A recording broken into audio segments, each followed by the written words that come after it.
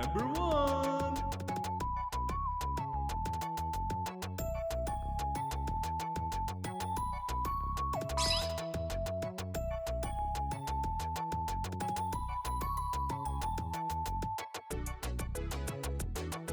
Number 2.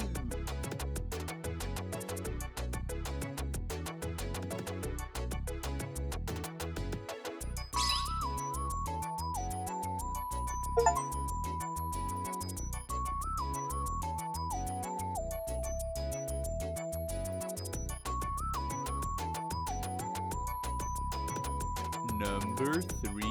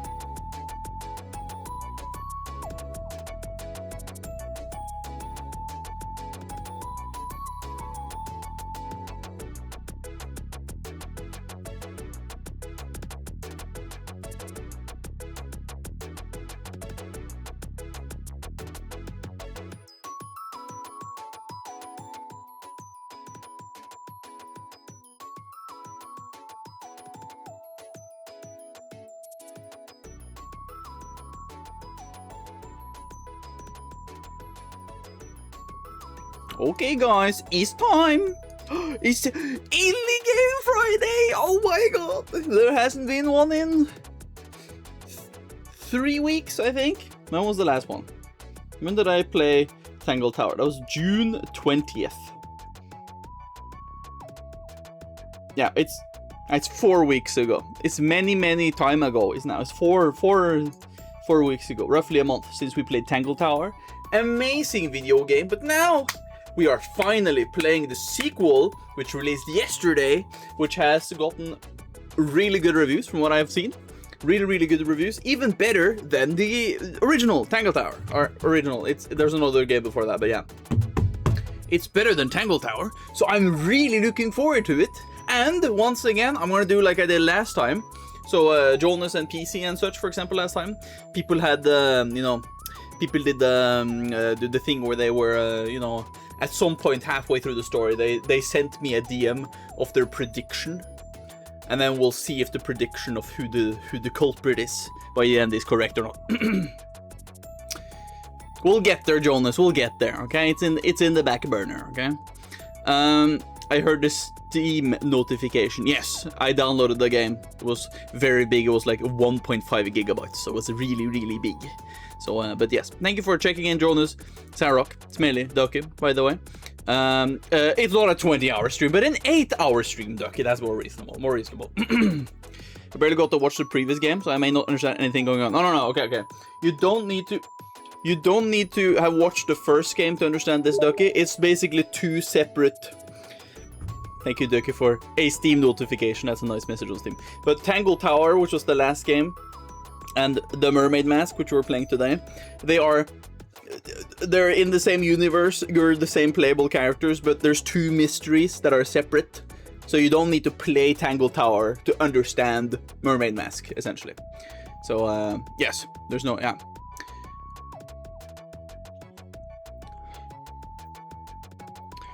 Yeah, okay.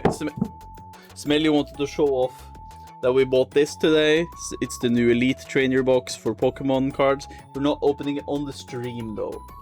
Here, we're opening it privately later. You fucking stupid ass. Fucking put it there. Oh. We're gonna open it later, Smelly. I downloaded FF7 Remake this morning, and I will start it when I'm done with my schoolwork. A light 95 gigabytes. Dude, that's around 60 or so Mermaid Masks. So that's a pretty big game. It's a pretty big game, all things considered. So, yeah. Also, for the book club people, Sarok, I see you there. I got this today. Bought this today. We have a very nice pocket. It's like the surface is like rough. It's like a rough surface. Little itchy. Ooh. But yeah, it's a good pocket size. Oh, the book that I can't find, yes. I mean, there are many places online you can probably find it, though. So, might be difficult to read it physically, but for sure you can read it online, though. I'm pretty sure. I think Smelly could help you with that, because I think Smelly also was going to do it online. So, but yeah, I'm looking forward to reading it. I read Frankenstein by Mary Shelley like 10 years ago, I think. Roughly, I borrowed it from the library back home. Really banger classic. Recommend people to read it. It is a legendary book that did, cause one big spark of popular, pop culture thing of, Frankenstein's monster or whatever. A very popular creature thing, everybody knows who that is, right? A very good book. Very good book. Even though it's, like, really old, but still good. What do you mean you can't find it? I think he can't find it physically, Smelly. What person reads a book that only for nerds? Wow, Jonas. Like you haven't read a book before. You probably have read an instructional manual before. You've read the words before. Okay, so you have an ebook ready, Sarah. Okay, good to know, okay, yeah. Would be dope to have physically. I do understand that, but yeah. Also, today, also tomorrow for movie watch-along, and also for Sunday for the game jam thing, I do have this prepared in case. I'm gonna start light by not drinking any alcohol, but further through the evening of, thinking, mystifying, trying to understand the little mystery going on in the game, I might be popping up this. We might be popping up this. A little You know, it's a pear liqueur. It's very good. It's me and my mom's favorite liqueur. It's really banger. It's really nice. So, might be drinking smelly. I will start by not doing it though, just to start off light. But as we go on, maybe I'll find something to drink. That was the first thing I did, lol. I just hoped I could find it physically. It would have been cool, yeah. It's a pear flavored, okay. Pear. You can see by the little symbol here. See that little pear there? See it? Oh my god, there's a little hidden pear in the symbols, you know? Oh my god. But yeah, pear and cognac. It's pretty good. It's really good. This is like a big bottle. You can't buy this at the usual, like, liquor stores in Norway, but this was bought by my sister at the tax-free section of the Oslo airport. So you got the big bottle. This is very many alcohol. This is 1 liter. 1 full liter of 35% alcohol. So it's you know, it's very good. I'm not alcoholic, okay? I don't trust anybody, guys. I'm not alcoholic, okay? But yeah, D-tier fruit, damn ducky. I will say though, I'm not very fond of eating pears. I feel like the consistency of an actual pear is like, it's too grainy. I feel like pears are very grainy fruit. Not too fond of eating. It's not like an apple. It's like more grainy than an apple. I don't really like that. But pear, as in like pear juice or flavored stuff, absolutely amazing. My favorite cider that I usually go for if I'm gonna take some light drinks for alcohol is a pear cider, because it's just really fucking good. And some pear candy things too are also really nice, you know? No, that's pumpkin and apple. Who eats pumpkin? I don't really eat pumpkin. I've had some pumpkin, but it's alright. It's alright, but I feel like pumpkins are more of an American thing, as far as I feel. I don't feel like us in Norway are very like pumpkin people. We don't make stuff with pumpkin that much. We do sell pumpkin spice latte and stuff at, like, you know, usual places, but yeah. No one eats just pumpkin. Okay. Okay then, sorry for... Okay. I see. Gnawing on the pumpkin. Okay, I don't expect people to like... on like a big pumpkin, but I'm expecting maybe the, you know... taking the, you know, the insides of it, and then maybe like using it for, like, you know, pumpkin pie, you know, roasted pumpkin seeds, you know, pumpkin blueberry pie. Yes, my mom's apple pie though. Ooh. Only time I see anything with pumpkin, it is Halloween that it is. Well, I mean, fair, it is a fall vegetable though. It does take some time to grow, and usually it's mature in fall, so it does make sense. Oh, my mom talked about maybe harvesting some rhubarb later in August, September, smelly, because the current rhubarb she planted does look really good. So my mom might make some rhubarb pie near my dad's birthday, just so you know. Guess what season Halloween is in, smelly cat. Also, did you like the memes, Ducky? Did you like the John Rod memes? I really like the John Rod memes. So far, the best thing. But yeah, also I agree with you with the Jodio Absolute Cinema meme. That's also pretty good. Very good stuff from the part now.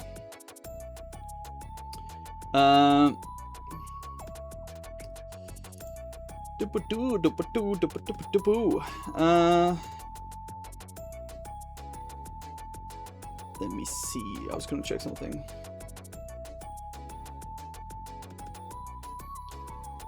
Let me double check what I had here. Okay. I didn't have time before stream to find that, but Ducky, I promise you, by the stream I have on Sunday, I will have found that fucking starting soon screen. I know I have it. It is indubitably somewhere in my files here. Like my Twitch files or whatever that I've had stuff made for. I know it's somewhere. I just need to find it. That's the thing. That's the kind of thing. I'm just hoping I do find it, because it was really great, wasn't it? It's a video. I've saved it somewhere. Like, it has to be somewhere, you know? It was a great piece of starting soon, you know? Very great, very great. So I do need to find that again, but yeah. That time, then yes. Yes, very silly. I don't know if persimmon pudding in a Southern American thing or not. Persimmon pudding. Persimmon pudding. I don't feel like I've heard that before, actually. I do not think I've heard that before, but does sound kind of banger. Does sound kind of banger, though. I'll be honest.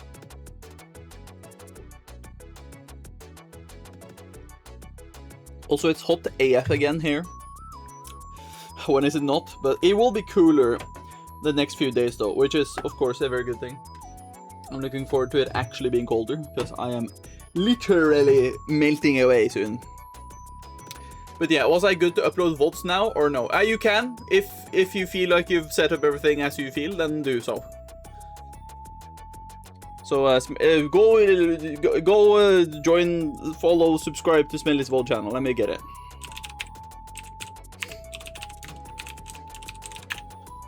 Let me see.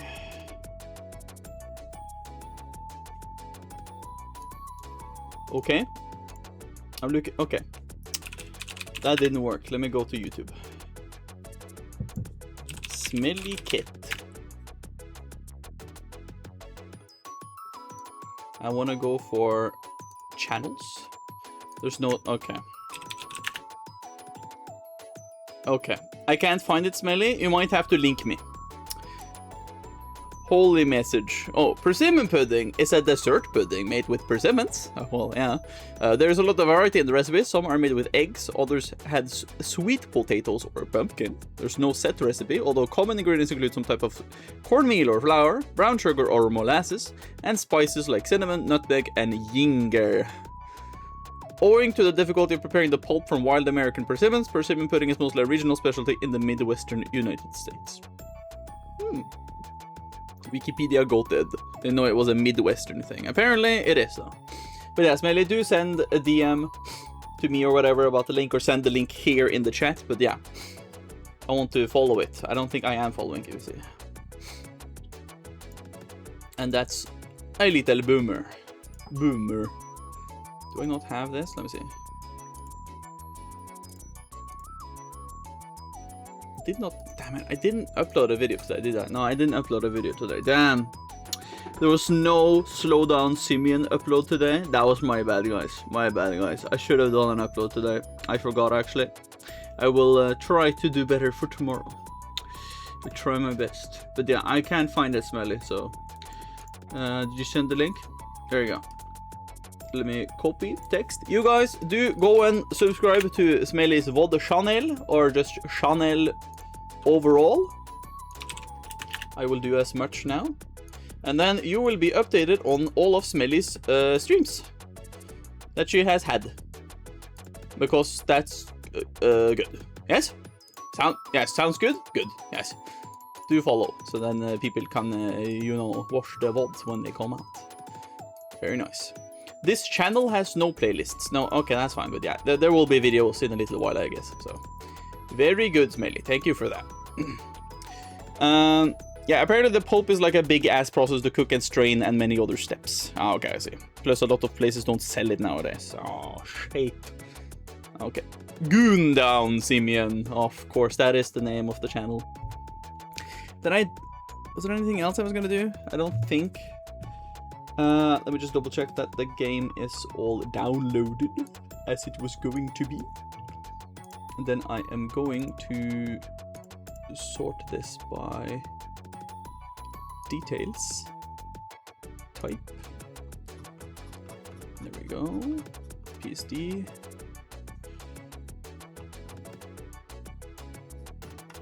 Pung file. JPEG file. MP4. No, I don't have an MP4. Damn it. I don't have it. Where the hell is it? I know it's somewhere, but I just don't know. Darn. Darn, it's not here. Okay. It has to be where I've had a block bench stuff. And I'm just going down a rabbit hole now, trying to figure out where I have those fucking things that I made for... Where did I put stuff I made in Blockbench? I must have saved them somewhere. I just don't know where. That's the thing. Darn. Okay, I'll Yeah, I'll have to look at this later. I have to find this out. I'm really, yeah, okay. Anyway, let's just play the game now. Actually, slow down. Slow Goon Simeon is probably better. Ah, Slow Goon?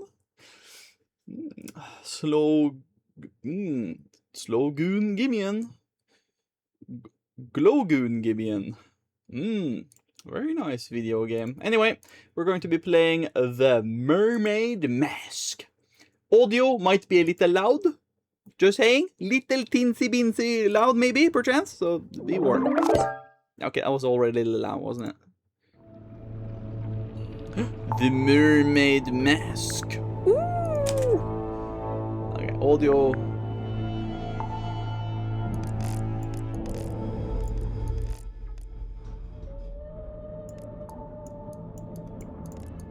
Okay, I can't.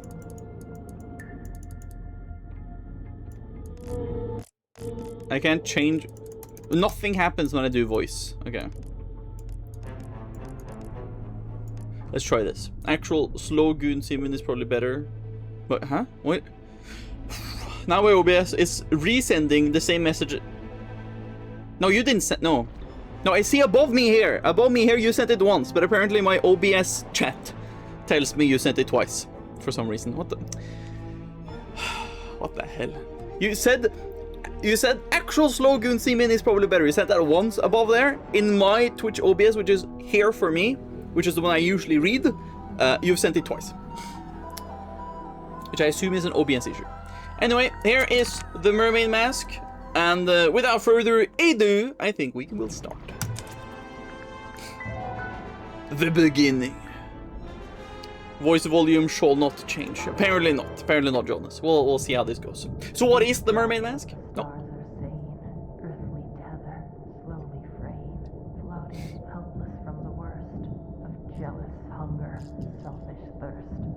Damn. Dude, that's fucking sick rhymes. Some sick fucking rhymes there on the poem. Damn, guys, damn.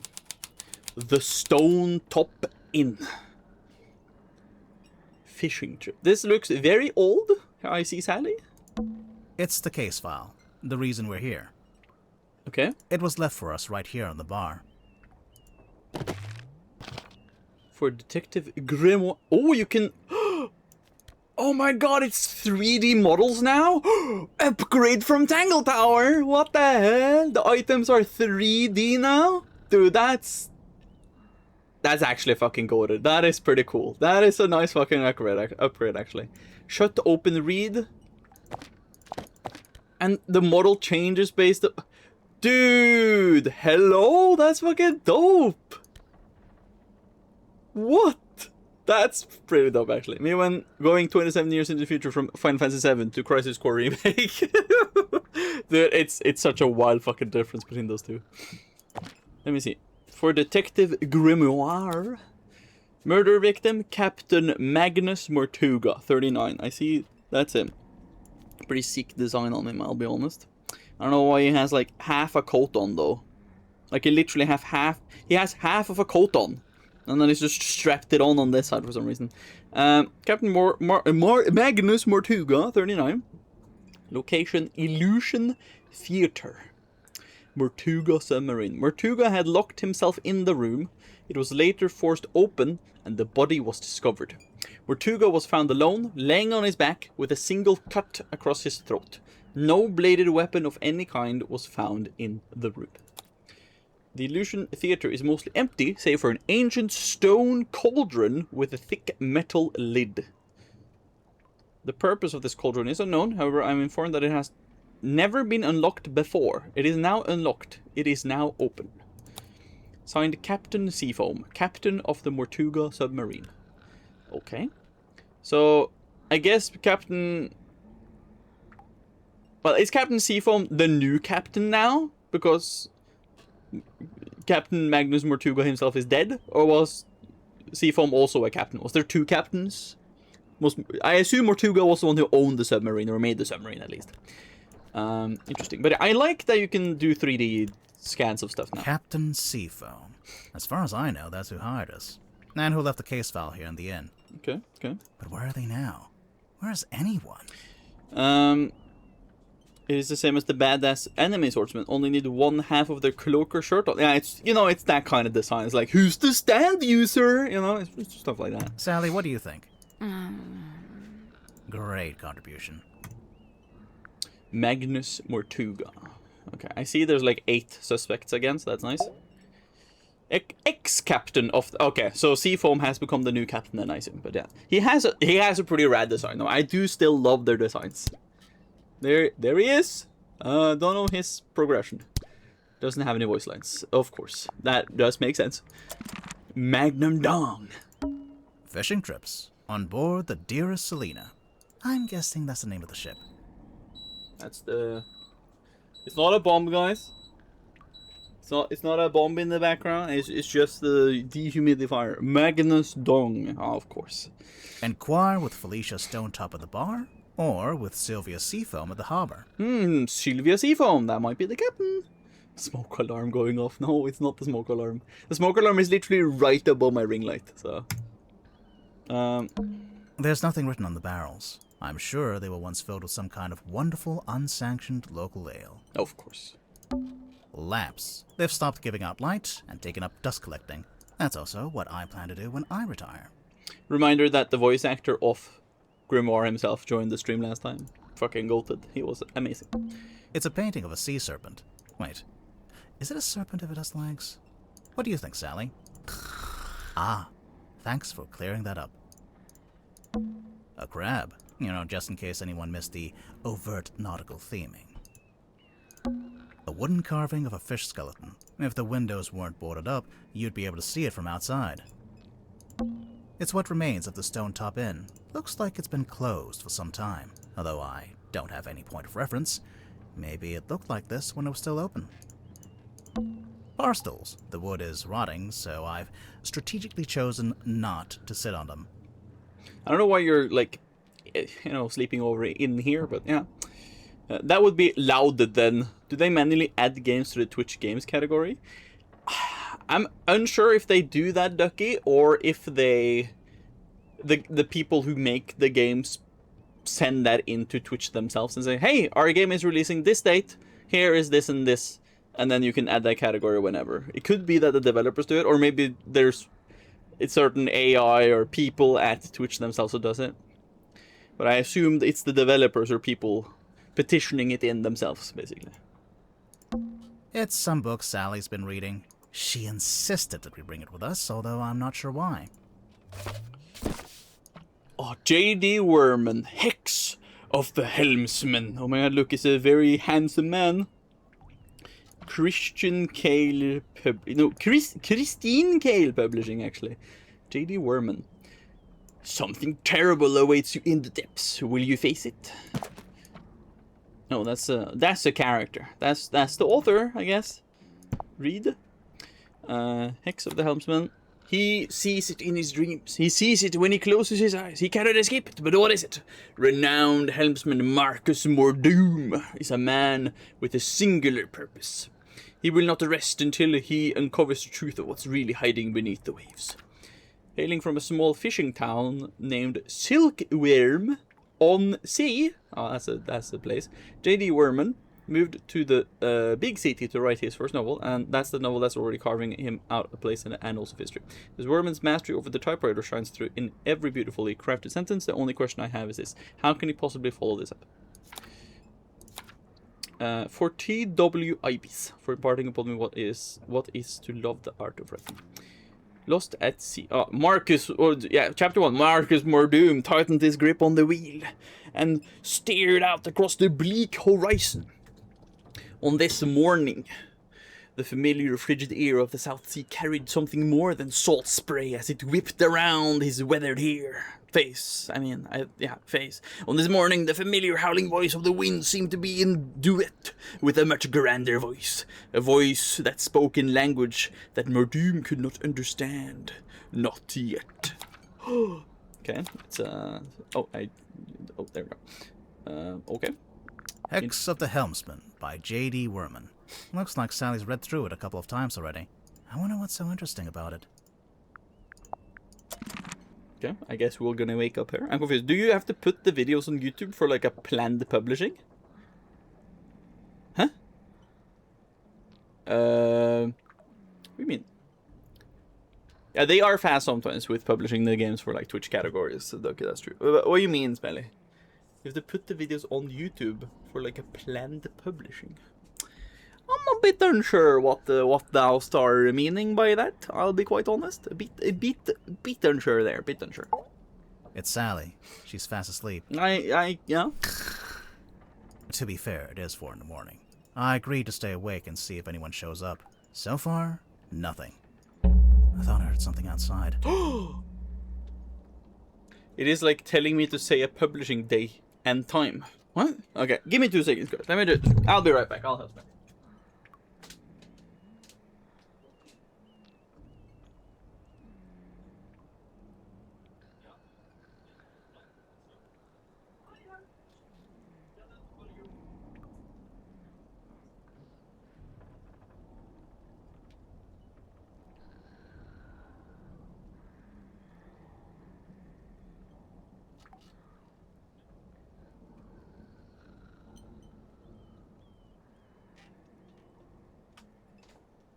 Alright, she figured it out. This will now be a 10-hour stream. What? No, man, no. But yeah. Hello?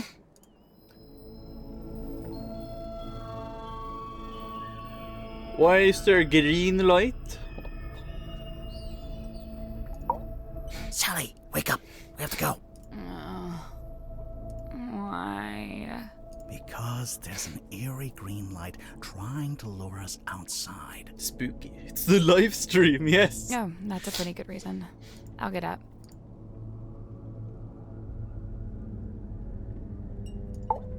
I think it's time to go outside. To move around, use the map button in the bottom left. It is the Flying Dutchman. Oh my god, it could be. Brain 2 FF pilled right now. No, you don't say. You don't say. This one's in the town of Silkworm on Sea. Okay, so the author is from here. Okay, I see. We're at the place where the is town square. There's a weird light there. I see. It's a billboard for a theater. Baroness Fortuna presents Fortuna Hall. Performing tonight, Waylon Wolf.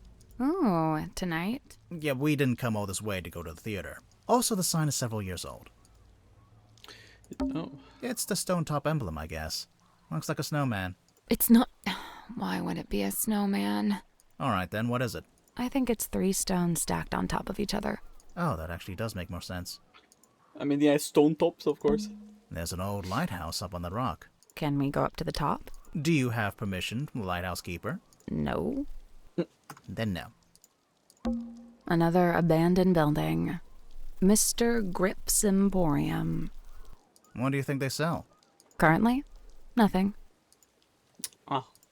A large stone statue on top of a fountain.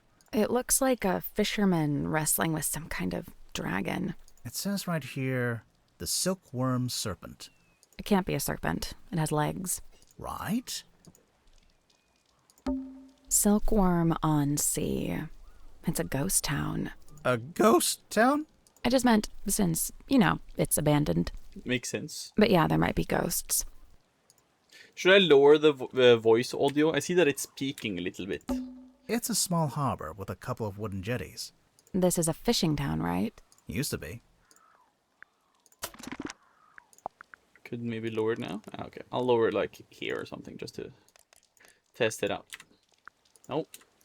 Sounds fine to me. Okay, so it's not, okay, that's a little bit. Because Sally's voice sounds a bit loud sometimes. There's something in the water.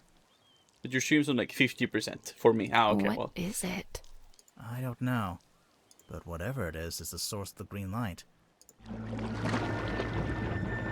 Ah! Is that? A submarine. I think I can see someone standing on the deck. Maybe we should go take a look.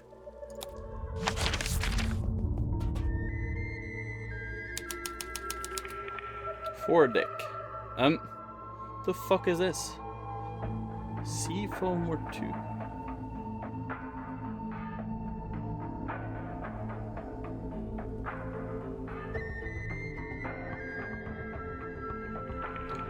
Was the submarine originally owned by the Seafoams? And then Mortuga took it. He did look like kind of like a pirate person, you know, Magnus Mortuga. So maybe he took it over. Maybe Seafoam killed him for vengeance, you know. An old wooden boy with a face. I can look at it. Wooden boy. It's chained to the deck of the Mortuga submarine. There's a faint green glow in its eyes. Some nice 3D models though. This is where the green light was coming from. I noticed it started to fade as soon as we stepped onto the deck. So it's a boy that doubles as a lighthouse? The opposite, really. A lighthouse warns you to stay away. But this thing lured us in. Reason. What does Grimoire sound? What does Grimoire sound like Shaggy from Scooby-Doo? I am kind of waiting for him to go Zoink Scoob. I mean, yes, it does sound like that. Looks like it initially said Seafoam, but that got crossed out, and now it says Mortuga.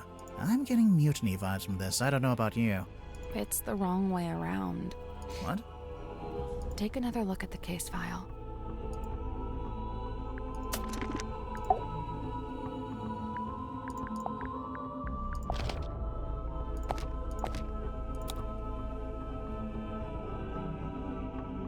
Murder victim.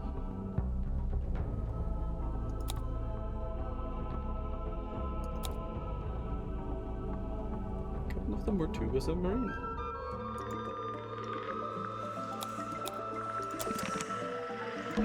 Looks like it initially said Seafoam. I'm getting mutiny vibes from this. I don't know. It's the wrong way around. Take another look at the case file. An old rowing boat. Or what? It only has one oar. Oh! I can see the other end of the submarine. There's another deck back there. That one looks like it's made of wood, though. Presumably that's the aft deck, also known as the poop deck. Yeah, let's go with aft. Those are some big puddles, considering it's only slightly raining. Yes. However, 5 minutes ago, the foredeck was underwater. Right. Yeah, I was like, duh. There's nobody here. The door's open, though. Somebody must have opened it after the submarine surfaced. Does that constitute an invitation? I guess so. Okay, now I figured out how to publish all the videos. I gotta say, I enjoy my thumbnails even more now. They are kind of fun. I recommend you guys to go to Smilly's channel and look them up. They were kind of funny. Ready, Sally?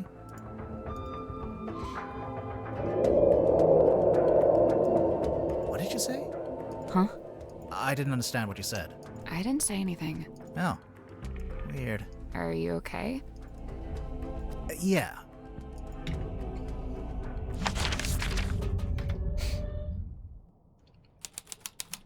Parlor. What's at the bottom of the ladder? I can't see. It's pitch black. That's really loud now for some reason. Should we go back up? Wait, I think there's a lever.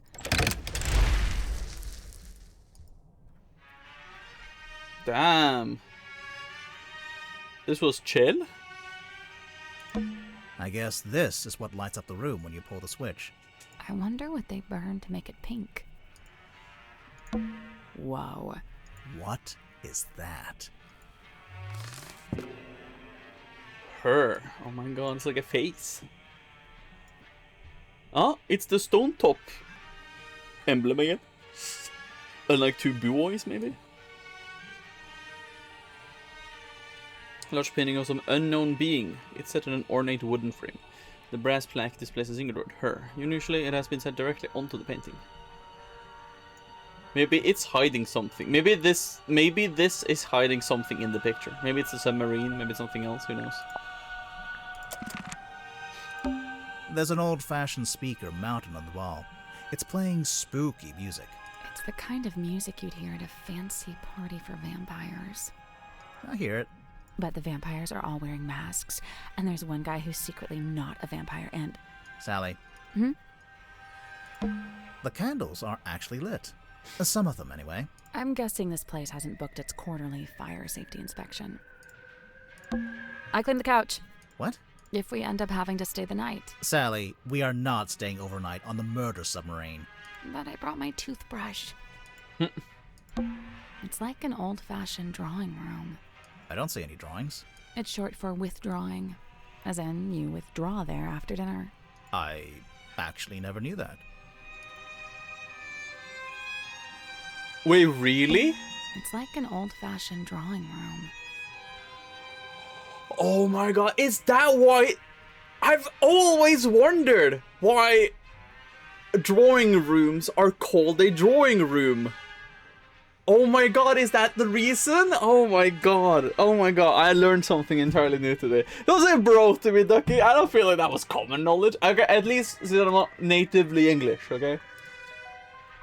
I did not see that coming. I did not see that coming. Damn.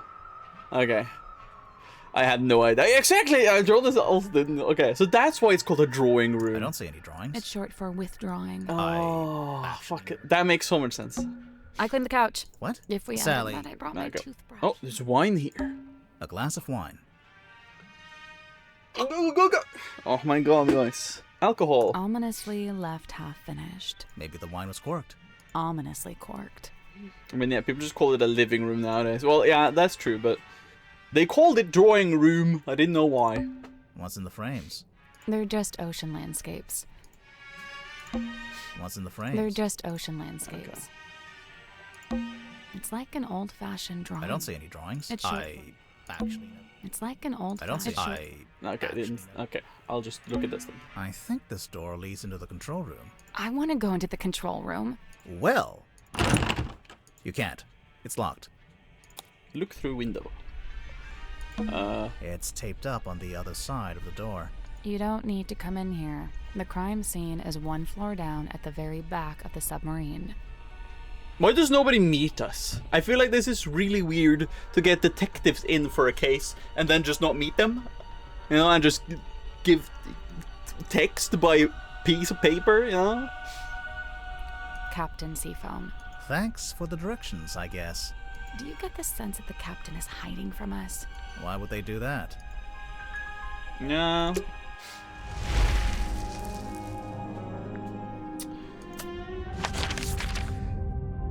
Oh, we can go to several things. Okay, I mean, they talked about going to this. Okay, we're doing it this once again. I'm giving you guys the chance to tell me which rooms to go in. We have 1, 2, 3, 4. 1, 2, 3, 4. 1, 2, 3, 4. Jonas says 1. Smelly says 2. Okay, Ducky, you be the mediator. Okay. Okay, one of you have to agree to one of the others. One of you have to regrettably do that at this point. I don't think we have any others who can type out in chat what they want. Okay, Jonas agreed to 4. We'll all do 4. Mess hall. Well, it is quite a mess, isn't it? But look, they have a cool serpent thing going around. It's a big metal statue of a serpent. There is a cabinet built into it, but I think it's locked. Oh my god, puzzle!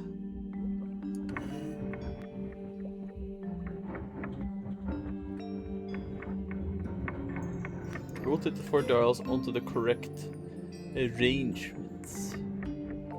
Interesting, okay. Puzzle? I think there is a puzzle here, yes. Okay, so I see. So this has some arms. So this needs to be 4, right? So that means to me, it makes sense that I probably just need to have the square in there. So the square is there, right? This now has 3. Oh, it has 4. If we do this, it has 7.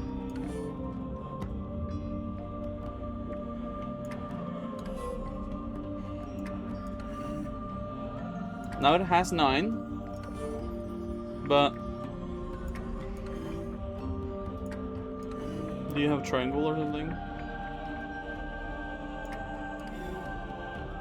There, right? Got it. Yeah, okay, there you go, easy. No, not that one, Smelly, that's the worst song. It's the Over on a lonely bar. Over on a lonely bar. That's the one you have to go with, Smelly, come on. That's the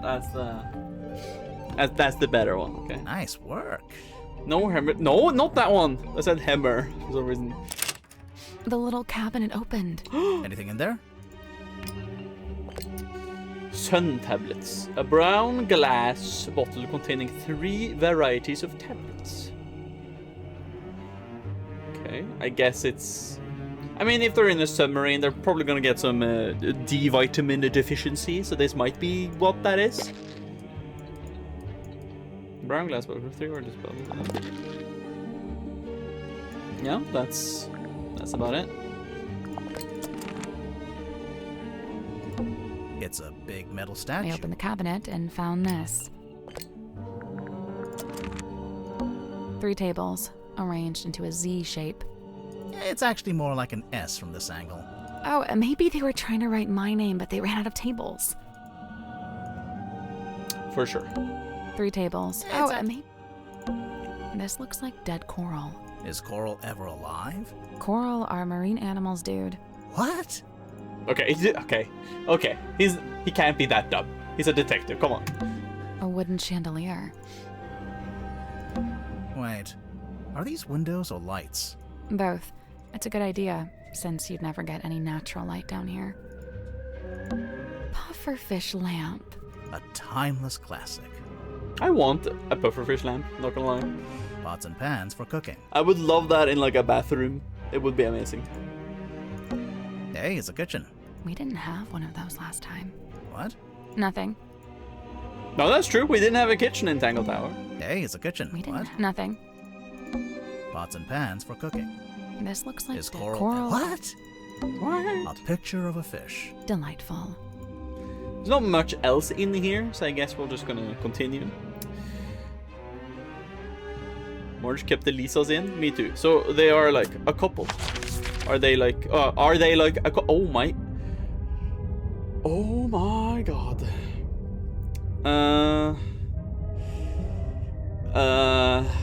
I mean, I guess they are a couple. I guess,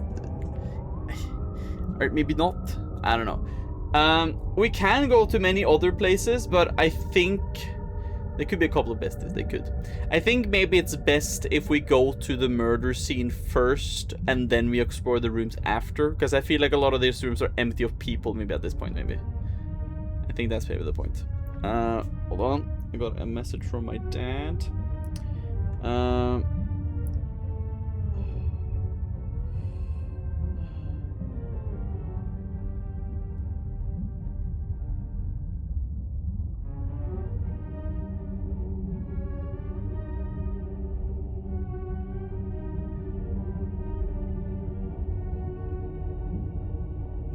Let me see.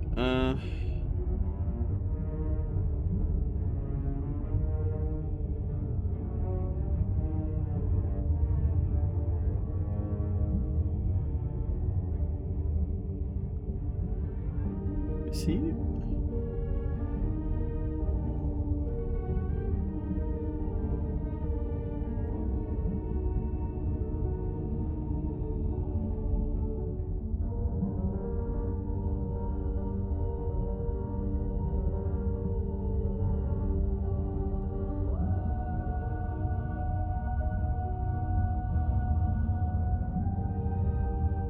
Just sending my dad a message here. Give me a second.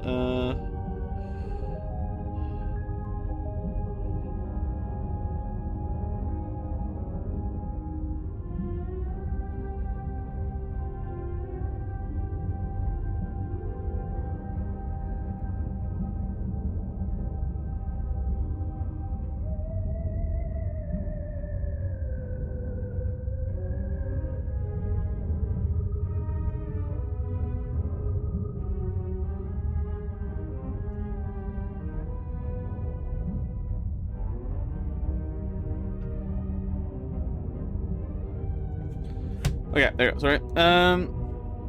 Stop singing the song now. Damn it. Okay. Anyway, we're gonna do the murder scene thing now. Illusion Theater.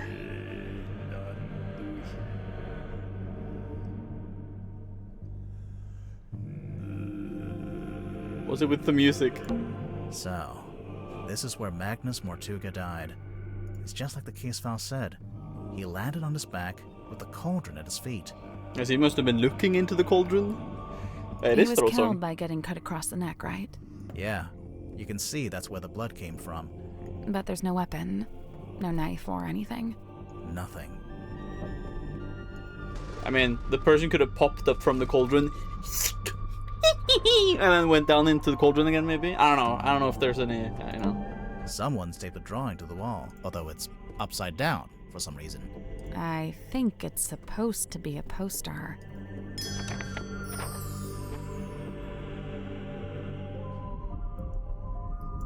Hand-drawn poster taped to a pipe on the wall in the Illusion Theater. For some reason it was displayed upside down. Title here, Illusion Theater. Baroness Fortuna presents Lady of the Looking Glass. Unfathomable, beyond anything I can imagine. Inconceivable, I don't know what to believe anymore. Book tickets, Fortuna Hall, Silkworm on Sea, Monday to Saturday, starts 8 p.m.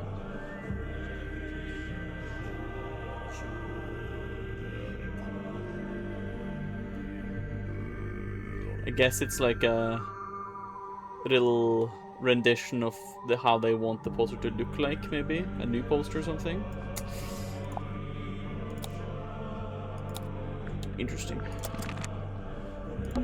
The stool's been knocked over. Doesn't it look familiar to you? Sally, it's a standard wooden stool. I don't... It's from the Stone Top Inn. It looks exactly like the bar stools in the Stone Top Inn. There's a little broken bottle on the floor. I'm guessing Mortuga dropped this when he died. Moon vial, but we got like sun tablets earlier. Small glass bottle found smashed on the floor in the Illusion Theater. The spilled purple liquid has a subtle botanical scent. The small paper label is marked with a simple picture of a moon. There's a cloth hanging up on the wall. Sailcloth. You can't see the text there though. Oh wait, it's just the marker passing through. The Stargazing Girl. I assume this is part of a bigger thing, as you can see. Someone's hung up a banner with the words Illusion Theater painted on it. What's the illusion, I wonder? You know, I think this room's had some kind of rebranding.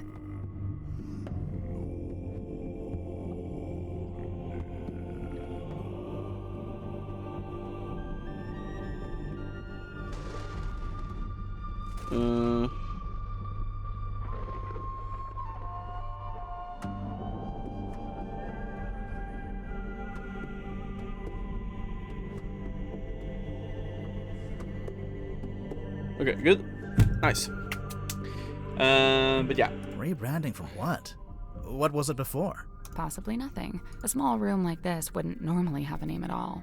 It is a pretty small room though, it is. It's a little window and looks out into the endless, dark void of the ocean. Why did you phrase it like that? I don't know. It's a heavy bulkhead door. Seems like you lock it by turning that big wheel. There's actually a wheel on both sides of the door. So I could lock it or unlock it from either side. If you were strong enough, maybe. Ouch. This is the cauldron? Not quite what I was expecting. Stone cauldron. An ancient-looking stone cauldron. It was found in the Illusion Theater in front of Mortuga's body. The glittering interior of the cauldron is marked with several deep scratches.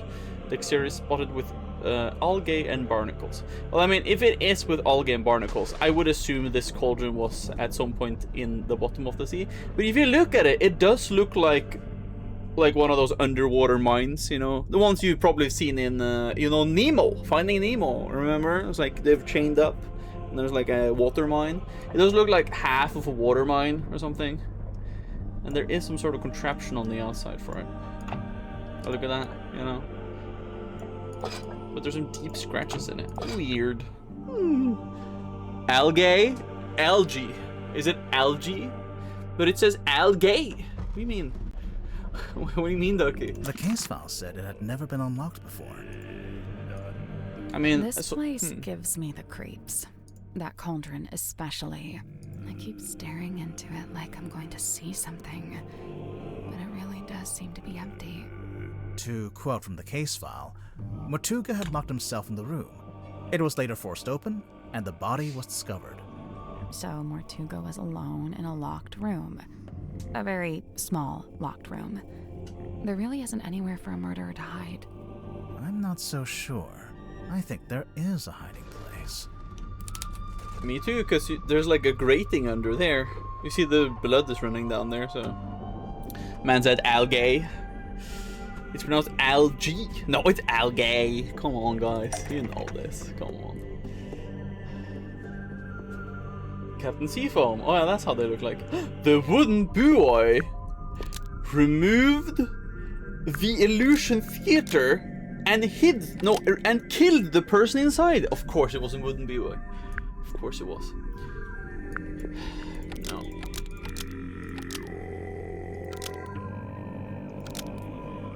Captain Seafoam killed. Locked. No.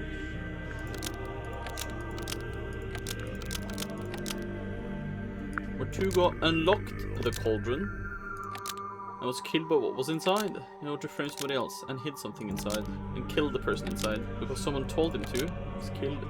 Magnus Mortuga unlocked the cauldron and was killed by what was inside. I love I really don't think a person would fit in that cauldron. And didn't they say it had never been unlocked before? I love the Mongolian throat singing. I know, very good music, right? It has... Tangled Tower had really fucking good soundtrack too, so... If that's true, there couldn't have been anyone in there. Right, I agree. I don't think it was a person. Then what? I don't know. But you have to wonder why it was kept locked in the first place. I'm guessing there was something pretty bad in there. Look, Mortuga died from a cut across his neck, not from some vague paranormal entity. Unless you're suggesting it was a vague paranormal entity with a knife? Did you get a good look at the inside of the cauldron? There was something I noticed. The scratches. Ah, you can even... Ah, okay. The scratches, the cauldron, the lid. And the scratches. The scratch marks.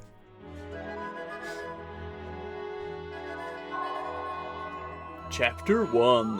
The Curse in the Cauldron. Oh, what's that big... You see that big statue thing in the poop deck?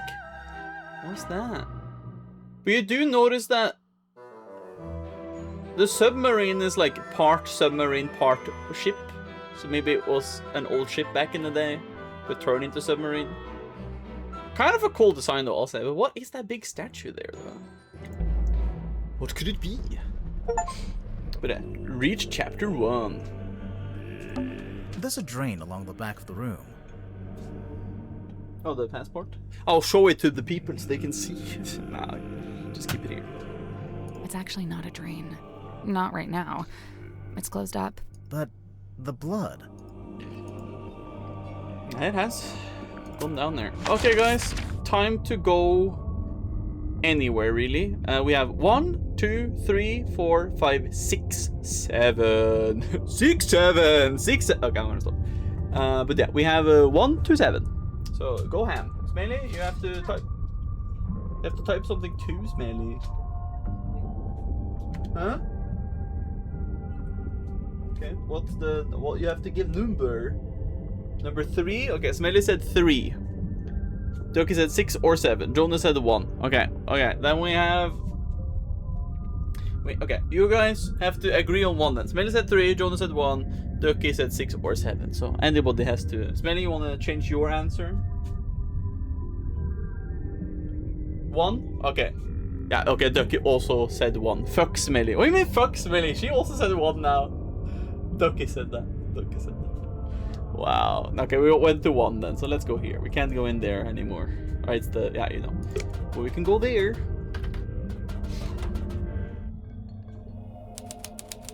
Dream Chamber. Who's this guy? Who's this funny looking guy? Come, Smelly, look. Look at this guy. Look at this brother. Damn. Hello, guys. He's cat. Pat. Cat. Hmm? Hello. Wow. Smelly when she wakes up. Wow. Okay. Hey Kitty, you doing good? When are you pooping later? Are you pooping later? I hope you are pooping later. Yes, little poopy poop. Very good. But yes, let me go talk to this fine gentleman. Okay, yeah, okay, yeah, okay. Ducky, yeah, Ducky understands. Ducky understands. Stream delay isn't my fault. I'm sorry. You typed it first, then I guess. Okay, let's look around the room a little bit before we talk to him. That guy is staring at us. He sure is. I think we'd better talk to him before we touch any of his stuff. Okay. Fine. Who is he? Why does he have a golden hand or a mechanical arm or whatever? I don't know. Dream Chew. Hello, sir? Two strangers, emissaries from the world above. Yeah, hi. I'm Detective Midas. Noir, and this is Sally. State your business, and speak only the truth. Well, we're here on the request of the captain. Impossible. The captain is dead. Unless you received a missive from beyond the veil. I should have foreseen this, but now that I'm faced with it, it seems inevitable. No, it's sorry, voice she actor. meant the new captain. Captain Sifo. Cynthia. She's asked us to investigate the murder of Magnus Mortuga. We have to talk to all the suspects. Speaking of, can I ask your name? Zacharias Zephyr, the Dream Doctor. A dream doctor? Cool name. I don't think I've met one of those before. That is correct. You have thank not. you. I alone hold the title. Oh, Because you made it up? Take one of the That bottles is in, correct. by the way. The Pepsi bottles. Me do it? But you can do it. You have one hand? You have one hand. You can do it in one hand. No, Kitty. Damn it. Don't do that. Powerful name and the gold title. I know. Zacharias Zephyr, and he's a dream doctor. Look at this fucking cool ass design though. Ask about suspects. Ask about clues. Ask about basics. So, Dr. Zephyr, what does a dream doctor do exactly? He studies the parapsychological qualities of dreams. Parapsychological? Yeah, that's like psychics and telepathy and stuff, isn't it? How does that relate to dreams? Dreams are transmissions comprised of spirit energy from another dimension. Oh, sure. I mean, that's common knowledge. What kind of other dimension? Spirit energy originates in the spirit realm, of course. Like the afterlife? No, That Kitty. is but one No. of many names. No. So, have you made any kind of discoveries? No, the kitty is or eating. breakthroughs? No, stop it. No. Has it stopped? Yeah, okay, it stopped. No, don't eat. No. Don't eat it.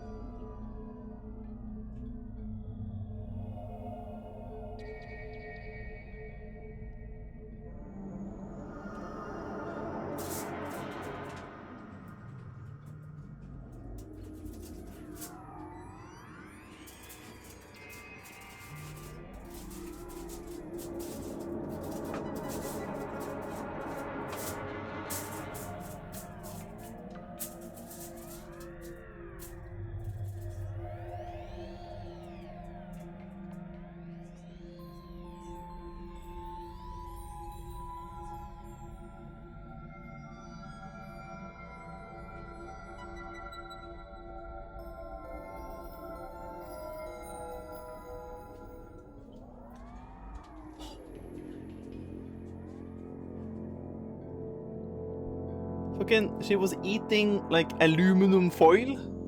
Fucking stupid ass cat. Give me a second. I'll just remove.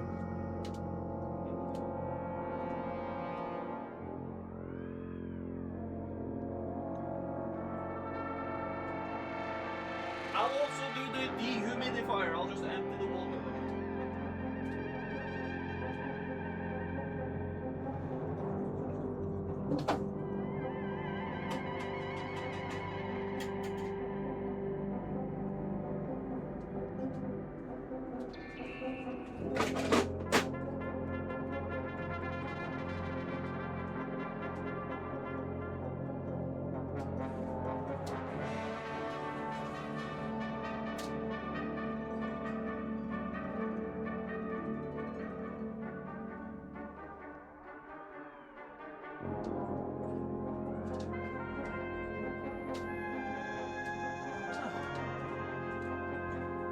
Kitty. You doing good?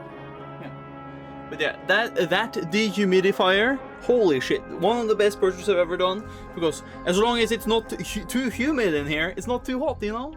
Humidity and heat, bad combo. If you negate the humidity, very good. Also, it's better for the inside of your house, because less mold and such, right? Can't have it too humid. Let me see, I have to catch up with...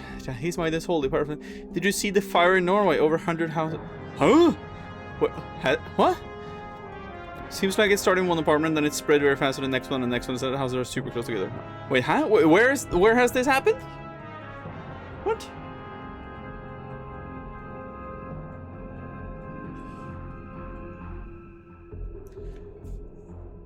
In Drammen? What the fuck? So it wasn't... Okay, so it was just caused by a regular fire. It wasn't because of the thunder or anything.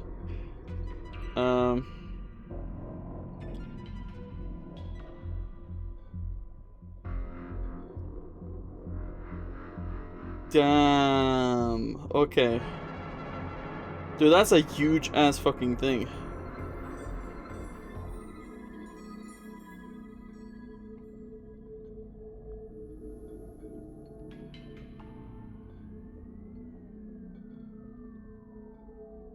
Wait, what's the civil defense people out there? Let me see.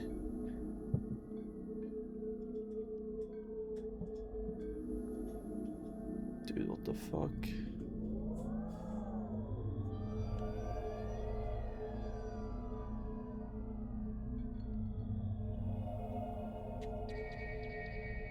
What the hell? Dude, that's fucking... Oh, that's terrible. That is absolutely terrible. Oh my god. No, that's unfortunate. Holy shit, I feel so bad for those people. What the fuck? Rekkehus, yeah, I saw. Fuck. Yeah, that's shit. I think that's just, like, apartment blocks, basically. Where's the cat? She's not on the toilet, is she?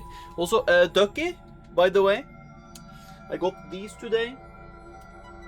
Let me grab... Oh, fuck. Oh, my headset. I got these today. It's the final ones. I got number... there we go. I got number 27 of Jujutsu Kaisen. Number 28 of Jujutsu Kaisen. Number 29 of Jujutsu Kaisen. And the final one, number 30 of Jujutsu Kaisen. Very nice. So now I have the entire manga physically. I had everything up to turn 26, but I kind of forgot that they were still releasing the last 4. I just kind of forgot about it because I reread the manga physically, and then when the physical manga stopped, I just read the rest of it digitally, like half a year ago plus or something. But yeah, they're all out now. Got the last ones. So now, full manga now. Full complete manga. Also clean that it ended on 30 volumes, you know, it's very clean. But yeah. Pog. I'm not very Pog. Wait, what is going on? Just go back. There's a fire in Norway, apparently. Very big fire. Very sad. And also we met a cool guy now, so let's see what he has to tell about himself. Nothing I can meaningfully explain to you in your current state. What about all this stuff in here? What does it all do? Specialist instruments, most of them too complex or too subtle for you to comprehend. Damn. I don't know. It mostly looks like a bunch of old junk. It is an unrivaled collection of rare artifacts. All right. What's the rarest thing you've got? My rarest items are not for the viewing public. Okay, now I have to see what they are. The pull of the unknown. I realized I should have lied and showed you something of middling rarity to throw you off the scent. Lesson learned, huh? Okay, he looks fucking... I hope he's not the bad guy. He's fucking awesome so far. That is a lot of houses, yes. In 2 months, JJK will have finished 2 years ago. Is it really that long ago when the manga finished? Damn, okay. What the hell? What does Kitty do? What the hell? How come there's a room like this in the submarine anyway? When I arrived, it was but a simple infirmary. After I set up my equipment, we renamed it the Dream Chamber. And how long have you been here? I was the first person to be invited on board. Oh. I joined Magnus here shortly before the submarine's maiden voyage. So, presumably, you know why Mortuga became a submarine captain? Why? Yeah, like, where was he going? What was he doing? He simply told me he'd acquired a submarine and would be living in it for an undisclosed amount of time. That's all he told you?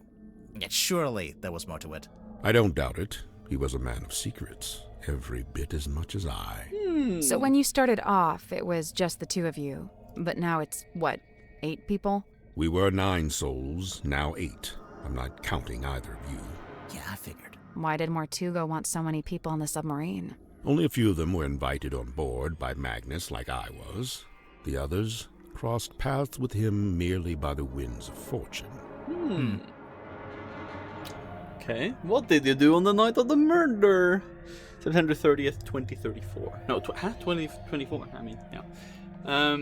Do you think you'll ever play Hello Kitty Island Adventure? I mean, I'll probably play it, yeah, but not on stream, if that's the question. But overall, yeah, most likely.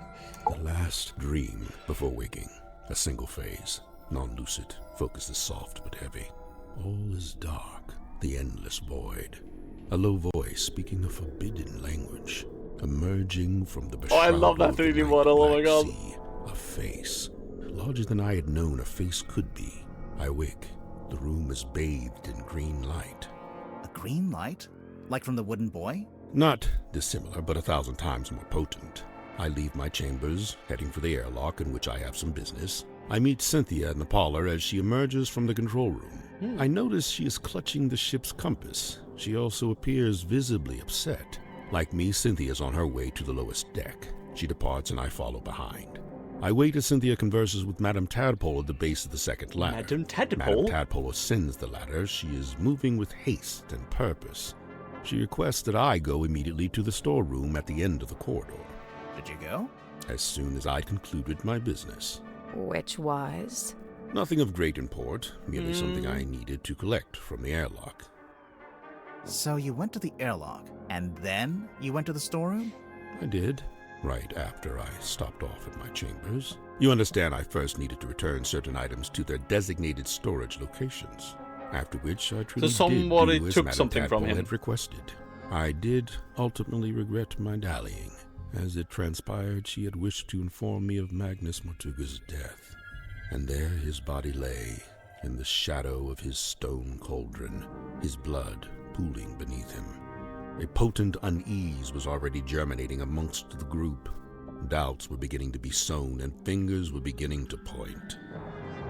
Magnus Mortuga was a man of great will and great strength. It is hard, still, to accept that he has left us. Damn. Could it be that... I don't think it is. I just got a quest to invite a friend. Oh, I see. Hopefully we can do it as soon as possible, those Melly, so we can get that sorted. I guess we can ask about himself first. So, Dr. Zephyr, I'm guessing you don't have an actual doctorate. Correct. I walk not the path of formal academic recognition, not for lack of trying, you understand. 8 separate institutions turned me away, asserting that my ideas were, quote, incompatible with our modern world. They forget, of course, that the modern world is a fleeting and ever-changing thing. Indeed, all of history's greatest scientists battled with such short-sighted stubbornness. So, you want to be one of history's greatest scientists and fundamentally change how we view the world? Is that so much to ask? I mean, yeah, it might be. So then how did you end up studying dreams? It was the result of acquiring a particular specimen. It opened up new ways to study the subconscious mind. A specimen? Like what? An animal? Yeah, I'm picturing like a lizard floating in a jar of formaldehyde. Something like that. So, what are you working on now? Here in your dream chamber? I'm studying subconscious spirit transmissions, analyzing their meaning, their intention. Do you need to be in a submarine to do that? Of course not. However, positioning myself here affords me other opportunities. Like what? The possibility of studying the most important specimen of all. If her transmission could be analyzed, interpreted, it would be an unparalleled discovery. Who is he talking about? She is all that stirs in the minds of men that they shall never know. Is it the painting? Being known only as the Mermaid. Person. I've told you all I know. Then apparently you don't know much at all. Wow. Correct. Damn. Okay. I see. Martinian is raiding, but he was raiding with just one person, so the thing doesn't trigger. But I appreciate Martinian. I appreciate. Now, I can do this. Bada bitty boom.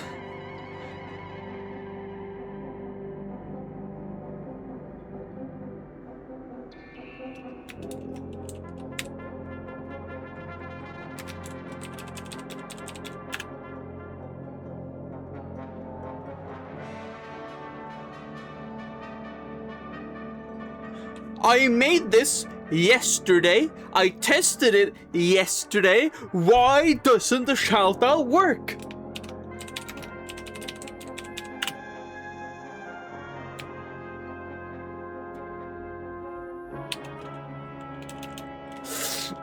What the? Oh, okay, back to the. Yeah, I did as you did, Smelly. I tested it yesterday.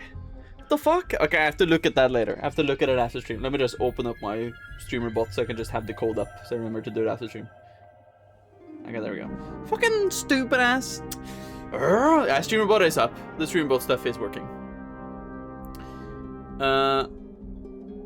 No, but that's just a regular shout out. I want my own shout out. Yeah, you did the manual one, but I do want my own shout out thing that I made. What the hell? Weird stuff. But yeah, how was stream though? Did it work? I mean, it probably worked, but yes. I did know you were alive though, but of course I didn't have time to join in. But I hope it was good though. You were probably doing the regular grind, so that's pretty good. That's pretty good.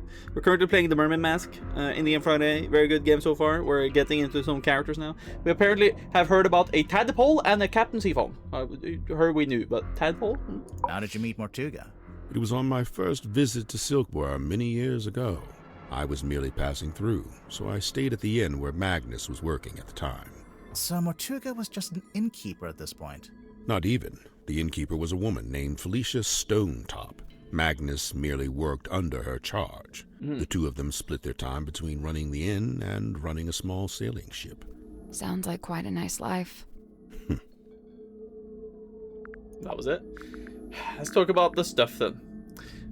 It worked, didn't advertise because tired as shit today. I'm just doing a one-off Hogwarts Legacy stream. Oh, Hogwarts Legacy, okay. Oh, I didn't know that was what you streamed actually. What the hell? I just saw you were live because I saw it on my Twitch thing earlier. I didn't actually catch what you were streaming, but that's nice. That's nice. It's chill though. It's chill though. It is. But yeah, so let's ask about the Stone Cauldron. Before we left port on the submarine's maiden voyage, Magnus asked a favor of me. He wished for me to venture into the Stonetop Inn, collect this cauldron, and bring it on board. Why couldn't he do it himself? He'd have been strong enough, surely. I'm not sure exactly. I was already preparing to bring a large amount of heavy equipment on board. I suppose Magnus considered it logical to fold the cauldron into that set. Was it shut and locked? Shut, locked, and covered with the sailcloth. Magnus never told me what he kept inside it, if that's what you're asking. It's the cloth that Magnus used to cover the cauldron. Why would he need to keep it covered? Either to keep it away from prying eyes, or perhaps he concealed it for his own benefit. Dr. Zephyr, is this yours? I don't immediately recognize it. You sure? It really looks like something that'd belong to you. Of course, I do concede that I have many similar bottles here in my dream chamber, so it's wholly possible that it originated in my collection. Nice answer. Totally non-committal. As good as they were, it was not Miss Silkmoth's politricks that interested me. Rather, I was interested in the base mindset they were a symptom of. In particular, her ruminations upon the great unknowns of life and death. There are clues to it, right here. Look at the choice of words. Unfathomable, inconceivable. And on the reverse, you need only look at the chosen subject matter for her newest work. It's a Grim Reaper. Bottled sunlight. It appears somebody's looking to protect themselves from vampires. There's no vampire on board, is there? Of course not. What about Mortuga? I'll admit, it was a rumor for a time.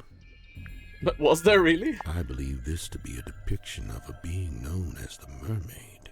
However, I've nothing to compare it with, as it's the only depiction I know of. It doesn't look much like a mermaid. It doesn't look much like anything, really. Except for the fact it's got a face.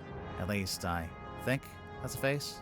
Stories alluding to such a being were the reason I traveled to Silkworm in the first place. However, I was disappointed to discover that nobody in town seemed to know what I was talking about. It seems to be a secret held by only a very select few. How long has this been chained to the foredeck? Do you know? Since the conception of the submarine, as far as I know. The conception of its current incarnation, I should say. The wider history of the vessel reaches back a good deal further, of course. A bit of light reading, It's a book about a hex. So I see, a charming pulp adventure by the looks of it. It seems our collective fate hangs on the outcome of your investigation. I guess. This is a good thing. It is high time for a shifting of the tides. What do you mean? There are too many souls aboard this ship, many of them seeking things they shall not find. But I do find it interesting and good that we found, like, kind of the first mate, sort of, because he was the first person Bortuka took in, so...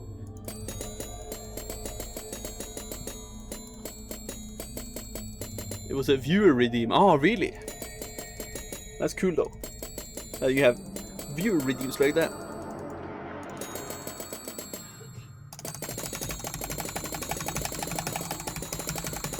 I'm doing my clicker strat from when I played Cookie Clicker. It works, but the kitty looks very confused. I'm sorry, kitty. Okay, let's look around the room. It's a weird glass bottle. Oh, It is the hex bottle. Yeah, I knew that. yeah, you didn't know that. Hex bottle. Glass bottle with a strange object floating inside. It was found in Dream Chamber. Subtle floral smell is gently emanating from within the bottle. Okay. It look... Ducky, does this look like a Milcery? How do you pronounce the Pokemon again? You know, the pre-evolution to Alcremie. It does look like that Pokemon, but without a face. Because it has like the little legs or whatever, and like the... You know what I mean? I came to remember why I stopped playing it. Ah, okay. I haven't played it since it released initially. I mean, it's really played, but I never finished it. I can shake it, but I never finished it, sadly.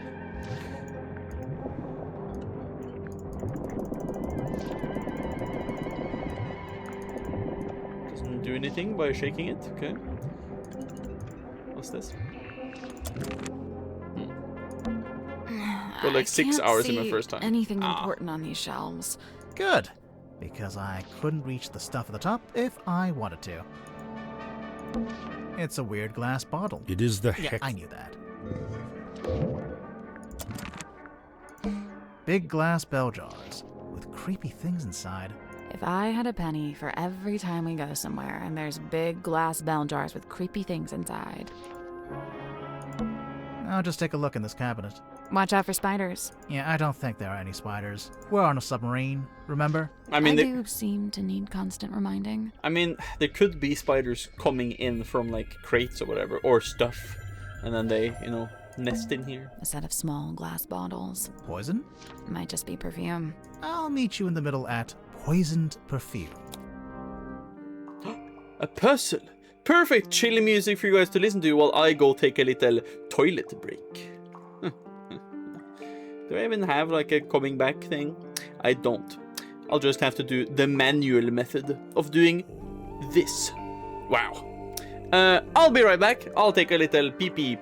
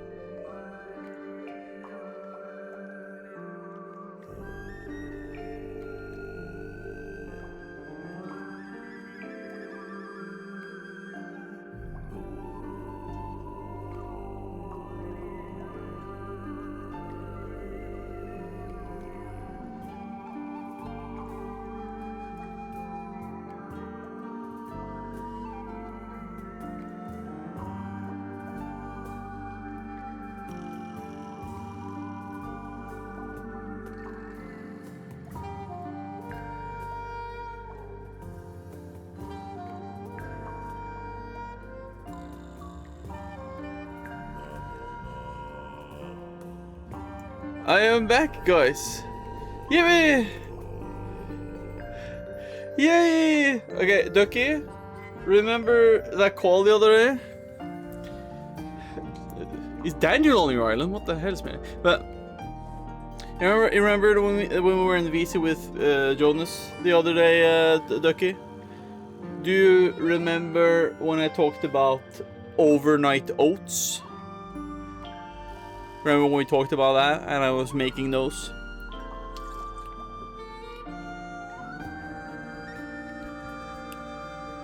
I don't think that worked out. I don't think they were good for my stomach, I'll be honest. Ooh. Let's just say, went for number 1, felt, slide number 2, I think. Worst number 2 I've had in a while, guys. That was... I let open a monster I didn't even know was in there, you know. But I don't know, my stomach just doesn't agree with it, I guess. You know. My dad makes overnight oats all the time. I mean, that's true though. That's true, you know, exactly. That makes, you know, makes sense. Oh, PC! No, wait, hold on. The lady will say something very funny now. Let's see. Thank you again though for the resub, PC. Ate pizza, fell asleep, woke up with a massive stomach ache from eating 0.5 kilograms of greasy, spicy, and dairy-filled food. 0/10. Will probably do it again. Of course he did. When did he go fall asleep? Or when was this? And I can relate. My stomach very bad after eating the overnight oats for 2 days. I've had them for breakfast yesterday and today, and so far, no, it hasn't agreed with me for some reason. Sounds like 11 out of 10 to me, not gonna lie. Round 1. How do you do the text-to-speech thing? Ah, you need SpeakerBot, which is another application that is affiliated with StreamerBot. I can show you later, Smelly, if you want to. It was very easy to set up. Or, SpeakerBot is super simple to set up, but it's like connecting it to the StreamerBot. Around 1. Oh, okay, I see, okay. In 2 hours, I feel like Vetel has played maybe 45 minutes of the game. Yes, that does sound correct. That does sound correct. But now we're on a puzzle, guys, so let's get into that now. Let's get into the puzzle, okay? Okay, drag the bottle caps and swap them onto the correct droppers. That's it. Crimson hue upon the label. Okay, there's 3 that are crimson. We'll just put it on this for now.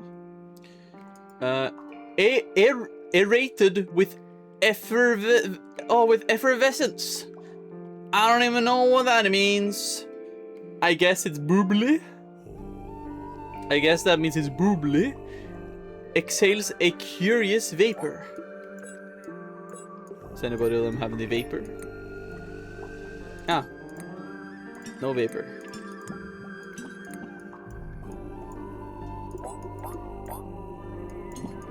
No vapor. Okay, there's vapor on this one. Okay. Let's say the arrow is on this one. Exhales... No, sorry. Effervescence. We can say it's this one. And then the crow is on one that is... Yeah. Drips fall with a hurried cadence.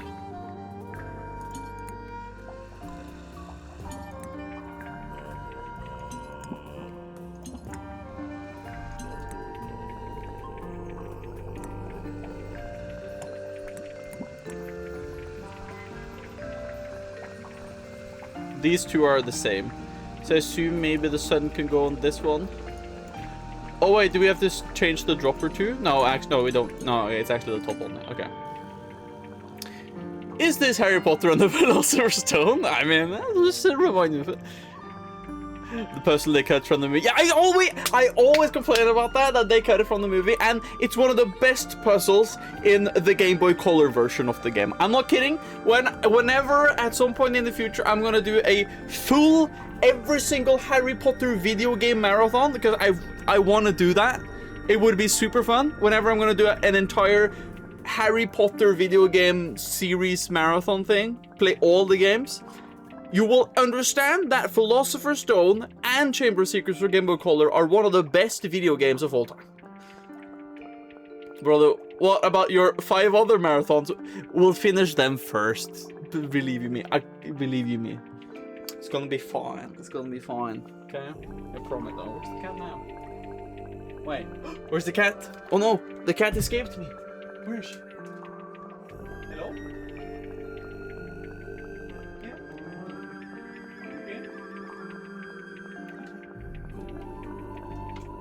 Okay, she fine.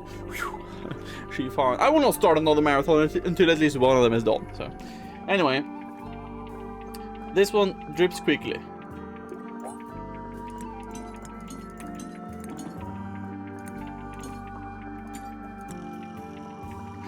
A glutinous viscosity. That makes this one work. A conspicuous X on the label. Well, that's several of them. He is planning around 15 years from now. Exactly, PC. So, let's go over this. There needs to be a crimson hue upon the label. I think it's this one.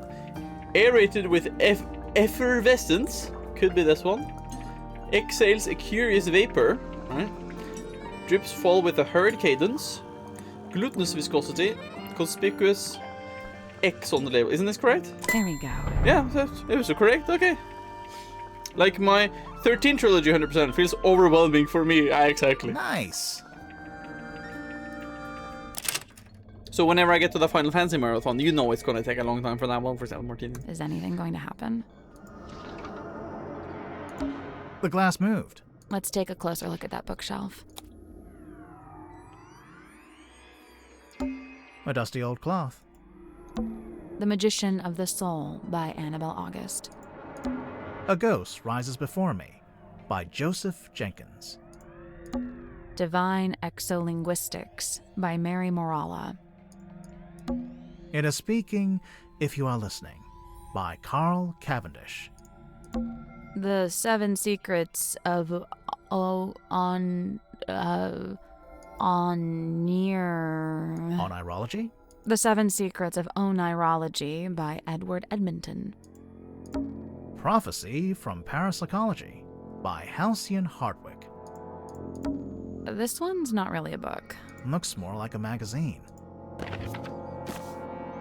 Caretakers Collective, quarterly journal, listings and inquiries. There's a bearded man on the back. Caretakers Collective, quarterly. Lillian's Locket. Lillian Lucian was a witch of some infamy before her untimely end at the hands of a curse. Some say the locket protects from curses, others suggest it absorbs them, imbibing their power. 9 odds. Silver Snake Skull, the disembodied skull of the mysterious silkworm serpent. Notably, it has no eye sockets. Use discretion as several high-quality fakes are in circulation. 17 odds. His golden palm, made from an unknown material, 90% similar to gold. The hand is said to be able to touch ghosts. 23 odds. The mermaid's tongue, said to facilitate communication with she who lies beyond the veil. Carries a special key to operate. Both the key and the mermaid's tongue itself are rumored to be lost at sea. Name your price. His golden palm. I mean, I think I know who has that palm. I do think I know who has that. I think somebody might have it right there. Little old there, you know. Tired? I worry if I slept in that thing, I'd get transformed into a monster or something. I worry that sleeping at a 45-degree angle would be bad for my back. Yeah. You are old. Dude, I agree with him on that. It's a weird metal helmet. It is the dream helmet. Of course it is. Whoa. Peculiar piece of equipment found in Dr. Zephyr's dream chamber. Large brass funnels attached to the top of a pair of leather goggles. Curiously, the goggles are fully opaque. You can't see anything while you're wearing them.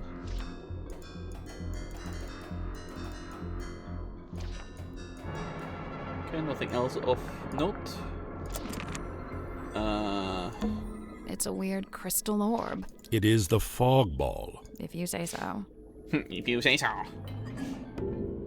Strange glass ball found in the dream chamber. Something is swirling around inside of it. Oh. There's a battery or something. Okay. It's a big dome. All the light coming from the top gets filtered through the pink glass. It gives the whole room a really weird vibe. I can't see... Good.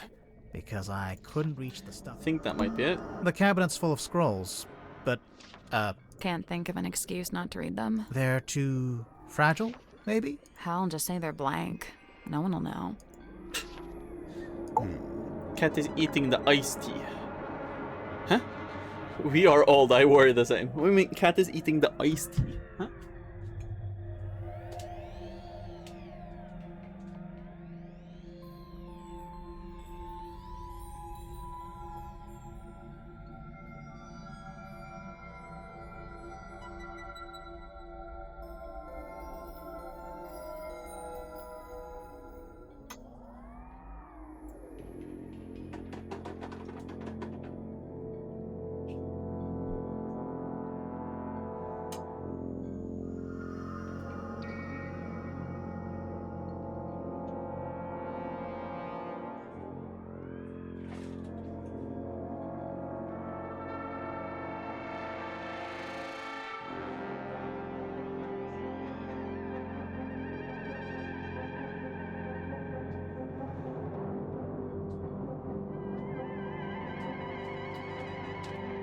She was chewing on the iced tea cartons for some reason, so silly cat. Anyway, we're gonna show him the things that we got. Let's take the hex bottle. Okay, I'll bite. What's a hex bottle? It is a glass container with a hex inside. No! Hex like a magic spell. I've been forthcoming thus far, unusually so for a man of my nature. However, certain things I shall be keeping to myself, especially if it has no bearing on your investigation. What if we can prove it's got something to do with the murder or the crime scene? Ah, well then you'd have forced my hand, wouldn't you? What is this, anyway? It is what it says it is, a quarterly journal of listings and inquiries. I noticed the prices are listed as ounces, and that's gold, I'm pretty sure. These numbers are merely a way to ascribe a universal value. Most transactions take the form of a trade, exchanging items of equivalent worth. Oh, wait, so are these things that people have and they want to sell? Or is it stuff people want to buy? Both. What about that last one? The mermaid's tongue. Likely the most contentious item ever to be listed in the journal. Desperately coveted by those who believe, and disdained by those who don't. Those who believe what? That such a thing could even exist. How come the goggles are blacked out? It is a weighted sleeping mask. To induce REM sleep? Correct. What's REM sleep? That's the kind of sleep where you dream. Aha. So what's the big funnel on top? It is an energy filter. So it filters the dreams as they come out of your head? The opposite. It filters the dreams on their way into your head? Correct. Oh yeah, dreams are transmissions from another dimension. I forgot. But what's the point of filtering them? What does it do?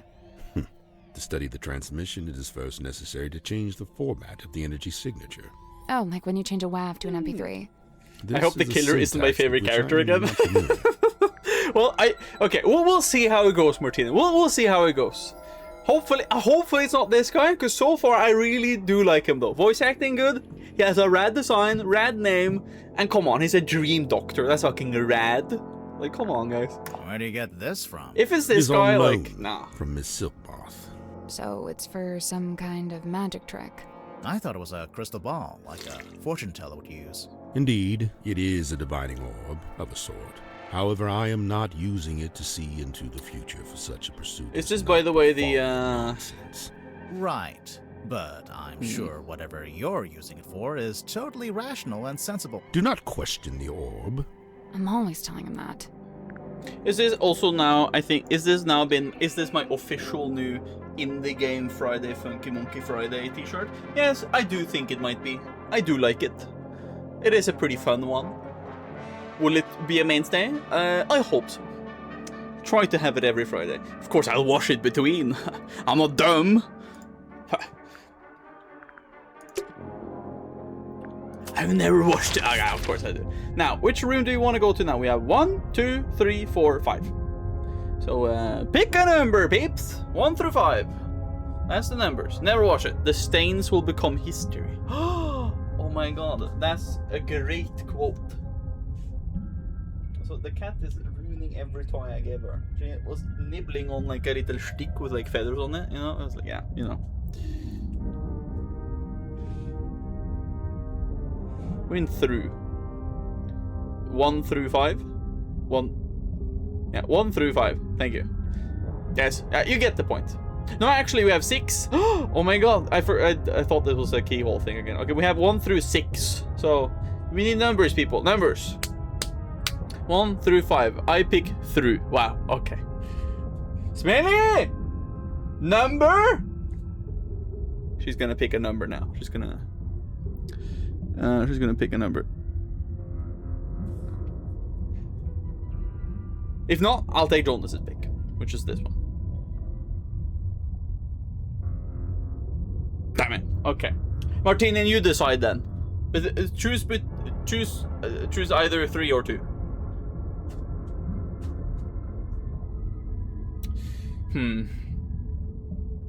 But 8 is divisible by 2. So we'll go with 2. That's my reasoning. That's my reasoning now. Damn it. Child's room.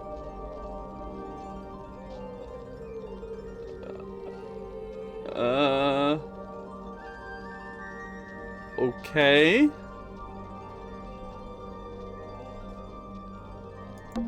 An eerie painting of a girl standing in the woods. It is just a painting, right? Sure. Maybe. No. Maybe. A walking stick. Oh, it By blinked! itself. It blinked! I'm sure it blinked. I think it's part of an illusion. What illusion? Invisible man, maybe? I don't see it. I'm so sure I saw it blink. Oh! It blinked! It blinked again! A page ripped out of a newspaper.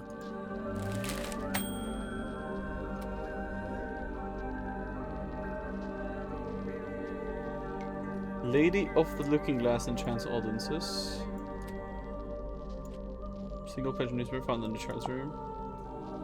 Lady of the Looking Glass enchants audience. Theater review by James Dusk. Is that James Dusk? It's like the orb. It's the one from the back of the. Okay. The young illusionist who goes by Symmetry Silk Moth, because why not, begins the show with her signature act in which she somehow holds parlance with her own reflection in a large antique mirror. The two symmetries, who seem to move independently of one another, speak upon their morbid anxieties and intrusive thoughts, which, it transpires, form the themes of the show at large. Even though I have my theories about how the trick is achieved, to a less cynical eye it would be present a thoroughly convincing spectacle. The mysterious Miss Silk Moth rounds off her performance with a surprisingly comedic set piece in which she attempts to communicate with her departed Uncle Gregory, who appears as an apparition within a crystal ball. However, it doesn't go to plan, and the audience laughs as Symmetry is put on hold in her disastrous attempt to telephone the afterlife. Overall, the show is a triumph, a brush with mysticism that stays with you long after the final blow. Godric grips, nautical and aeronautical precision, measurement and navigation instruments. Drummond shipyard, rigging, reefing, restoring repairs. Stone to bin, ales, wine, food. Daily fishing trips. Speak to Harbour Master Sylvia Seafrog. The Silkworm Spectator, editor. I'm RTW Ibis. Catch of the day, mysterious sea serpent hauled ashore. Okay. 3 a.m. The witching hour, and the moon is out. Dearest Selena creaks into port. Its once cheerful frame now seems burden heavy. It has a secret. A moment passes. What's this? Something is hauled up onto the slime slick rocks beside the old silkworm harbor. A body, a creature. Its eyes are closed. No, wait. Look again. It has no eyes. A serpent of a sort, but it has arms. So a dragon? No, that doesn't seem right. Serpent it is then. Full story on pages 4 and 5. Interesting. The lamp fell over, Wow, you really are a detective. Mm-hmm. It's a model submarine. I think it's a doll's house. Fish hanging from the ceiling. It's like we're underwater. We are underwater. Oh, yeah. Anyone important in those photos? I don't think so. Good.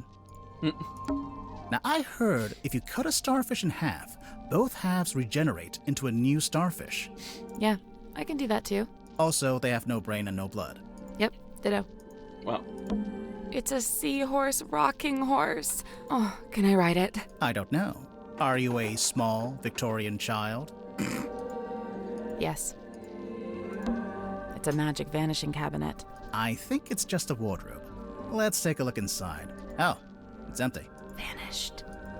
Well, okay. Well, sure. Magician boxes. Hey, look, Sally. It's a giant dice. Die. What did I do?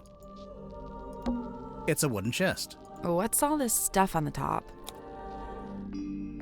Puzzle? But I love puzzles.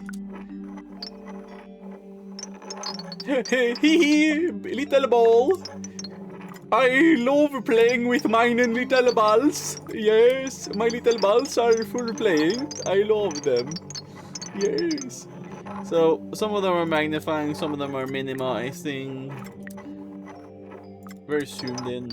Little, I think I get the picture. There's a message engraved in the wood. Jennifer and Margaret gaze jealously at Patricia, whose doll is neither too large nor too small. Jennifer and Margaret gaze jealously at Patricia, whose doll is neither too large nor too small. Is that your best creepy voice? Yeah. Jennifer and Margaret gaze jealously at Patricia, whose doll is neither too large nor too small.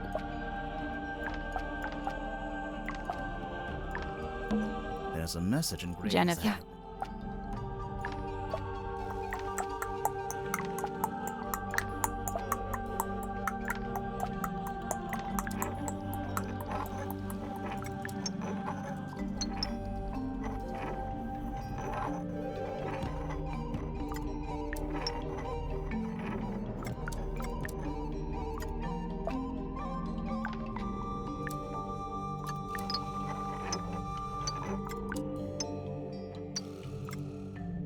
Nope. First things first, we need to make sense of that clue. Right. Surely it's the key to knowing where to put everything else. I mean, haven't I done that? Like, they're looking towards her.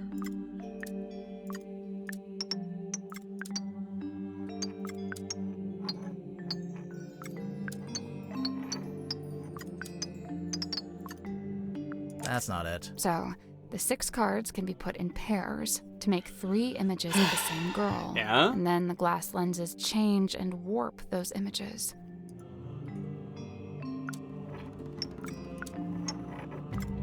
Is it like top bottom like this? Nothing. 2 of the lenses use magnification to make things larger or smaller. Yes. And the other 2 use a kind of fisheye effect, which bends the images in different directions. Yeah, I know that. But how can I, like...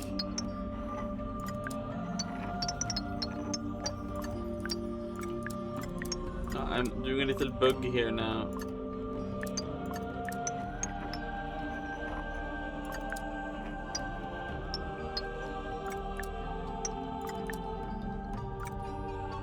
Nothing. 2 of the lenses use and the other 2 use a kind of fish. What am I doing wrong? Nothing. 2 and the other 2 use a What am I doing wrong? What? Isn't that what they meant? There's a message engraved. Jennifer and Margaret gaze jealously at Patricia, whose doll is neither too large nor too small. Is that your best? Yeah. Oh, wait a sec. Oh, I'm stupid. They are jealous because one of their girls' dolls is too small, and this girl is too big. That's the one.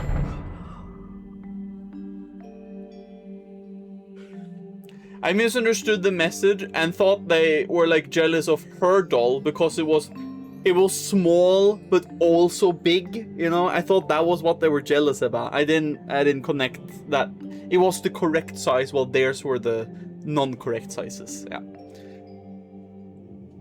I was very stupid, but I figured it out.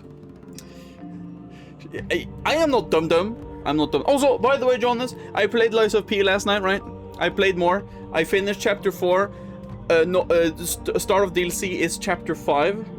Damn it, the quote. Right? And I figured out that since I've gone into New Game Plus, I can go into DLC as soon as I can. I don't need to do most of the full game to go back into the DLC. So I did all of chapter 1 of the DLC. Yeah, but you type the quote all the time.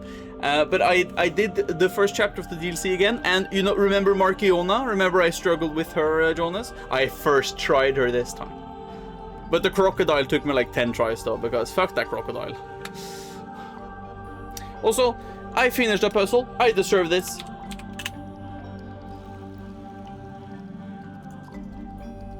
Why is it slow? Yippee yippee yo! There we go. Okay, I deserve that one. Thank you. Good job. There you go. I finished the puzzle. It opened. What's in there? Okay. Strange glass I found in the child's room. It smells musty and unpleasant. Oh, but there is a little coin in it, or something.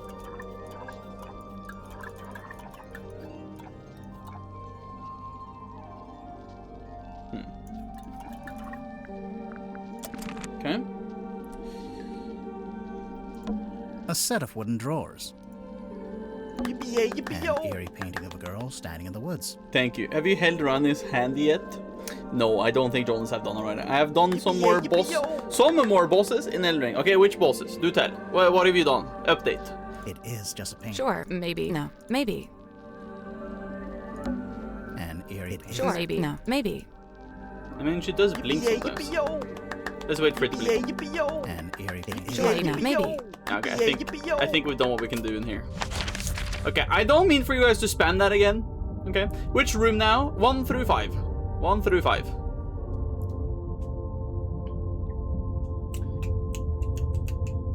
What do we wanna get now, boys?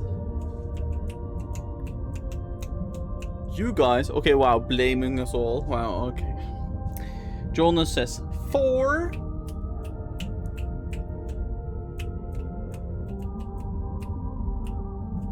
And 2. Martinian says 1, 1, 1. If you plus 1, 1, 1, you get 3. Okay, one of you deny yours and go for the others.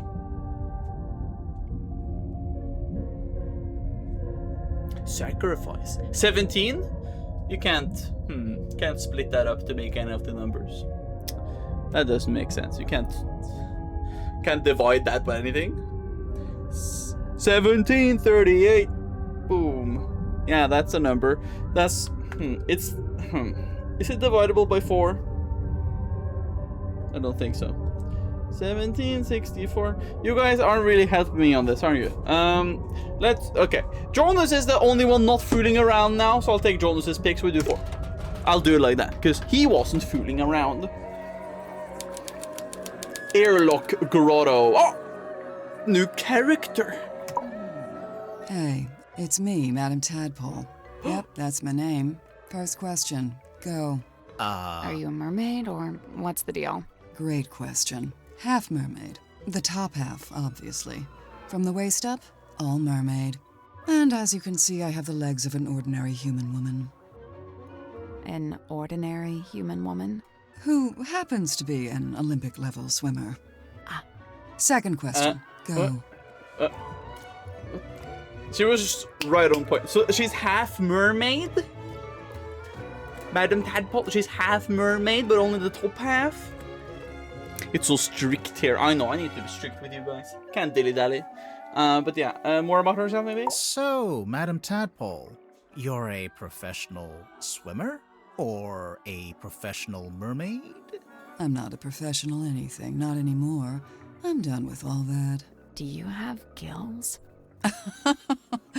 Nope, it's a tattoo. Sorry to disappoint. Oh, It's cool. Why'd you get it? I've always been real good at holding my breath underwater, like scary good. The other kids used to call me Fish Girl. Ah, kids can be mean. I'd say they had it right. How come you're here on the submarine? Okay, so I like to go diving. In the sea, deep.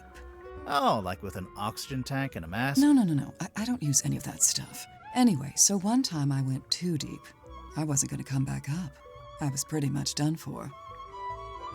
Somehow Magnus found me, pulled me into a submarine, and brought me back. I owe him my life. Wait, so are you from Silkworm? Were you living in the town? Nope, I'm from far away.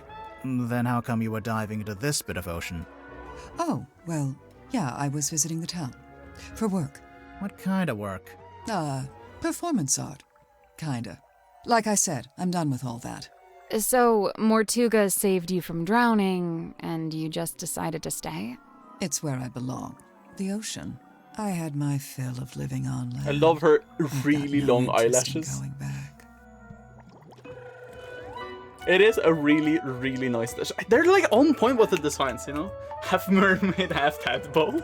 No, I think she's just a regular human. She was just kind of kidding earlier. Half mer, half maid. Oh. Yeah. Where's the cat now, Smelly? Is she still by you? Or?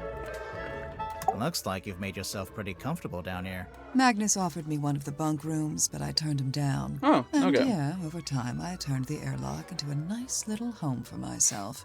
Where did you get all this stuff? The mirrors, the bottles. Shipwrecks, shipping containers, you name it. If it falls into the ocean, I consider it fair game. You go swimming out in the actual ocean. Of course. Isn't it cold? And what about the water pressure? What about him? That's for other people to worry about. So, how do you get out into the sea? Or do you just go from up on deck? Well, she See came that hole behind you, in the middle of Smelly. the room? Leads down into a big old water tank with a door that leads outside. I go out into the ocean every single day. Jeez, I'm impressed. Like I said, this is where I belong. How long have you been living here? I stopped worrying about times and dates. It doesn't mean much down here. But I know I arrived after Sim and before Dirk. Do you get on with the other suspects? Oh, sure. It's a nice group. I was closest with Magnus, though. He was one of a kind. Maybe they were dating? Something headless guy kept teleporting and giving me a bleed. Then Erdtree Avatar after that, an Everjail boss that did Frost Ancient Hero or something. That was the name. Second try on that one. Then I did a Poison Cave with a Flower boss. Oh, and finally a demi-human called Scaly something. Gave me an anchor. Those are the bosses I did today. Okay, but that's good. I know exactly which ones you did, so that's pretty good. But, yeah, so the Ancient Hero of Samor was the Frost one. But very good. Very nice. Yes. Good job, Jonas. Good progression. Good progression. Okay, let's see what Tadpole did at the night of the murder. I remember the sub did a weird kind of tilt. Don't know what it was, but anyway, it woke me up. So yeah, I'm trying to go back to sleep, but I can't because now there's all these footsteps outside my room. I get up I and love check these outside. 3D models. They're Nothing. so fucking So I cute. check the bilge. Was anyone in there? No, but something's dripping into the water. I get a closer look and it's blood coming through the drain that connects to the room above. So I head up there to check. The door's locked. I open it up. You unlocked it? How? By turning the wheel. So, okay, I guess it's not really locked. More like shut. Could anyone turn that wheel? Probably not. It takes some upper body strength. I go inside, and that's when I find him. Dead. Killed, looks like. I get angry. I'm out for revenge. I gotta find the guy who did it. So I run to the mess hall. Nobody. Climb up to the parlor. Nobody. Then I notice the hatch up to the foredeck was left open. Someone's making an escape, I think. Cowardly. I go up on deck. Nobody. I look across to the aft deck. Oh, Let me guess. Nobody. Nah, there was a demon. Yep. Glowing eyes, single horn coming out of the head, like an antler, kind of. what? Was it a person? I don't know, maybe. But I noticed It's dark. I could the only boat really there make out had the 2 eyes. oars. And it wasn't looking at me. It was looking out to the side, at the ocean, I guess. Then it starts talking. What did it say? No idea. What? Alien language. Wait, huh? No, I didn't. So you might need to replace that water. Hello, kitty. Or, I don't know what she was. Maybe in the cot. Anyway, but I noticed the boat, the one next to the entrance there, it had 1 oar when we were there, but in this little thing here, it had 2 oars. But now there's like an alien or whatever creature. But Zephyr said that he met Tadpole earlier. Unless it's after this, maybe. Well, we'll see. We'll see. Maybe Tadpole or Zephyr is lying. I don't know. Did not like the teleport guy. Kept running away when I hit him. I know. That boss is a bit annoying. I do agree with that, Jonas. What? Okay, even I'm making notes now. This is the best statement we ever got. Oh yeah, there was this big green light. Not sure where it was coming from, though. It can't be anything good, I figure. Better put a stop to it. So I took one of the oars off the old rowing boat and threw it. Hard. Oh. Direct hit. Its head came off, pretty sure. I saw it fall into the ocean. Suspect vanquishes demon with improvised javelin.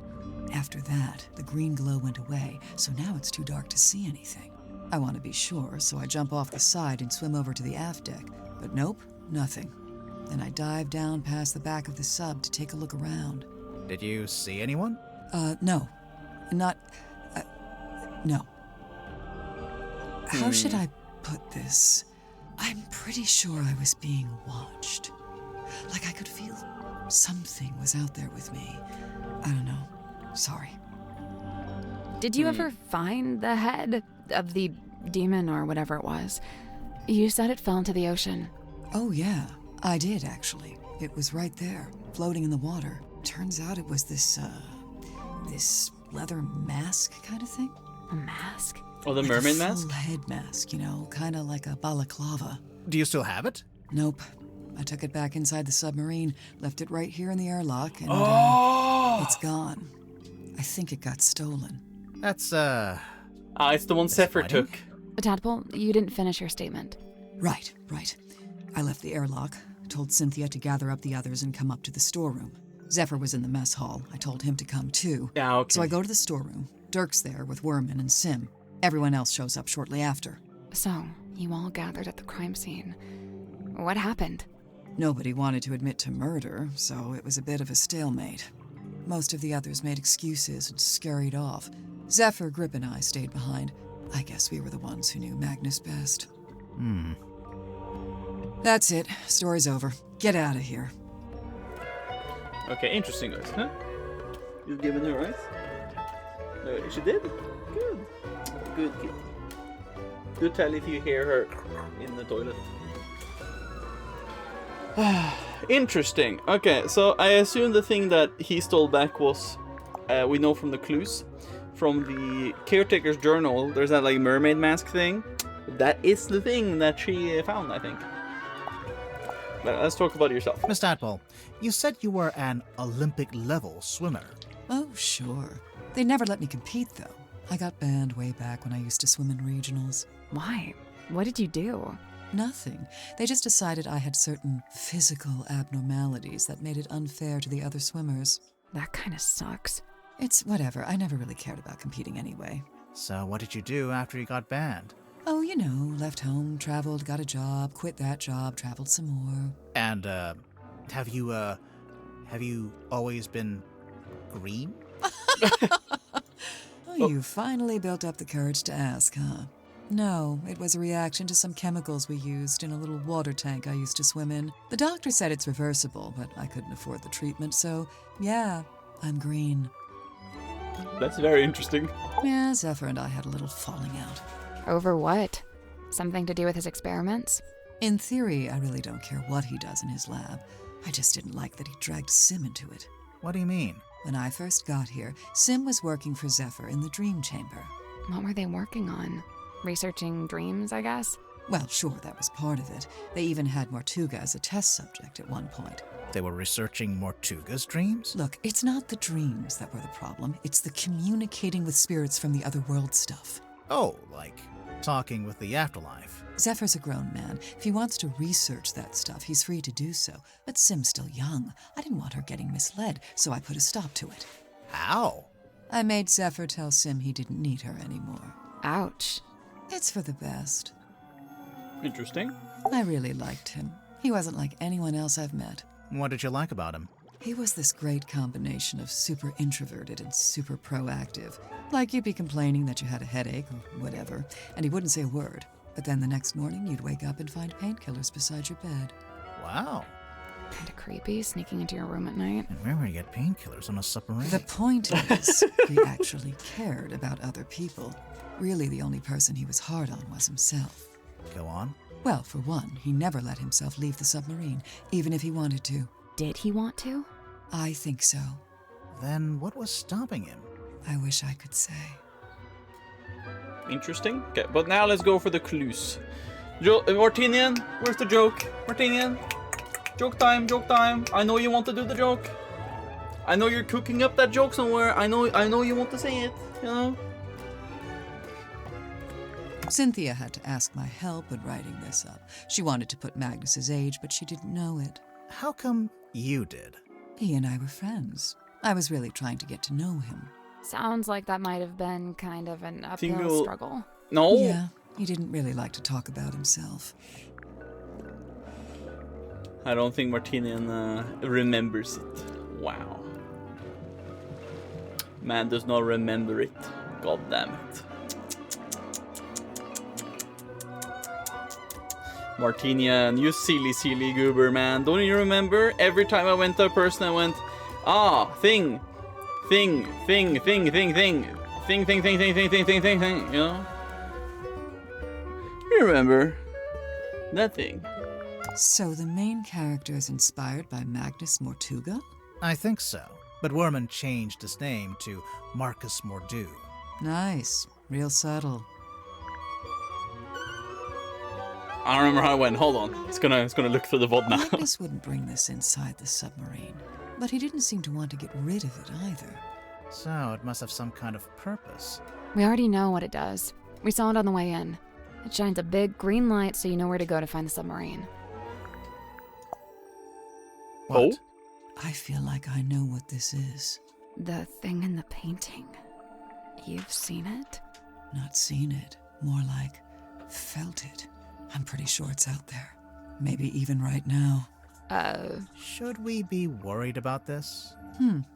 That's up to you. Turk tried to get me to take these. He's convinced we've all got a vitamin D deficiency. That's what I said. He said that's why everyone on the submarine is, in his words, moody and weird.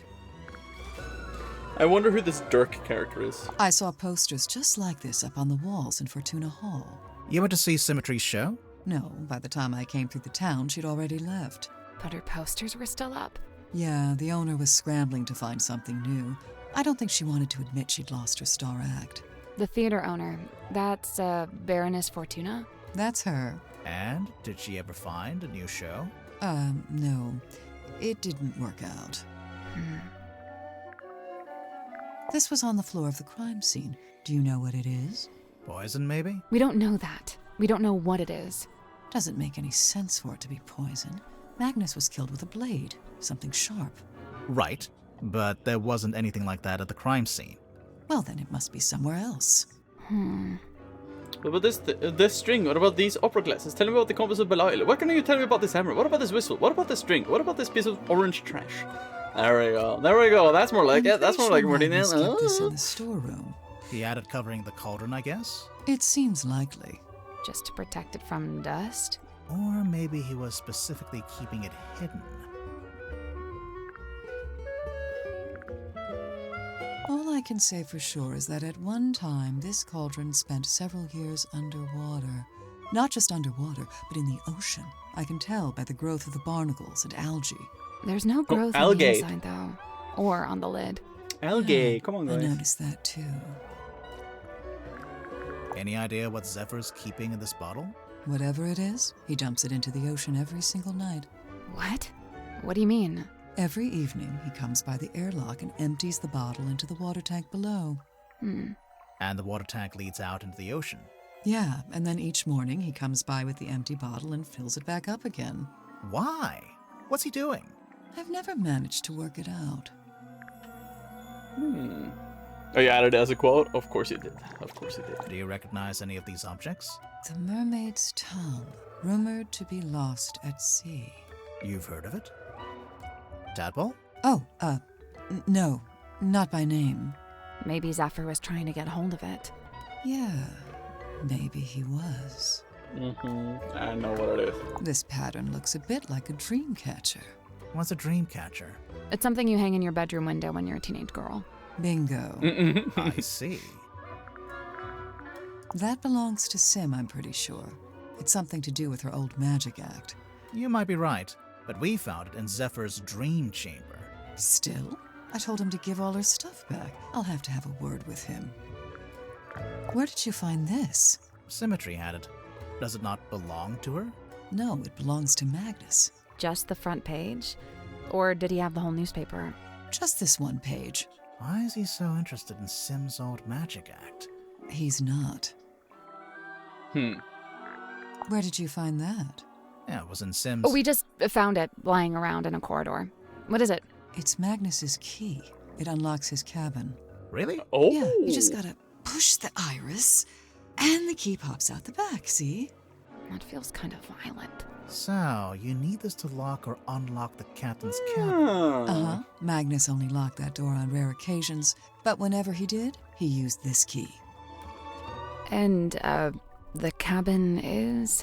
Down the hall from the parlor, at the very back of the submarine. Okay. Thank you, thank you. One thing Yeah, here. Zephyr and I had a little falling out. Over what? Something to do with his experiments? In theory, I just didn't like that he dragged Sim into it. Okay, so him and symmetry was working. When she talked about this, I thought she meant Cynthia, but that's wrong. And then we're talking about Cynthia had to ask my help. But okay, Cynthia. Okay, I got you. I mixed Cynthia and Sim together when it was talked about earlier. So, but this looks like a really cozy place, though. Honestly, you know, the airlock room is pretty cool. It's a diving helmet. One of those old, heavy ones. You think it's a safe? Nah, looks pretty dangerous.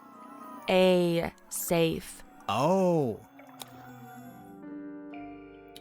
Puzzle time! Puzzle time! So, what are we doing?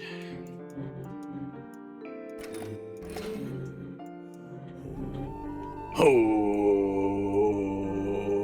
Ho!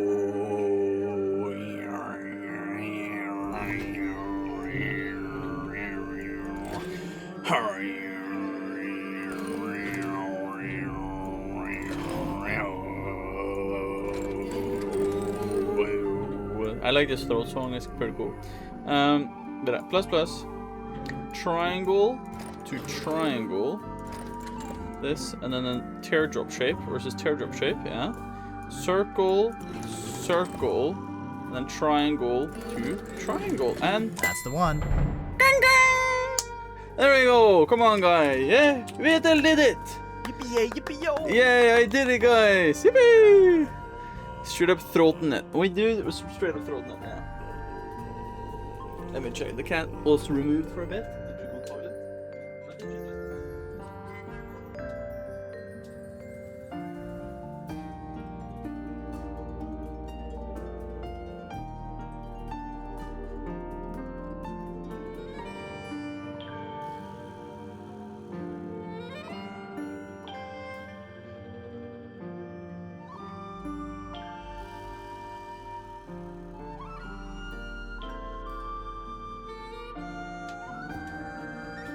No cat poopsies yet. No Yip and no yo. But Jonas, I did the puzzle. I did good. Come on. What's inside? A book, pocket book. Okay. With a little code thing on. Rugged blood-stained pocket book. It was hidden in the airlock. Ah, Magnus Mortuga, perchance? That's the back of it, though, right? Or is it like a manga book? You read. This is the front page, you know. Quote at good at game. Oh my god! So you can use that when I'm actually good at the game. Yui! This is like the 10th time you're left. Hey, stop that, Jonas! Cat hasn't pooped yet. I have to check for that. It could happen. But now she's sleeping, so that won't happen. Also, my feet are aching. I've already stood so much today. So I'm calling it quits for sitting today. my feet are starting to ache.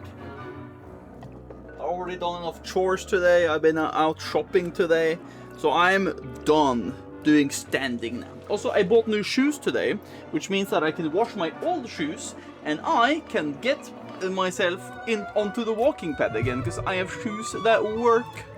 So that's very great. And the new shoes didn't cost me that much either. They cost me like 1,600 Norwegian. And they're very nice. They're very nice shoes, I'll say. Very, very nice. What a useless quote. Vetel is never good at game. He is at most just fine at the game. Wow. Can't just say that. Can't just say that. Anyway, let's try to open. Of course, the code is 2340. Okay.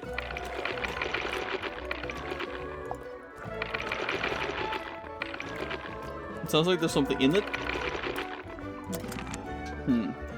Come on, he solved the gimme. He can have a go at that game as a treat. Yay! Yippee! Old glass bottles. Looks like they've all been salvaged from the ocean. Hey, this one has a message inside. Ooh. Message in a bottle. Messily sealed with wax. Sheet of paper is rolled up inside.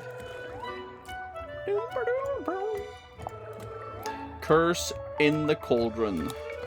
A small room within the bowels of the ship. His lifeless body lies in the shadow of an ancient stone cauldron. The cauldron's heavy iron lid has never been unlocked. It has never been opened. For all his strength, he ultimately proved powerless against the lure of the unknown. On this morning, the cauldron has been unlocked. On this morning, it is wide open. Okay, it's a diagram of the room he was... Yeah, I mean... That does make sense. Why was this sealed in a bottle? And why is it here? An ornate teacup. With an ornate crack down the side. Old glass bottles. Looks like they've all been salvaged. Hey, this one has a message inside. Okay. Looks like a jellyfish. It's 2 glass bowls and some seashells. Right. But what does it look like? Jellyfish. She sells seashells by the seashore. Terrible place to sell seashells. Anyone can get them for free. They're just lying around. It does have a point, though. That's a big mirror. It's the kind of mirror you'd walk through to get to Mirror World. You've been to Mirror World? What's it like? On reflection, it's not that great. Yeah. Come on, if his ego gets any bigger, it will be harder to contain. Oh, that reminds me. Let's say I need that. to buy new towels for my bathroom. Sally, we're solving a murder here. Focus. It's a curved piece of wood. Looks like it's from the hull of a ship. Cushions. It's a collection of small mirrors. You know, it might be fun to start a mirror collection. I could really see myself doing that. She sells seashells. Terrible by- place to sell. Anyone can get them for free. They're just like... It's a ladder. It doesn't go anywhere, though. I imagine it's for lowering into the hole so you can climb down. Oh. Or, you know, you could use it to display your collection of rusty jewelry. Sally, how do you feel about swimming? Nope, not happening. Oh, but there is a chest in the tank. It's a treasure chest. We can't reach it while it's underwater. What a tease. Guess we'll have to talk to Tadbull again. Hands off. It's mine. What's this symbol on the front? Looks like someone scratched it in with a claw or something. None of your business. How do you get it open? You don't. You don't know the code? Oh, I know it. But you don't. Is it your phone number? Your birthday? Name of your childhood pet? Sally, it's a number. Oh, yeah. Where did you get this bottle from? I found it in the ocean, like everything else in here. When? Recently? Yeah, this morning. Was it near the submarine? Of course, I never go too far out. Are you gonna open it up? No way, it's a message in a bottle. If I opened it, it'd just be a message and a bottle. Not nearly as interesting.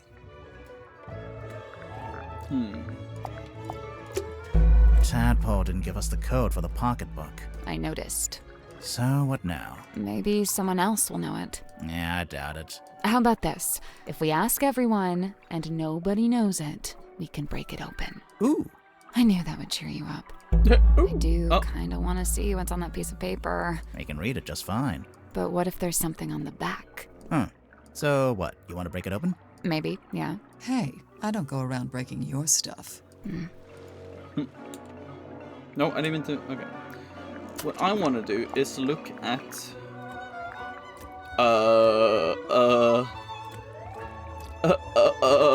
Where's the thing again? Okay, it's fine.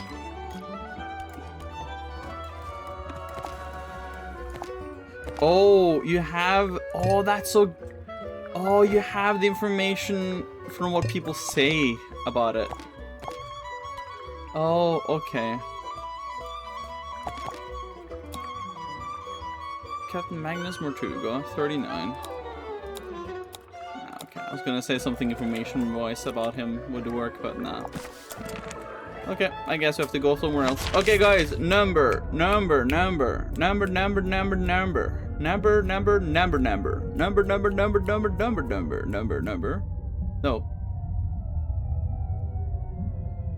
I'll go here first. I don't know what this is about.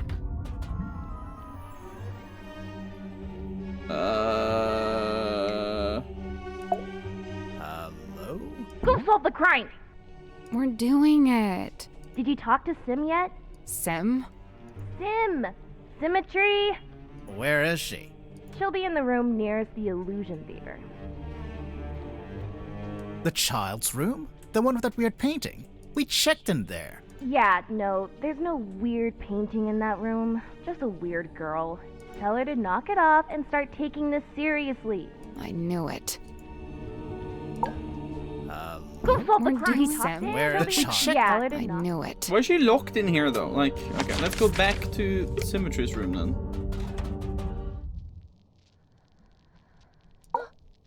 Alas, I am outwitted. My paltry facade undone. I mean, yeah, I could see you blinking. We could hear you breathing a little bit too. Sorry. Bound are we by limitation of the flesh. Your symmetry, is that right? Symmetry silk moth, illusionist. And you? Are you not detectives both, in service to the captain? Pretty much, yeah. And should thou find me guilty, what punishment awaits? We don't really plan that far ahead, to be honest. Will we find you guilty? My heart is burdened heavy, true, but not from murderer's guilt. Okay, glad to hear it. Technically, she just said she isn't feeling guilty. She didn't say she wasn't guilty. Okay. For being somebody called Symmetry, her face isn't all that symmetrical. So you're an illusionist. What kind of tricks do you do? My magic act is theatre-born and played upon a stage. Oh, like with big props? Smoke and mirrors kind of stuff? Smoke and mirror, crate and cage, doors and doubles both. How long have you been doing it? Since approximate 12. I'm now approximate 18. Approximate? My sum of years I cannot say. Time hath kept no count. Oh, okay. Do you only do big stage magic? You don't, by any chance, do any close-up stuff? Grimoire, she's not here to perform for you. Cast thine eyes upon this card. On its back an image clear, a duck or rabbit's form. Think hard and choose with steady mind, and I'll predict the course of fate. What happens to the cat now? Cat? You okay over there? Think of a duck for Ducky. Okay, I'm thinking about it. That's the trick. Sorry, but this is like the most basic optical illusion. There'll be a drawing that looks like a duck or a rabbit, depending on how you interpret it. What does it say? That's the trick. Sorry, but this is like the most basic Kitty, optical what are you illusion. doing? There'll be a drawing. Okay, I get it. Very good. Well done. Damn. Okay, she outsmarted. I see. Hey, Kitty, can you... What are you doing? Kitty? Kitty, no? Kitty, no? Kitty, no, I say? Kitty, no? No! Kitty, fucking... No. Nej.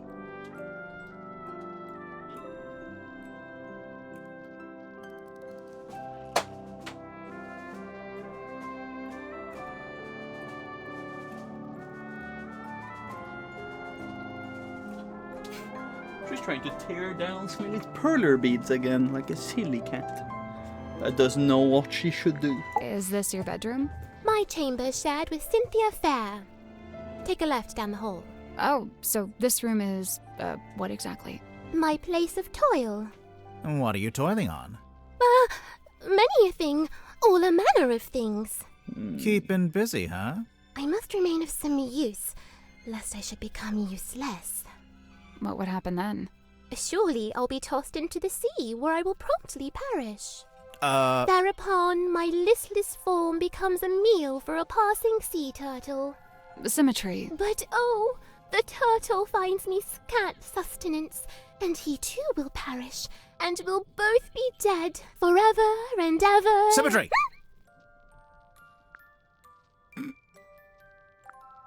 Scene opens. Submarine interior. Symmetry lies awake in bed. We're really doing it like this. She is restless, wrought with guilt. Guilt about what? A sudden movement of the submarine wakes Cynthia. Cynthia, noticing Symmetry. Oh, you were already awake. What is wrong? Kitty, no. Kitty, no. I see you there. Don't nigh. Nigh. Nigh. Nigh. Nigh. Ja. She's so silly. I will now start a Veta left stream content start at 6. Okay, that's fine. The two young women briefly talk to one another. Not gonna give us that bit? Cynthia, getting up. Oh, I must go and inspect the control room. Exit Cynthia. Symmetry lays in bed a little longer. Symmetry, getting up. Oh, I must return to the Illusion Theatre. I cannot bear it. Return? The Illusion Theatre. The door is already open. Symmetry sees Captain Mortuga laying dead on the ground. She screams. She also sees a large face passing by the window. What? A face outside the submarine. Enter Dansum and Worman. Dansum. Oh, my dude, this is crazy. Worman says nothing. Enter Madame Tadpole. In her wake, Mr. Grip, Cynthia, and Mariana. And after a short while, Dr. Zephyr. Madame Tadpole taking charge. Oh, which one of you is the murderer? Tell me now so that ye may be punished appropriately. I'm sure that's exactly what she said. Exit Cynthia and Symmetry. Cynthia, visibly nervous. Oh, but who will become captain now? Symmetry, pondering.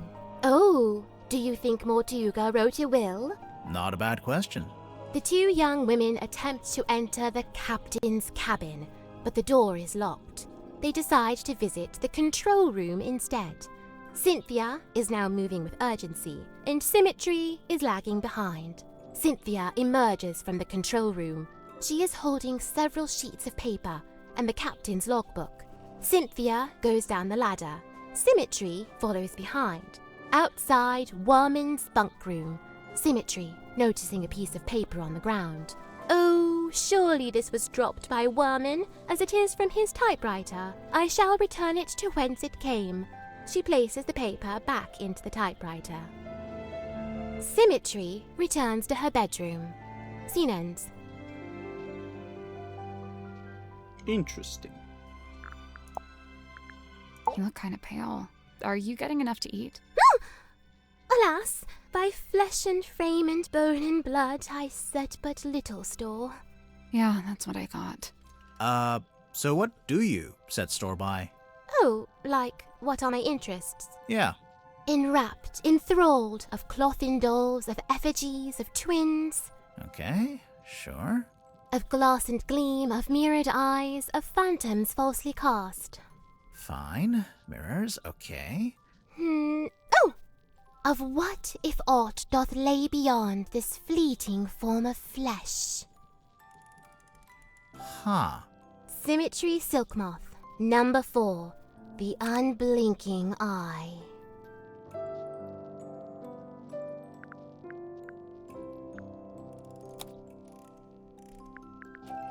Symmetry Silk Moth. Number 4. The Unblinking Eye. Fear? Fear? You look kind of pale. Alas. Yeah. Oh, yeah. in wrap Okay, of glass. fine. Of what if Huh. Symmetry Silk. Fear? Oh, okay, it's just, okay. His life's long hope to pierce the veil and breach those blackest bounds. Solitary once, no more, for help is found in frightened form of fair and freckled face. She means herself. I'm following. A time bespent in chamber dream, enchained to lofty quest. Then lo, a shock! Dismissed, bespurned, rejected, my lonesome purpose lost. Why'd he do that? Zacharias Zephyr, number 3. The Entangled Dream.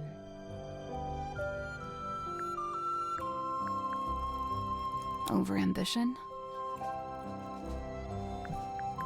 Likened to the orchard oak, sturdy, stout, and towering tall, but bears she a quietsome grace, like a windless night on sail-still sea. I ponder, could some such thing be mine to know? I don't see why not. Maybe I should cut my hair short and dye it green. Maybe that'll do it. What's that? Madam Tadpole, number 5. The Still Waters.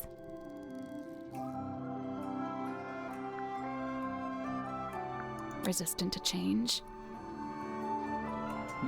Like jagged face of coastal cliff, cut coarse by storms and swells of life long spent. Sleep a scant solace, bedeviled by a dream dug deep in folds of ever-furrowed brow. His broad form stood, once ox-strong and stout, now more malediction than man. Doomed to dwell down in the dark, the once light of a life once lived, now too luminous to look upon. Magnus Mortuga, number 1. The Turning Wheel. Taking control? Could be. Okay, now we do all the things. The letter in fair Cynthia's hand, a plan devised by her and her alone. The plan being... Why, to hire a sleuth to seek the truth. That's us. Couple of sleuths seeking the truth. I implore, unravel swift this tangled tale, and name the knave ere further harm befall. Further harm befall who? With former captain slain, I feared the new be target too. Oh, I'm reading this myself. Oh, cool. Hey, did you like the bit where... I am but midway through. Prithee, spoil it not. Right, sorry. The fate awaiting guilty hearts once they are condemned. What? You get turned into a weird little wooden goblin head? Nay, bound in chains upon the deck and pulled along beside the ship. Oh, jeez. She's not serious. I don't think. I find it hard to look away. Her flicker flame doth draw me in, and I am merest moth. What is it? Some kind of monster from the bottom of the ocean? No, not of the sea. She's of an even darker place. Why would someone bring along a bottled form of sun? Sunlight's good for you. Vitamin D, I guess. What does it do? All kinds of stuff. If you don't get enough, it makes you sad. You know how people tend to be happier in summer and sadder in winter? Silkworm sun is scantly seen, even in a summer sky. I swear, sometimes she just gets lucky with the alliteration. I mean, I do agree on that one. I do. Okay, let's see. You drew this sim? I did. And you hung it up on the wall? In the Illusion Theater? I fully meant to take it down, but never had the chance. What is it exactly? Imprudent plans gone swift astray. Plans for a new magic act? Why'd you hang it upside down? Upside down? Yeah, I thought maybe it was part of some kind of trick or an illusion. I didn't hang it upside down. I hung it right side up. Really?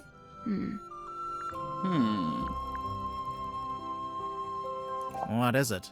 I do not know and dare not guess. Ah, come on. One little guess. It's not my place to muse upon the things in chamber dream. It's from the dream chamber? What's this? How should I know? It was hung up on the wall in the Illusion Theater. So? So, we thought maybe you were the stargazing girl. I am Symmetry Silkmoth. Yeah, I know. I'm not contesting that. Never mind. I mean, oh boy. This cauldron to Mortuga held deep worth, it seemed to me. When speaking of its somber form, his words were most severe. What did he say about it? Lay not thy hand upon its lid, lest thou be bound to ceaseless sorrow. Is that a direct quote?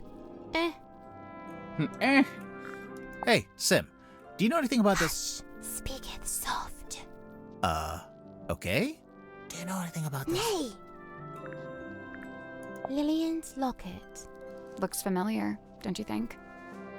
Oh yeah. I didn't know it had a name. Kindly close the book. I have no desire to look upon it longer. I didn't. Sure. I didn't Here even. you go. I didn't even notice. That face! You know what it is? Mine eye but chanced upon it. Nothing more. That's her uncle. Something G, I think. Do you know how Zephyr's dream helmet works? His secrets are his own to keep. Okay, but just for the record, you do know his secrets. I am bound to share them not. Hmm. Oh, my fog ball. Your fog ball? As carved and crafted. You made it? What for? Well, thou mayst use it to speak with Gregory. Sorry, Gregory? We never met a Gregory. You wouldn't have. He lives inside the ball. Oh. And he's my uncle. Oh. And he's dead. Oh. No. And fictitious. Oh. Sim, look, it's you. Oh, long faded yesteryear. I'm shocked you knew that she was me. Yeah, I'm not sure you're old enough to say yesteryear in any context. From the review, it sounds like your old magic show is pretty good. I filled the house up every night. So why'd you give it up? There were other things I wished to learn. Things not found upon that stage. Care to explain what this is? Nay, Do you know what it is? I. I'm not sure if that was a pun or not. Where'd you find it? In the parlor, on the floor. So someone dropped it? So it would seem. A book adorned by bloody stain? Might be. Might not. It might not be a book. No, no. I meant the blood stain. What would you say that is? Sealed within the glassy tomb. Yeah. A mistake? A regret? I thought it was a piece of paper. She knows what I know. We're gone over everything with her. Okay. Then you guys can give me a new number. It's... Oh, for fuck's sake. Hold on. You spoke with Sim? Yeah. And? I'm not about to declare her innocent right here, right now, if that's what you were hoping for. Aw, come on! Do it! We haven't even spoken to all the suspects yet. Oh, which ones are you missing? You. Open the door, Cynthia. Oh! Looks like she unlocked the door. Finally. Okay, we'll just go in there first then. Control room. Oh, there she is. Ah, the ship's wheel. Don't touch it. I won't. That was not convincing. Ship's wheel. Ship's wheel found in the control room. Yeah. Has two pieces. I assume one is maybe to go under a bit, like tilting, or yeah, it could. One could be like staring to right and left, and one to go like up down tilt. Most likely. There's even an arts and crafts table. It's a normal table. Currently being used for arts and crafts. Submarine blueprint. Strange blueprint found in the control room. It title reads The Tortuga Submarine.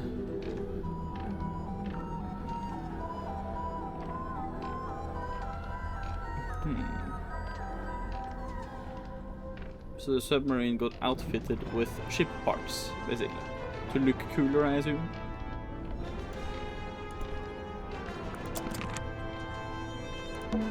Down periscope. Down periscope. There's a whole raised dais here. What's that symbol in the middle of the floor? An 8? No, it's an S. Out there? Yeah. There's even an arts and crafts table. It's Currently being used for arts and crafts. You can see out into the ocean. Anything out there? Uh-huh. What is it? Whole lot of water. Can we look at the control panel? If you promise not to press any of the buttons. I will make no such promise. Okay, puzzle. A radar? Maybe some kind of underwater imaging system? Either way, it's a machine that looks out into the ocean. It's a kind of waveform. I think this is for listening to the ocean. What are they expecting to hear? Looks like something's missing here. Something with 3 small holes. Bowling ball? Coconut? It's an electrical switchboard. Something's bound to happen if we mess around. If we carefully and sensibly interact with this precision equipment. A new puzzle for me to understand. Swap the 6 color. Roar! At least it's 3 different colors I can see.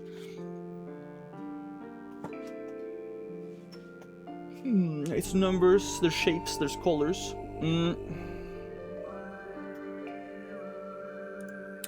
So let's see.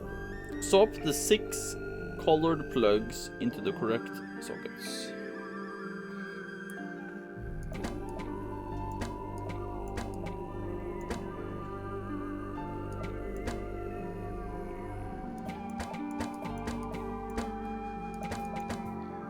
Okay, so I make shapes. I'm supposed to make this shape.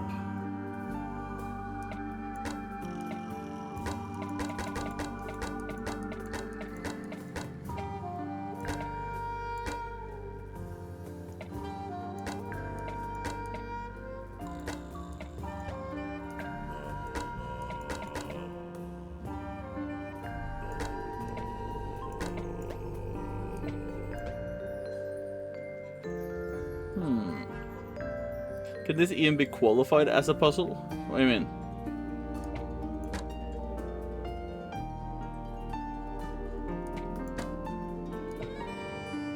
Seems too easy. What do you mean too easy? I mean, I'm supposed to make the shape, I assume, but that's easier said than done.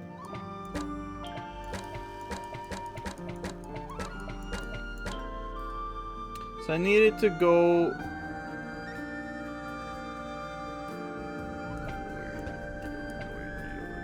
Let me think this through a little bit.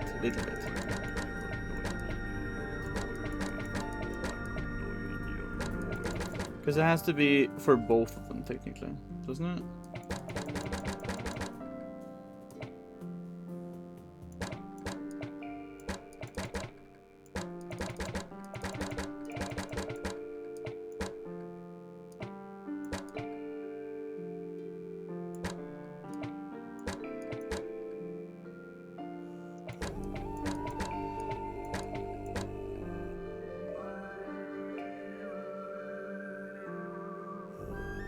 Guess I just need the sides.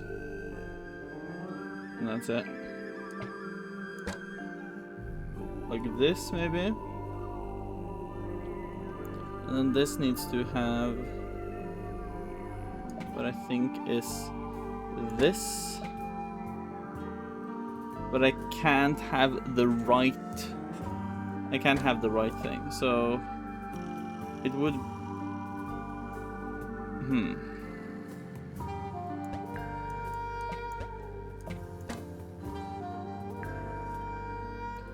But I can't have the right. What if I have this? That and then the bottom somehow? Like so.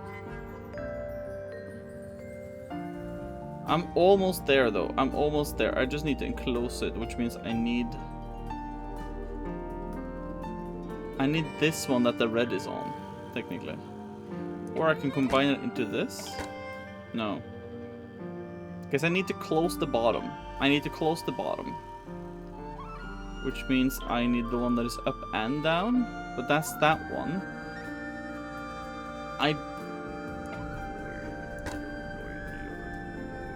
Like this? There we go. Okay, okay. Nice. Something unlocked. The hatch opened. Oh. It's a lever. A little card came out. It's got a bunch of numbers printed on it. Oh, I guess it shows the daily readings for the depth, the speedometer, and the heading. I wonder why you'd need that. Insurance purposes, maybe? It's a depth meter. Shows how deep we are. Grimoire. If you had a depth meter, it would say 0. Whew. Wow. Proud of that one? It's a ring-bound book.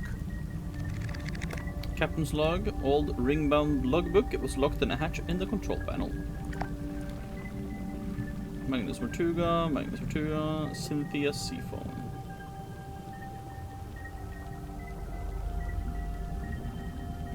Why has he spelled his name differently? It is very different on these two. Why, though?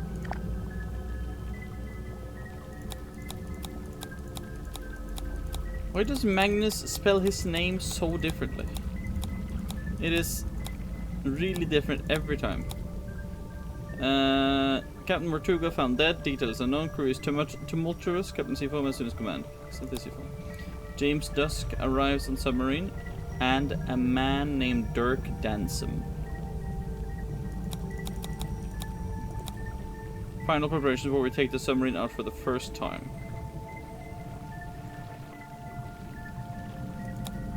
Zachariah Zephyr sets up his equipment in the infirmary. Godric Grip rescued from hot air balloon accident. Okay. Zephyr invites a girl named Symmetry Silkmoth onto the submarine. Okay, so it's Zephyr who invited Symmetry. Okay. A woman named Madame Tadpole was found in the ocean. Okay, so Godric. Who is it? Okay, hold on. So Zephyr, Godric, and Tadpole were on, but Zephyr invited Symmetry in between there somewhere. A girl named Cynthia Seafoam contacted the submarine by radio from a rowing boat. James Dusk arrives on submarine and a man named Dirk Danson. James Dusk. Okay.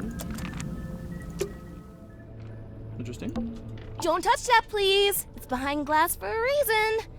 It is a garment of great historical significance and must be preserved. What if we just look at it from a distance? Fine. Captain's jacket. An ornate jacket displayed on a wooden mannequin in the control room. We can't touch it as it's kept locked behind glass.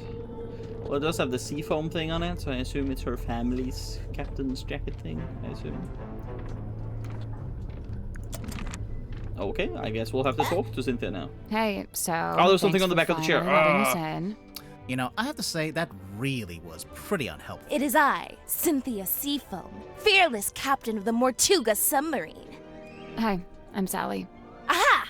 Then you must be Detective Grimoire. Correct? Yes? The world's greatest detective, here on my submarine. The world's... No, I'm not the world's greatest. Just a detective. She was probably talking about me. Now I assume you've come to make your official report. Let's hear it. I'm a busy woman, you know. Slow down there, Miss Seafoam. We just came in here to question you since you're one of the suspects. But I hired you! Yeah, no, that doesn't get you off the hook, I'm afraid. What? Really? Ugh, this is so totally unfair.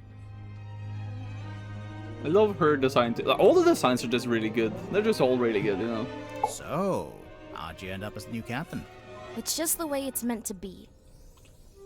It's all above board, okay? I didn't say it wasn't. I didn't actually say anything. Cynthia, What were you before you became captain? Do you have any credentials? 15 years experience as a nautical engineer and shipyard mechanic. Family business. You don't look much older than 15 now. I'm 18! Ugh! How does an 18-year-old end up on a submarine? I came by rowing boat. That's not really what I meant. Wait, the rowing boat we saw up on the foredeck, that's yours? Correct. You should know, it's in bad shape, and it's missing an oar. I'll add it to the list. So how come you wanted to hire So- her more? Symmetry Because and Cynthia is the There's same a age. murderer in our ranks, and they must be rooted out. So what do you want us to do exactly? 1. You will investigate and ascertain the identity of the killer. 2. You will return here and report your findings to me. 3. You go home. 3, you pay us. 4, we go home. 3, she pays us. 4, we go get ice cream. 5, we go home. Deal. Wait, I didn't... Meeting adjourned. Why did you want to come to the submarine in the first place? To become captain? I sought an audience with Magnus Mortuga. I had things I wished to discuss with him. Like what? Matters of great importance. Affairs of great significance. Dealings of great... She's not going to tell us. Not yet. We'll get there. How long have you been here, Cynthia? I arrived a few weeks before Mr. Mormon and Mr. Danson. I'm assuming you don't live here in the control room. Where do you sleep? Oh, well, Mortuga put me in the bunk room at the bow end of the ship. I share a room with Sim. If you arrived before Dirk and Worman, the other bunk room would have still been empty. But Mortuga made you share. Yeah, I think he wanted to keep that other bunk room vacant. Ah, interesting. I'm not complaining. I really like sharing with Sim. She's great. So, what are you gonna do with the submarine now that you're captain? My first order of business, hiring you two. We really can't do anything else until this gets cleared up, you know? Sure, I get that. What about afterwards? We'll sail the 7 seas and have adventures.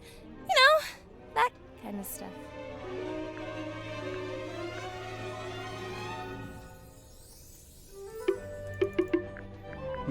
Okay. I woke up when the submarine made an unscheduled maneuver. Everyone should have been asleep, but suddenly we were surfacing. How could you tell? When the submarine surfaces, the bow tilts up and the stern tilts down, and diving's the opposite. My bunk room's in the bow, and I could feel it tilting up. The bow is the front. I knew that. I wondered if someone other than Mortuga might be at the wheel. I was gonna go check, but then I noticed Sim was wide awake, looking upset. When I asked, she told me something had gone wrong with the new magic act she'd set up. I told her she could always take it down, rework it, and then try it again later. She seemed to agree with that, so I left her and went up to the control room. The control room was empty, but I could see we had actually surfaced, so I went up onto the foredeck to check. There wasn't anybody out there either. I had this weird feeling and really didn't want to go back to bed, so I went back to the control room. I took a closer look at the control panel to see if I could work out why we might have surfaced. Suddenly, the readings all started to go haywire. The ship's compass, the needle, it was, malfunctioning. So I pulled it out of its socket. Oh. Yeah, I figured it would need to be taken for repairs. So I left the control room but bumped into Dr. Zephyr in the parlor. He was carrying a little empty bottle made of green glass. I don't know why. I didn't ask. I went down the 2 ladders and towards the engine room, since I wanted Mr. Grip to take a look at the ship's compass. But then Madame Tadpole appeared and called out to me. She wanted me to bring Grip and everyone else and meet her outside the storage room upstairs. I went into the engine room and gave Mr. Grip the compass. I told him the needle would need replacing. Did he agree to fix it for you? Yeah, of course. He even said he had a bunch of replacement needles he could try out. Anyway, then we went to the cargo hold to fetch Mariana Moon, and the 3 of us went up to the storeroom like Tadpole had asked. We went down the corridor. The others were gathered outside the little room at the end. I looked through the crowd and saw Captain Mortuga laying on his back, dead. So far, I think Tadpole is the killer. I like her the most. Damn it. Happened. Aye, Someone aye, aye. mentioned that Sim was the last person who'd seen Mortuga alive. I didn't like where the conversation was heading, so I took Sim and left. And yeah, that's about it. You went straight back to your room? No, I went back up to the control room first. For what reason? I was wondering if Mortuga had left any instructions or any paperwork. I wanted to read the captain's log, too. Something tells me that's not the whole story. That's the whole statement, I swear. If you have any other specific questions, I'll, field them separately. You can't open it. Do you like her design? Very good designs in this game. Very nice. So far, everybody looked cool. You like Tadpole? Yeah. Very cool designs. There you go. It's hot. Don't do the Homer lets the Bart out. Has she gone toilet? Or just eating? Or did you feed her right now? Ah, okay. Have you gotten food, the kitty? Yeah, that's very nice. Oh. I don't hope it's Zephyr. Zephyr's kind of cool, huh? No, okay, go. You can go now. You don't think Homer let the Barts out again? Let me go about the suspects. Yourself. You said you're 18? Where are your parents? My stepfather's still in Silkworm. He's too stubborn to leave, even though the town's pretty much dead. Whereabouts? The shipyard beneath the lighthouse. That's where I live, too. Sounds like it might have been an interesting place to grow up. It used to be. Nowadays, it's basically just a big pile of rust. What about your mother? I'm sorry. It's okay. So, Cynthia, why did you want to become captain of a submarine? Not a submarine. This submarine. Like I said, it's just the way it's meant to be. When did you first meet Mortuga? When he let me into the submarine. Oh, it's just, you're both from Silkworm. I thought maybe you'd have run into him before that. My parents did. I know that much. Remind me. The harbor master and the shipyard mechanic. Ah, that tracks. So Mortuga lived an active life back then. He wasn't like, recluse? I don't think he's ever been outgoing, but from what I gather, he was very loyal to the few friends he did have. In fact, I'm pretty sure he was trying to reconnect with someone he once knew from the town. Who was it? Did he say? No, I never found out. Schmettel, yes. What is it? Schmelly. Schmelly. Do our co-op game thing have to be a video game? What do you mean? Like the game? What do you mean? The stream thing with we were here, or are you talking about when we play something together thing? Where the next game, peeps, we're gonna be playing Luigi's Mansion. As in privately, not on stream, but yeah. Not stream related. Oh, okay. I mean, yeah, but what else did you have in mind? Can it be a board game? Yeah, sure, it could be a board game. Are you implying we should do the Hogwarts battle? Is that what you want to do? After Luigi's Mansion 1?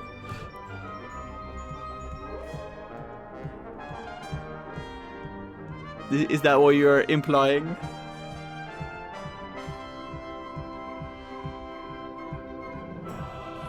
Then mine will be Hogwarts Battle fully completed. With DLC? I'm waiting for... Yes, okay, then, sure. We can do that. Let's do that then, after Luigi's Mansion. That's fine. Madame Tadpole's so cool. She's super strong and she can swim super fast. I bet. She knows all about the different kinds of fish. Wow. And she can hold her breath underwater for, like, ages. Of course. Also, she's traveled the world, she's had all these different jobs, met all these different people. I haven't done any of that stuff. Well, she's a bit older than you. Yeah, I guess. I'm probably gonna have to draw up some rules on keeping pets. It's not that I want to ban them, but, maybe a rule about not keeping them secret. And, what's this got to do with Zephyr? Oh, I'm pretty sure he's keeping an animal in there, in his dream chamber. But you've not actually seen it. No, I heard him talking to it, though. A few times. What kind of pet do you think it is? It could be anything. Dr. Zephyr's into some pretty weird stuff. He's got, black market connections. Sim was telling me about it. Black market? Oh, wait. She told me not to tell anyone else. Forget I said that. Sure thing. I can see you writing it down. I missed everything they talked about now, but yes, thank you. Bruh, okay, I thought the music didn't work. Ah, okay, no, it was a bit slow, just a bit slow. Just a bit slow. I'm probably gonna have to draw up some Thank you, rules Smith. on keeping pets. It's not that I want. And Oh, But you've not actually. no. I heard him talking to it though. A few what times. kind of pet do you think it is? It could be anything. Dr. Zephyr's into some pretty weird stuff. And he's got like. Black market. Oh, wait. She told me not to tell anyone. Forget I said that. Sure I thing. can see you writing it. Yeah, okay, it was just, okay. Sim's my best friend. Well, that's nice. She's really cool and weird, and she knows all kinds of stuff about illusions and magic and curses and psychics and haunted dolls. What a ringing endorsement. Curses? Oh, yeah, Sim's obsessed. She's convinced that she's cursed, or even that she is a curse. That's why she wears that locket. I don't know. This sounds like kind of an unhealthy predisposition. Oh, yeah, totally. I'm actually pretty worried about her, especially since, you know. No? So it's looking like Sim was the last person to see Mortuga alive. They were both in that storeroom the evening he died. The Illusion Theater. Okay. Let me just check I wonder something. if Sim would let us take a closer look at that locket of hers. Yeah, okay, I was about to say. Can't hurt to ask. Do later. Because I was thinking about that locket. What did it say in here?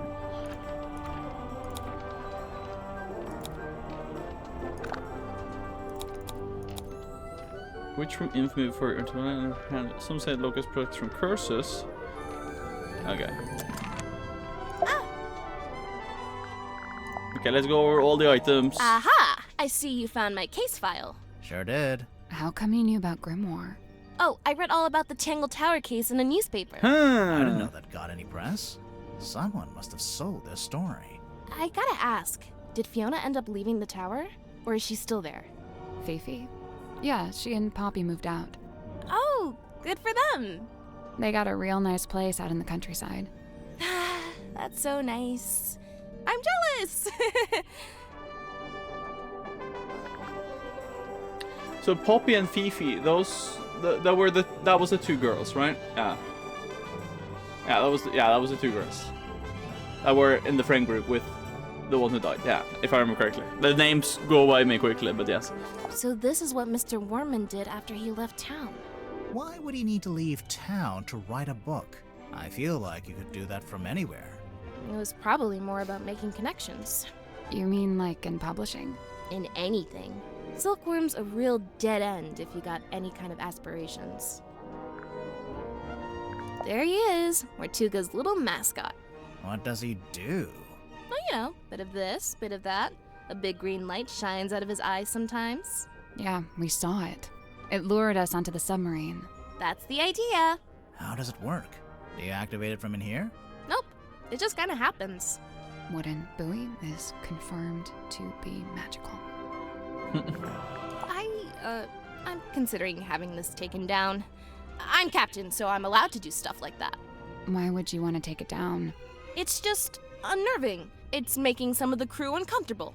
Some of the crew? Sun tablets? Yeah, for when you need sunlight, but you can't get any. Like if you, I don't know, random example, lived in a submarine. Baroness Fortuna. Who is she? She's the theater owner who adopted Sim. Did Sim like living with her? In the theater? Sim's reluctant to speak ill of her elders, but I get the sense that Fortuna wasn't very nice to her. I was cheating. Ah, I see. That makes sense. You know, if this I was is thinking poison, why didn't you post it surely yet? it's a red herring. How so? Mortuga didn't die from poisoning. Right. So you think someone put it there as a false lead? I don't know. It's not a very good false lead. Do you know what the stargazing girl is all about? No, Sim didn't tell me the details. She didn't want to, for some reason. She seemed to regret the whole thing. In the case file, you said the cauldron had never been unlocked before. And nobody knew how to unlock it, except, presumably, Mortuga himself. So you think it got opened in the course of the murder? I see 3 possibilities. 1, the cauldron was opened before the murder. 2, someone opened the cauldron after the murder. Someone other than Mortuga. Naturally. And 3, the cauldron was opened during the murder. Like the murder happening and the cauldron opening are one and the same. Maybe. Hey, it's that bottle I saw Dr. Zephyr carrying around the submarine. Smells kind of like flowers or something. Weird.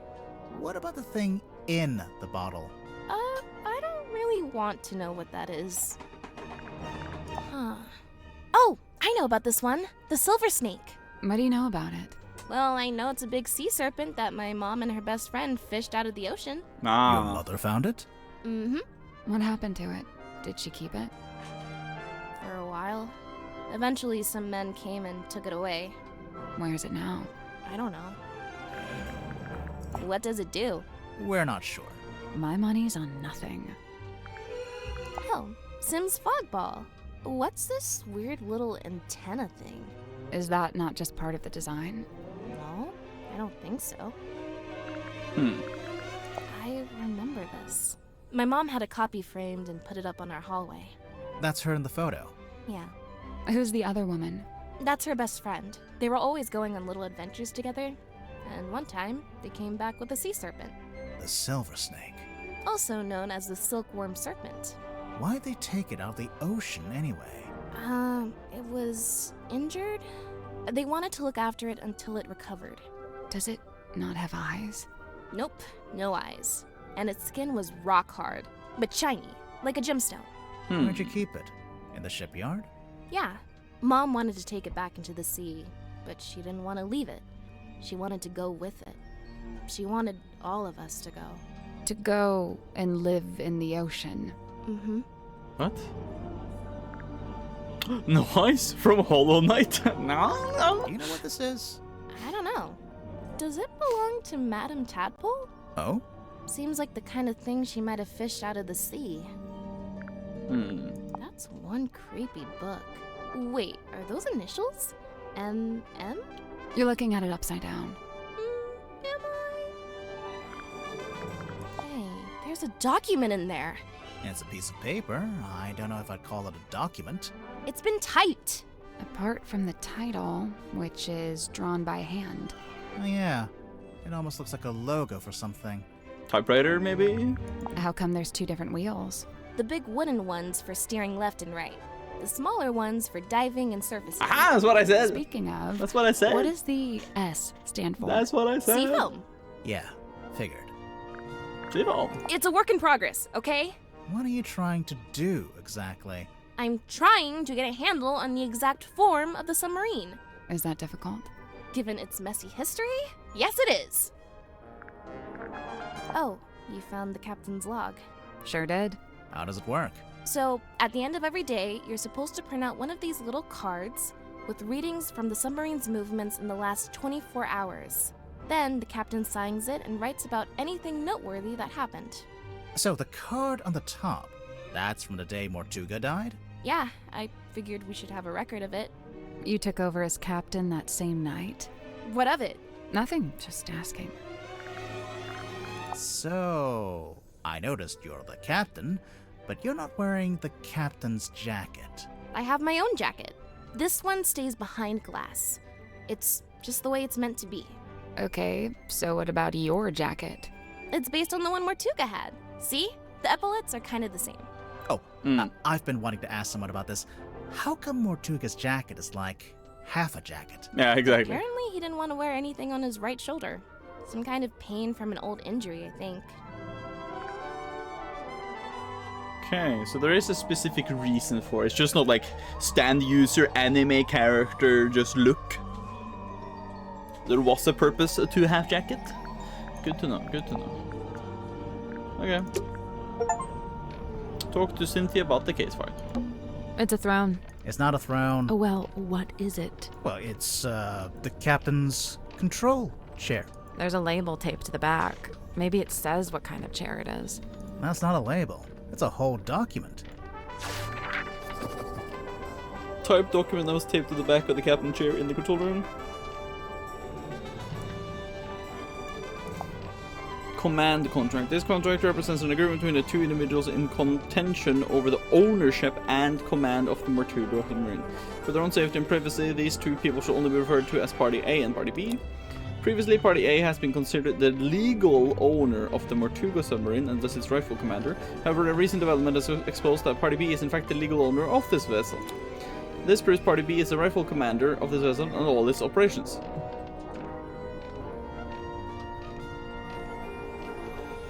Okay, so... this has to be taken up with you. There it is, in black and white. Signed by me, signed by Mortuga. Yeah, I can see. Where'd it come from? Mortuga wrote it. I think he used a typewriter. And what? He presented it to you? When? Well, no, because he died. So... But we've both signed it, so yep, it's binding. Any further questions? Yeah, how did you... No? Great, let's move on.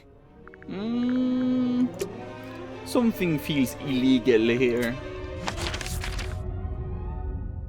The thing is, there is a lot of different things in, like, you know, a lot of these people probably have done something that is maybe not good / is illegal, right? But none of them might be having something to do with the murder per se, you know? You know, I think she kind of was trying to take over the submarine because she feels it is her family's and not Mortuga's. Maybe Mortuga took it over ages ago for some reason and she really wanted it back. But that doesn't mean she killed him for it, you know? So we were alluded to think that. Right, I almost forgot. We should be able to get into Sim and Cynthia's bunk room now. Ah, okay. The locket. Sim, could we take a closer look at your locket? I suppose so. Please be careful. Golden locket. Heavy gold nugget that symmetry wears around her neck. You really think we should open it? I don't know. Maybe. It's up to you. LL. Lillian's locket. Yeah. I assume it was originally a picture of this Lillian person or something, and then I guess this is symmetry.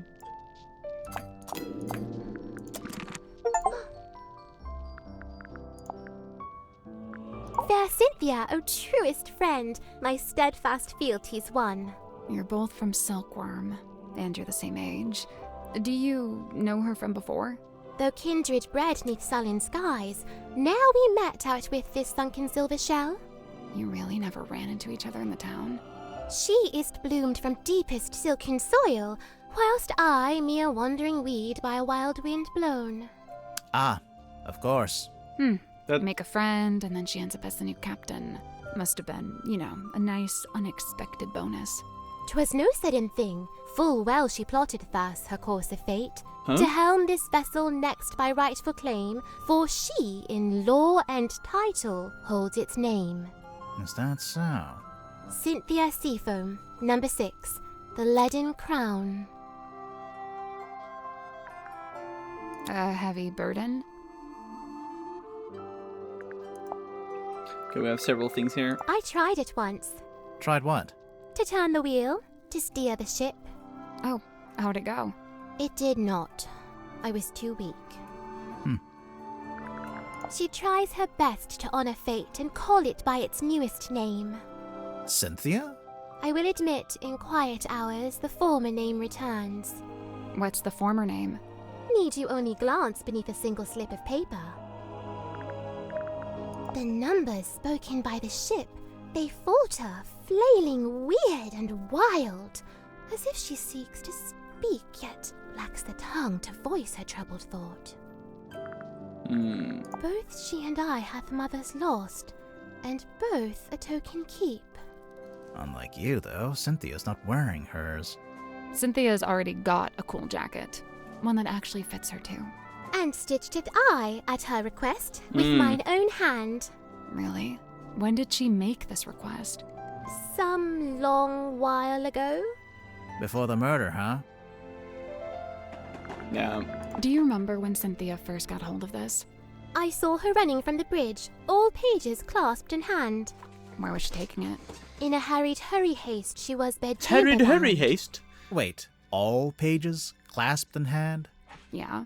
Both pages, surely. But mere semantics, sir. 'Twas my mother's own, or so I'm told. You don't know for sure? I was too young. I don't remember. I dearly hope to ask her, and know the truth at last.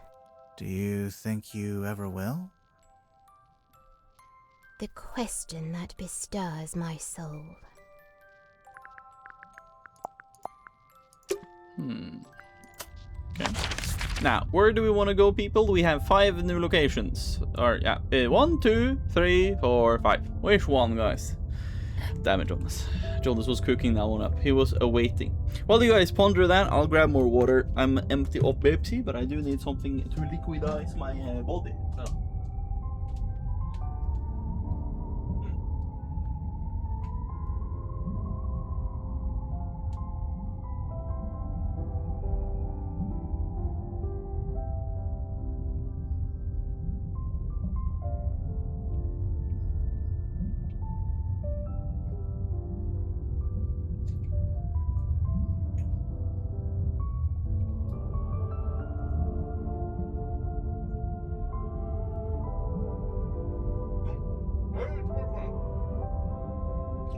What did you use the water thing for?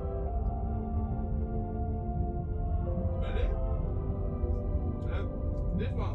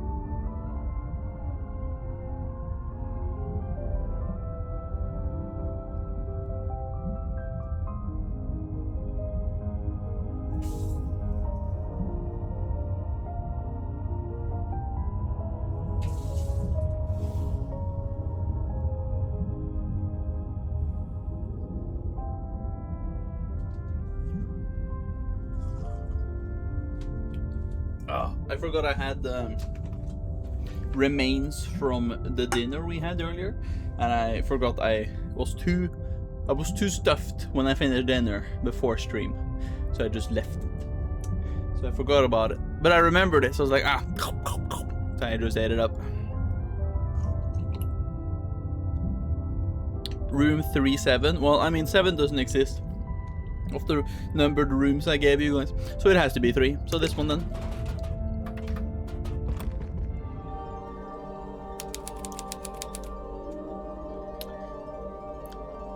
Cargo hold. Where is Rosetta? Luckily, she is close at hand.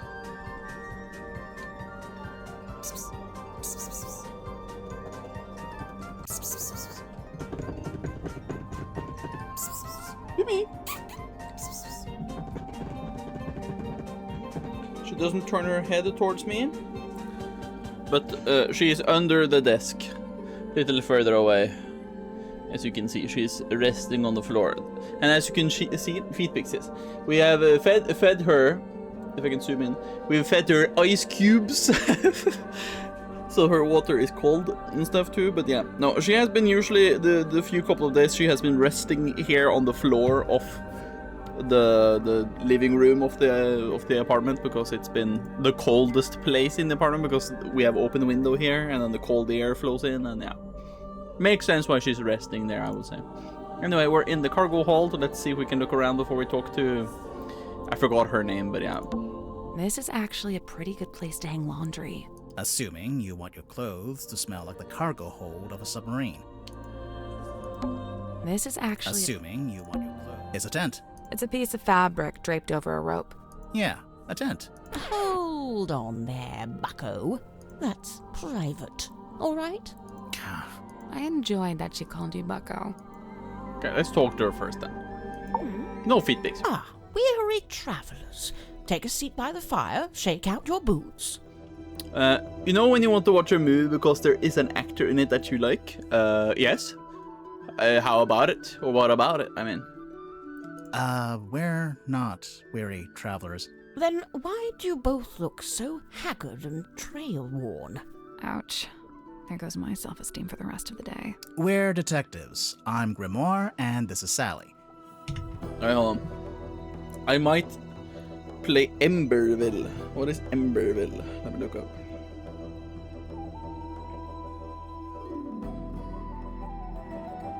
Emberville on Steam. Okay, it looks like a decently good game, but what about it?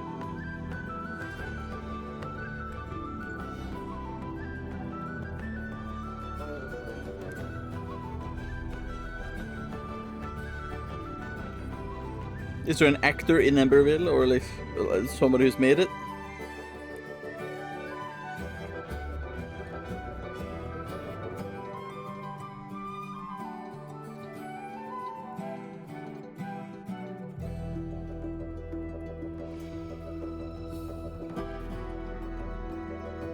Let me see.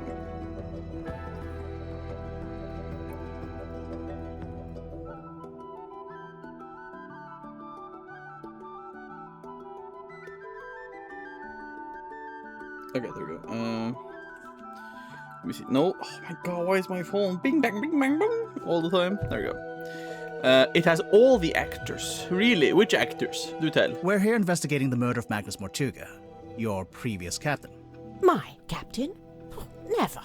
My captain is the moonlight as it shimmers across the lake. My captain is the wind as it whispers through the valley. Who is this woman? No idea. I kind of like her, though. My name is Moon. Mariana Moon. Aha. And what do you do? I do not do. I simply am. Mariana Moon. I see. All of them. Peter just said so. So, what, you're just some random traveler? A traveler, yes. But random, never. I'm here because I chose to be. I've been searching for the Mortuga submarine for some time, you know. How come? How come? This thing is the motherlode. The motherlode of what? Of whispered half-truth, of murky rumor, of stories unspoken. Oh, like urban myths and stuff? Right. Urban myths and stuff. So you're a historian? Historian, storyteller, rambler, ambler, fireside gambler. How long have you been here? Well, let's see. I arrived a few hours before the captain was murdered. Oh, dang. Really? Quite the story, isn't it? But you're just on the submarine because you find it interesting. Would that be such a crime? No. Murder's a crime, though, pretty sure. A merciless wind rattles the rotting wood of the old silkworm harbour. The shadow of a vessel lurking low in the night-black water. A mysterious stranger steps onto her foredeck. Cloaked in darkness, she slips inside the submarine. Who is she? What is her dark purpose? It's you. We get it. A mysterious stranger, I said. She descends into an ornate parlour, empty, save for a lone figure standing by the fire. So, not empty. He turns, his face still half hidden in flickering shadow. It is Captain Magnus Mortuga.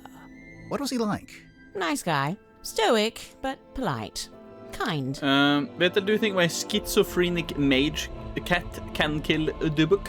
Tell me what is schizophrenic again. I keep forgetting all the disorders and stuff in eugenics. What does schizophrenic cats do again? What's the disability do to you? Last time I played RuneScape, I was grinding for herb seeds. Herb. Not herb, but herb. I'm gonna be real American. But that was a couple of months ago, so I don't remember which herb seed nor why. That happens, doesn't it? Schizophrenic spawns a new unit who attacks everyone, but you... Oh, that's what it is. I mean, yeah, I mean, it's a little bit based on luck, I guess, too, sometimes, so... Hopefully, yeah. We'll see how it goes. I mean, it could attack the boss, too. It could attack Dubuk, too, so for all we know, it could work, so... He tells me to wait in the control room and then disappears off towards the back of the ship. After a little while, he comes back. But now, he's a slightly different man. What do you mean? The light is gone from his eyes. He seems sad, angry. He avoids my gaze as he crosses the room to take hold of the wheel. He tells me to head down the ladder towards the mess hall. Doing so, I encounter two gentlemen named Mr. Worman and Mr. Grip. Neither of them look like sailors, so I know they can't be crew. I assume they must be guests like me.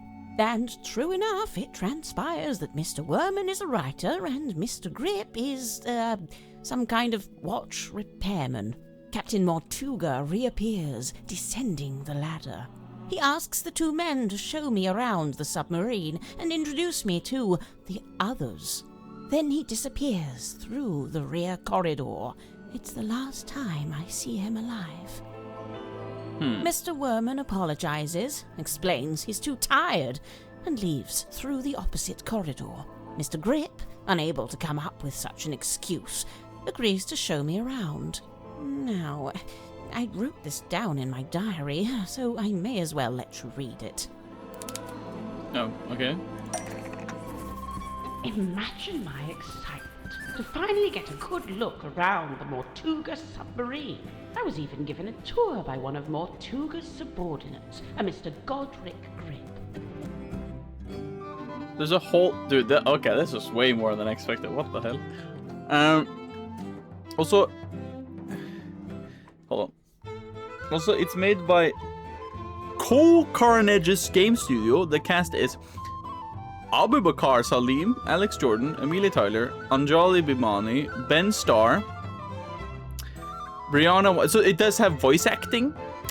I wasn't expecting it to have voice acting since it was a pixel art game, but that does make sense. Brianna White, David Menken, Dylan Francis, Doug Cockle, Elias Dufexis, Harry McIntyre, Jane Perry, Jennifer English. Is Jennifer English and Ben Starr in like everything together? What the hell? Kirsty Ryder, Lily Peacher, Lucy Elliott, Matt Mercer, Michael Bryan, Nick Apostolides, Rich Keeble. Why does the game have that many voice actors? What the fuck? Hold on, let me wishlist the game. I saw it was not out yet. Does it have a release date? 27th of October, okay.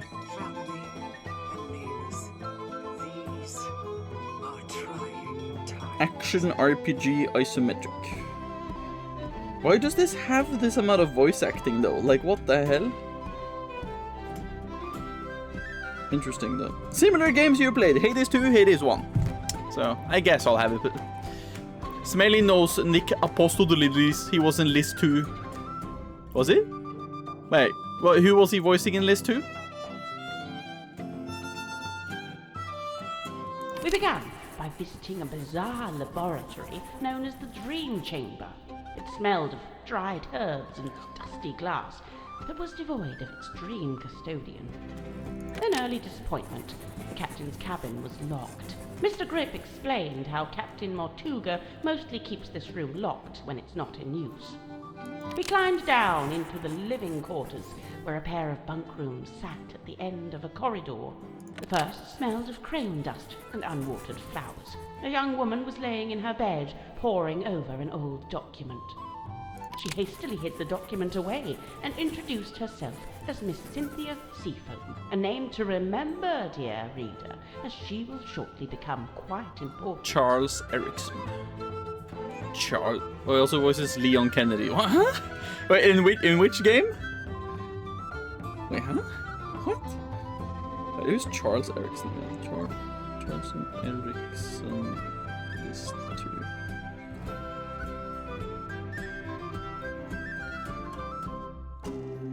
Charles Erickson. Oh, it's the dad of the Captain Spirit kid. Okay, I see. Okay, I know. The second bunk room smelled of aftershave and desperation. The 2 men within, Mr. James Werman and Mr. Dirk Dansom, both appeared to be asleep, so we decided not to intrude. Dirk Dansom, James Werman.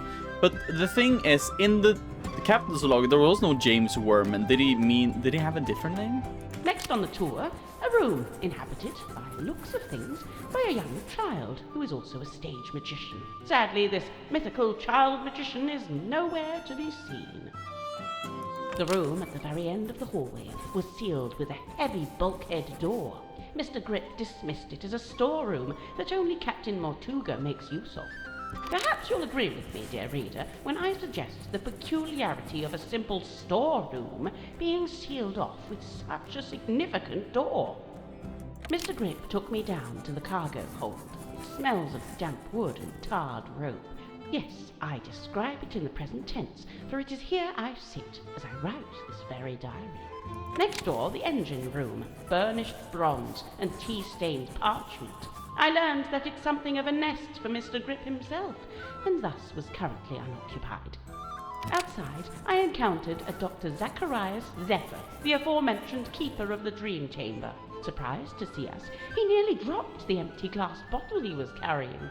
Clearly wishing to remove himself from the situation, the good doctor muttered something inaudible and disappeared up the ladder. Okay, was that after he stole the thing, maybe? We continued on into the next room, which I was amused to discover was some kind of shimmering mermaid grotto. I smelled her before I saw her. The unmistakable mix of salt, seaweed, and sequined spandex. It can only be Madame Tadpole, a name which may be familiar to long-time readers of this diary. Tadpole and I caught up, while Mr. Grip skulked in the doorway, clearly hoping this would mark the end of the tour, but it did not, dear reader. It did not. Right, so, yes, I can see there's one more room to visit. Mr. Grip insists it's just the bilge, a dark, dank and smelly place, ill-frequented by humankind.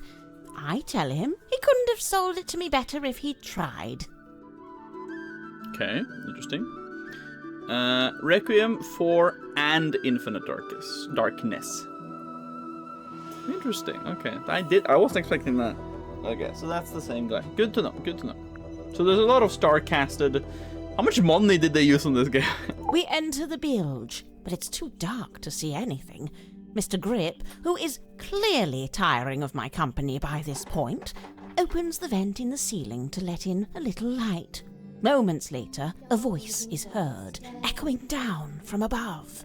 Whose voice? A young woman, and then an older woman.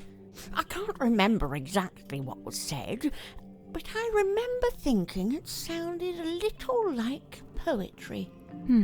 What happened next? The sound of a scream, and then a dull thud. Oh. Yeah, that sounds like a murder. But which murder? Anyway, by this point, I've used up all my patience, so I decide to take my leave. I thank Mr. Grip for the tour and return to my new lodgings in the cargo hold. I have to put up my tent twice, as on the first attempt, a sudden movement of the submarine undoes my progress. After some time, Mr. Grip and the young Miss Seafoam appear in my doorway. It seems they've come to fetch me for some kind of official submarine business. We head back towards the mess hall, Mr. Grip and Miss Seafoam heading up the ladder before me. I don't think it's... spot Dr. Zephyr emerging from the airlock. He has a glass bottle in one hand and what looks like an old leather bag in the other. I update him with what little information I have and attempt to catch up with the others. Laying on the floor is the body of Captain Magnus Mortuga. Amongst the living, mutterings are breaking out. Murder and mutiny, cauldrons and curses. But with Zephyr finally in attendance, Tadpole calls for order, demanding justice for her slain captain. I don't think it's But Mariana nobody Moon really at this seems to point. know what to say. The next morning, it's announced that Miss Seafoam has taken over as captain. And, well, here we are. Interesting. Okay, let's talk about the suspects. Yourself first. So, Mariana, where are you from? No fixed address. That's the way it's been for some time. Oh, I see. But you came to Silkworm looking for the Mortuga submarine. How come? I go wherever I please, which usually amounts to wherever has the most interesting rumors. I don't want to be rude, but do you ever have to do work to get money? From time to time. I've taken up work as a tour guide, a historian, a performing storyteller. But how did you wind up getting onto the submarine? Isn't it a secret? Well, if it's such a secret, how did you do it? I got a phone call from Cynthia Seafoam, and she told us to come to Silkworm. And then the submarine came up to the harbor so we could When get am on. I... Well, there we are. Perhaps that's how I did it, too. When am I gonna ask you guys about what your predictions are, where you can send me in DMs who you predict it is or whatever, or you don't need to send me in the DM, but you can send in the what's it called? You can send it in a message in your own Discord to yourself or whatever, and then say when are we doing this? I've already predicted mine. Okay. Yeah. Whenever you feel sure about it, type it out in a document with, so I can see the time when you posted that message, and we'll see who you think it is. I figured out I will simply heal Dubuk to death. Wait, can you do that? Have no idea what you are saying. Me sad. Tell me when back. Oh, okay, he's back. Okay, I was just saying, Jonas, that you guys should, as soon as you have an inclination of who you think it is, make a message in your own Discord, so there's a timestamp on the message, so I know, like, when you predicted it, and then, we'll look at that at the end at some point, see who it was, if you were correct. Goes under, can take damage from healing.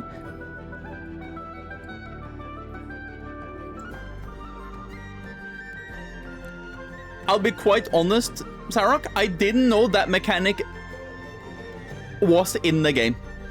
I've played 300, I have played 400 hours of the fucking game, haven't I? Hold on. How many hours do I have on fucking Eugenics? I have 433 hours in Eugenics, and it's just when you told me now that I learned that I can fucking do damage with healing on those enemies. I know that's a usual RPG thing, but I didn't fucking think Eugenics had that. I had never tried. You've told me something I never knew after 433 hours, just so you know. So, Leon, Geralt, Symmetra, Aerith, Shadowheart, Cassidy, Clive, Lune walks into a bar.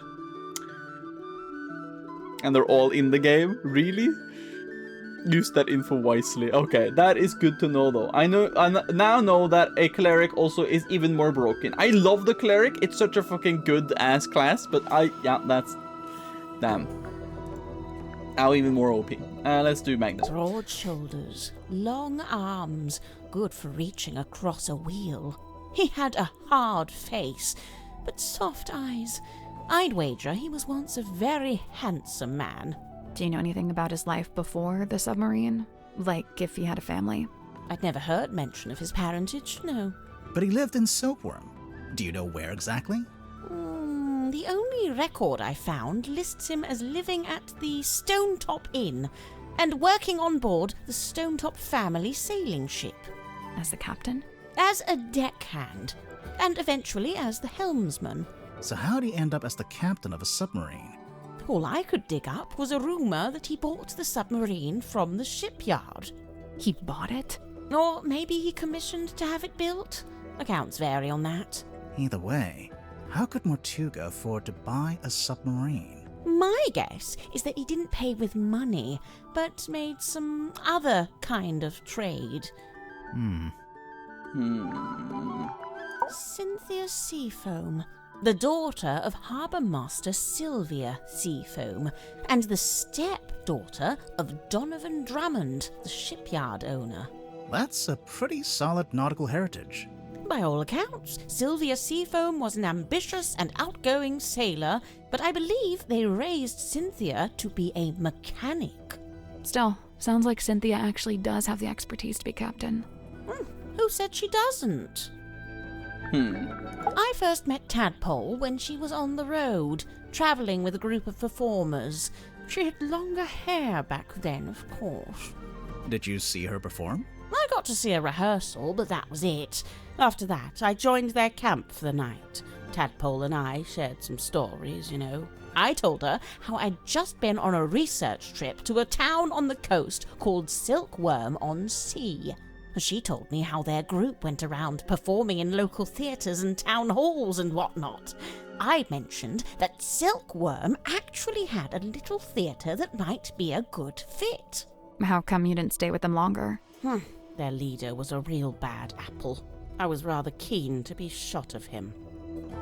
Okay. I didn't expect to find a fellow herbologist on board. Dr. Zephyr really knows his rosehip from his rosemary. He's a herbologist now. Can I pay you some other way pulls down collars, not that. So he's an herbologist, okay. He's a chemist too. Huh? Impressive, don't you think? I don't know. I get the sense his work is more alchemy than chemistry. He does seem rather secretive about it.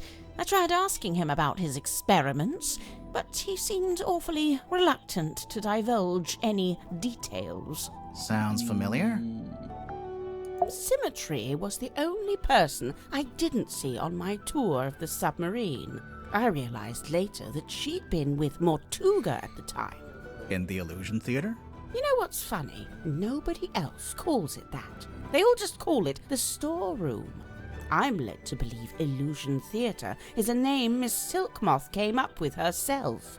Rather like how she came up with the name Symmetry Silkmoth. That's not her real name? It's not her birth name, no. Well, I mean, yeah, I kind of figured that too. Okay, let's go over the things. I see Cynthia's proudly wielding the Seafoam S in her signature there. Why shouldn't she? Of course, she's well within her rights to do so, but I do think perhaps it sends a certain message. What message would that be? I claim this submarine in the name of the Seafoam family. Something like that, don't you think? Pass it here, I'll show you something amusing. See this photograph on the inside cover? It's a picture of Worman, isn't it? If it is, it's a very flattering one. It's not Worman at all. It's his rather more handsome father, Mayor Damien Dusk. Get out. Really? No word of a lie. Yeah, that was, because he, in the captain's log, hold on. I knew it! Where's the captain's log? In the captain's log, James Dusk arrives on submarine and a man named Dirk Danson. He calls himself James Worman, but that's not his name. His name is James Dusk. By J.D. Worman. See the photo inside? It's rather more handsome. The Mayor Damien Dusk.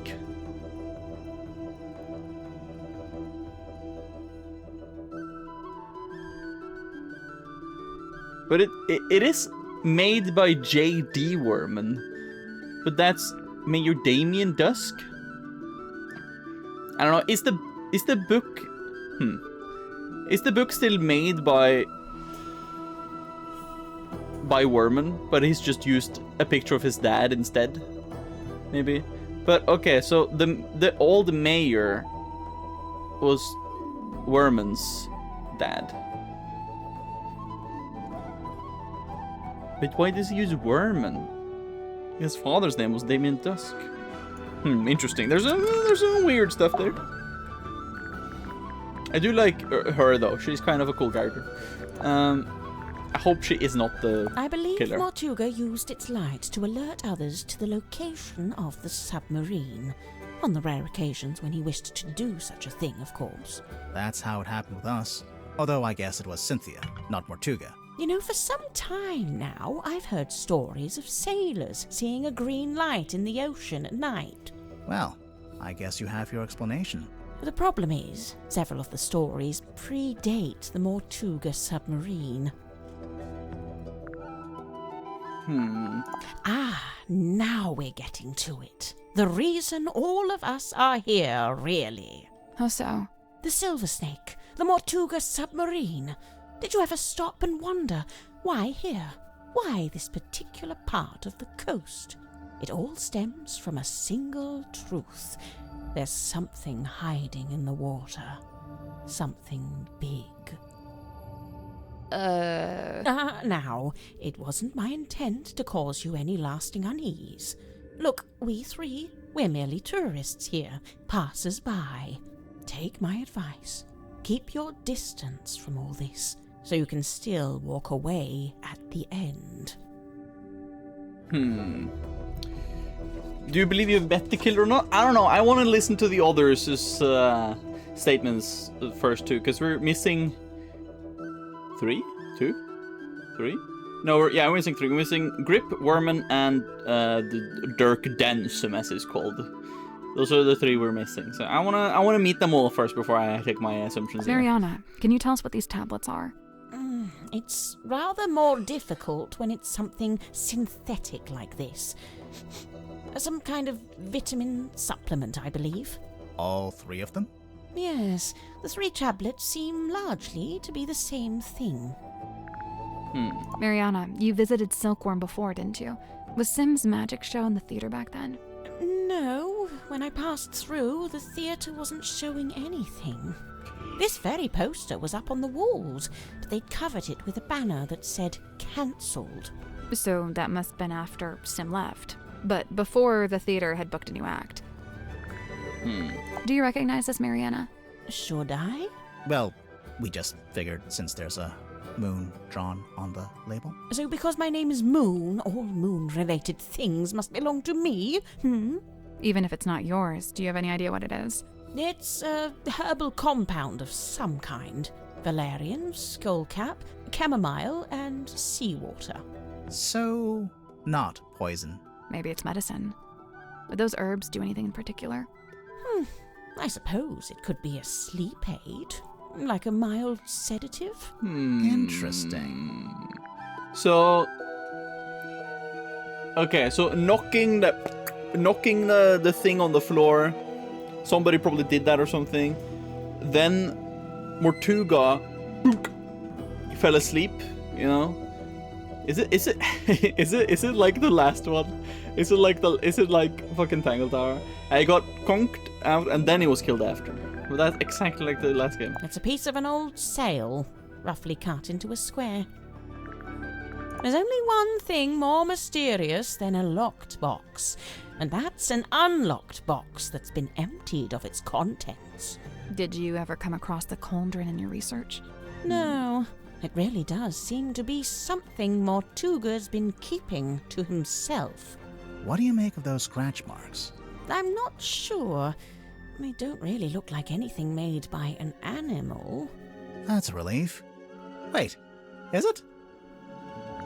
I can't speak to what that is squirming around in the bottle there, but the liquid is salt water with a mix of herbs. I suppose Zephyr must have a pestle and mortar. I might ask to borrow it. Which herbs? Valerian, skullcap, and chamomile. I think the thing in the hex bottle is that animal that Cynthia thinks that Zephyr has. It could just be a jellyfish or something. I don't know. It kind of looks like a jellyfish of some sort. Maybe it could be, but I'm not sure. Now, where did you find this? Zephyr had it. Did he now? Lillian's locket, silver snake, golden palm, mermaid... The mermaid's tongue. You've heard of it? Only the name. and only when people were telling me it doesn't exist. Maybe it doesn't. But there's a photo. It's a photo of a drawing. What's it supposed to do, anyway? The description in the book here is pretty vague. They say it allows humans to commune directly with God while they're still alive. What? God? In here it says, said to facilitate communication with she who lies beyond the veil. She who lies beyond the veil, God, other dimensions, aliens, the afterlife. You know, it varies. But the sentiment is the same. Though it's a wretched thing, really. An echo of man's desperate, futile desire to wring answers from a silent universe. I can see why people would say it doesn't exist. But Zephyr's trying to get hold of it. Well, he may be. It depends. On what? The strength of his will.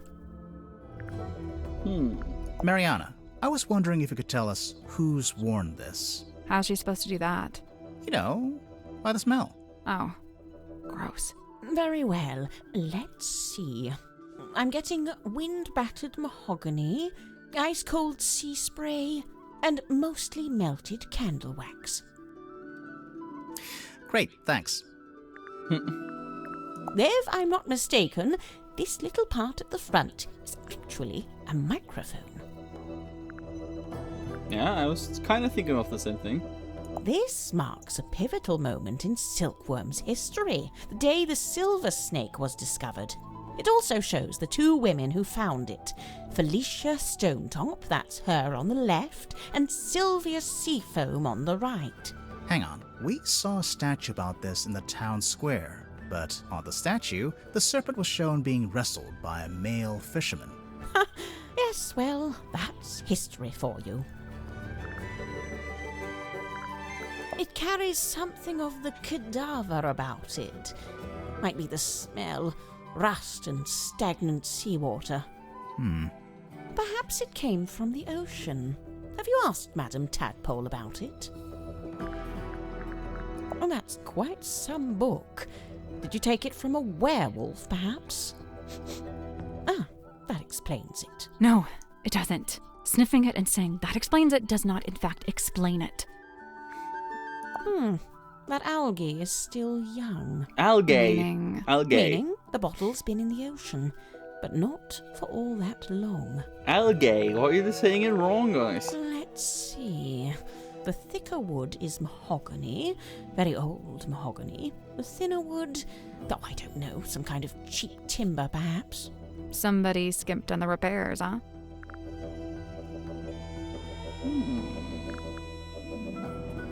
All gay? I'd Gay, love to know where yes. Cynthia got the diagram of the wooden ship.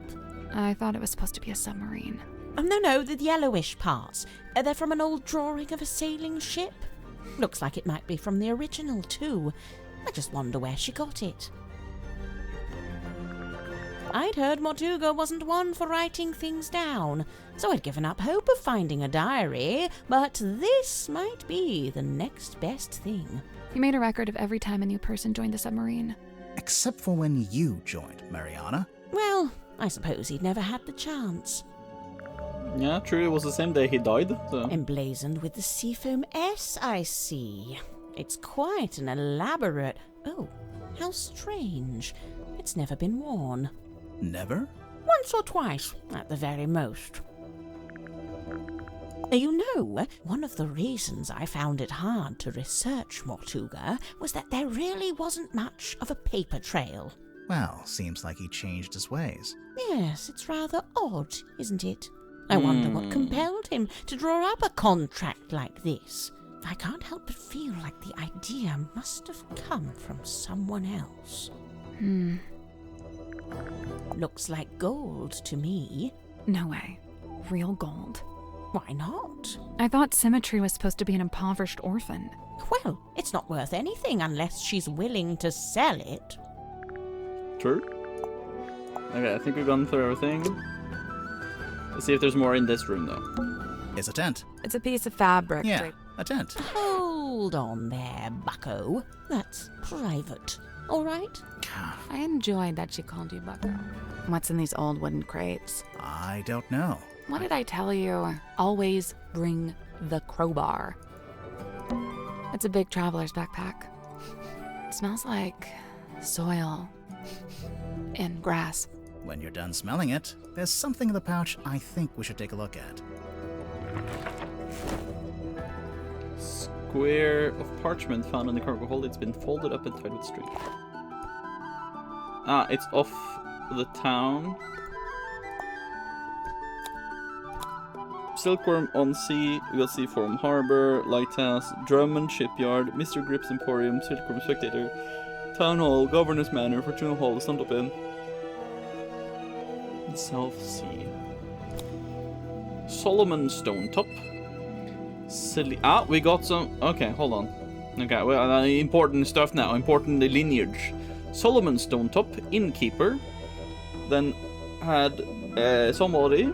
He had the love with, and then Selena Stonetop. Selena Stonetop. Let me see. Selena Stonetop, and then Faustus.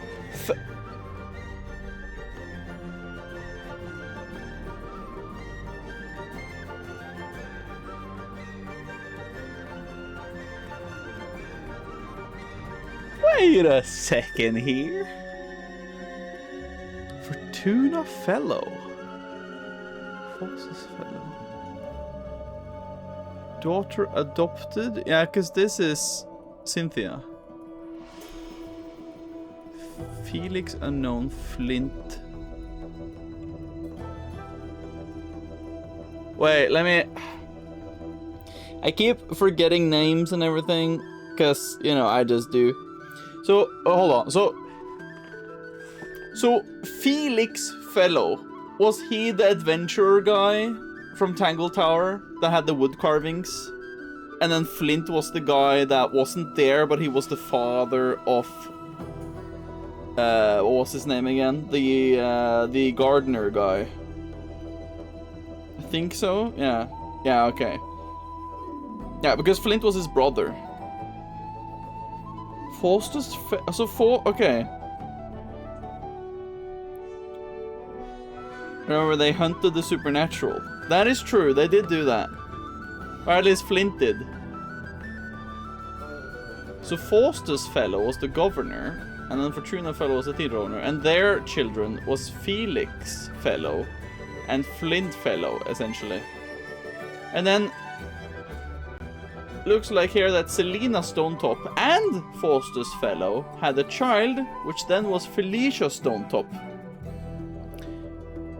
Which then was a sailor innkeeper. And apparently Damien Dusk, the mayor, and Felicia had a child. We don't know. That child could be... I mean, she kind of looks like Cynthia. No, I mean Symmetry. So I think maybe Cynthia is the daughter of the mayor and Felicia. But that kind of makes James her half-brother. A.K. Werman. James Dusk, journalist. Magnus Mortuga, sailor innkeeper. Interesting. This is a very interesting piece of paper. Very interesting. Very interesting. What's in these old wooden crates? What did I always bring? I can barely move these. Oh, they must be full of something heavy.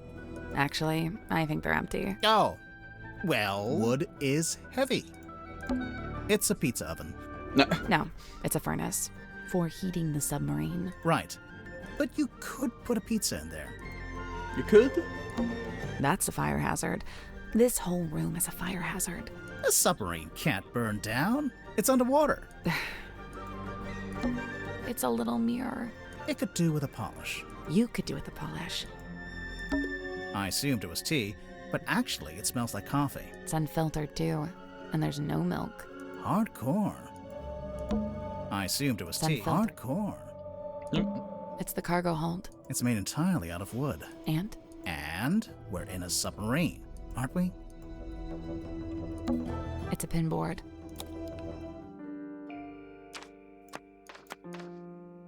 Drag the piece of paper into the correct positions. I assume it's where we are. I think. I am under the water. Okay, so are we from outside or are we in the same room as Mariana Moon? And then he was in this room. Godric Grip is in this room. Tadpole is in this room. He's in this room. Damien and Worman in here. Cynthia and Symmetry. Nope. So, there's a drawing of each of the suspects. One of Mortuga. Each one needs to be moved to the right place on the board. That's not it. Looks like the board's been divided into The segments. shape looks familiar. Of course. Remember Mariana's diary? Nothing. I'd say me, you, and Mariana all need to be in the same segment. Oh, and Mortuga probably shouldn't be in any of the segments. Oh, okay. So here then. Nothing. I'd say me, you, and Mariana. Oh, and Mortuga probably shouldn't be in any of the segments.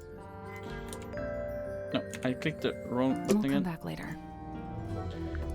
Oh my lord. What's the map? Hold on.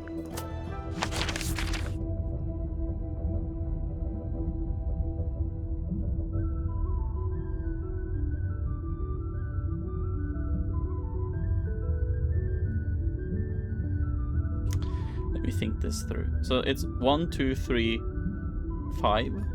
1, 2, 3, 4, 5. 1, 2, 3, 4, 5. 1, 2, 3, 4. 1, 2, 3, 4, 5.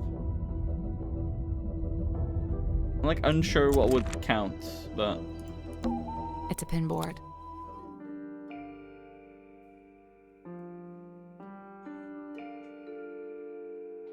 if that is it where they're meant to be?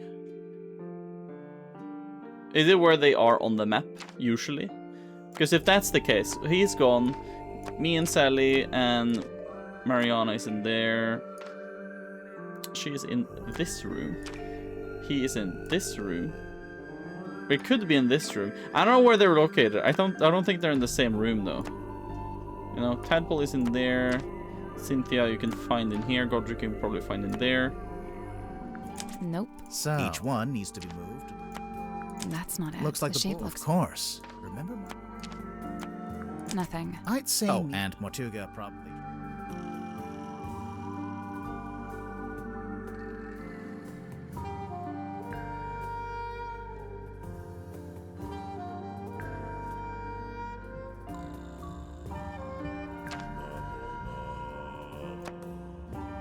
I'll do this later. Yeah, I'll come back to this later. I don't think I understand. Could be where they sleep too, but still, I was pretty on point with that, wasn't I? Okay, where should I go, people? We have 5. So give me a number. Number me up, guys.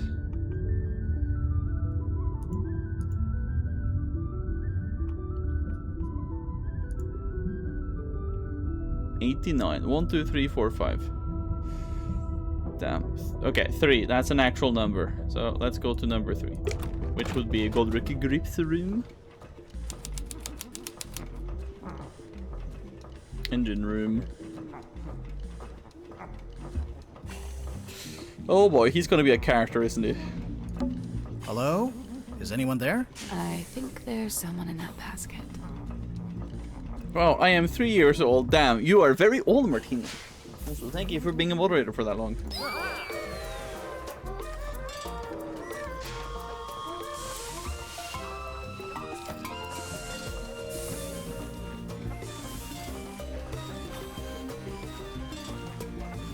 Yeah, he is a character, isn't he? He's the killer. He's the killer. What on earth are you doing? Ah, customers! Come in, and welcome to Mr. Grip's Emporium. Wait, what? I guess he's Mr. Grip. Just a fish. What's that? You'd like a succinct yet exhaustive rundown of our operational philosophy? I don't think I said that. Here at Mr. Grip's, we plot the unplottable, chart the unchartable, and measure the unmeasurable. No sea too vast, no night too dark, no fog too thick. With the right contraption in your pocket, even the great unknown may be quantified and calculated. So fret not, noble navigator, as we stock all the essentials. Oh, Lord.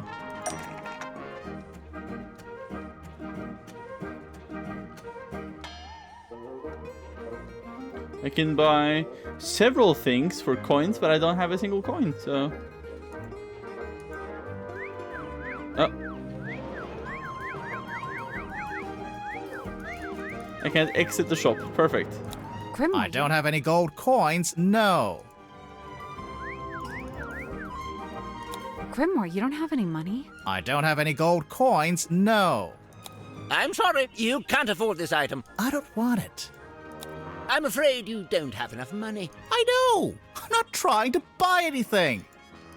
Apologies, you can't afford that one. Ugh.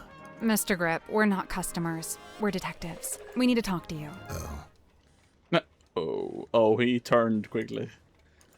Why didn't you say so? Now, what is it you wanted to know? Can I get your full name? Godric Grip of Mr. Grip's Emporium. And that's this little shop you run down here in the engine room, for some reason. This is merely the newest branch. The flagship site is back in Circuum-on-Sea. Yeah, we saw it. It's all boarded up. As well, I can't make a living selling compasses to the ghosts in a ghost town, can I? So that's what you do? Sell compasses? Seems kinda niche. We buy, sell, and service all manner of nautical navigation equipment. What's that? Ah, yes, we also provide cartographic consultation. We'll analyze and decipher any map, all for a low, low fee. Some maps may be invalid, fee to be decided on a case-by-case basis. Sorry, did you just talk to your stick? You mean Cornelius Kane? And he's given it a name. Great. The murderer was Cornelius Kane all along! Maybe he'll let us move on. It was him all along, guys. It was Cornelius Kane.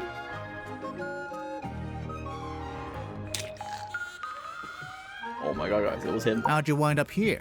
I crashed my hot air balloon into the ocean. Whole thing came down. Dreadful.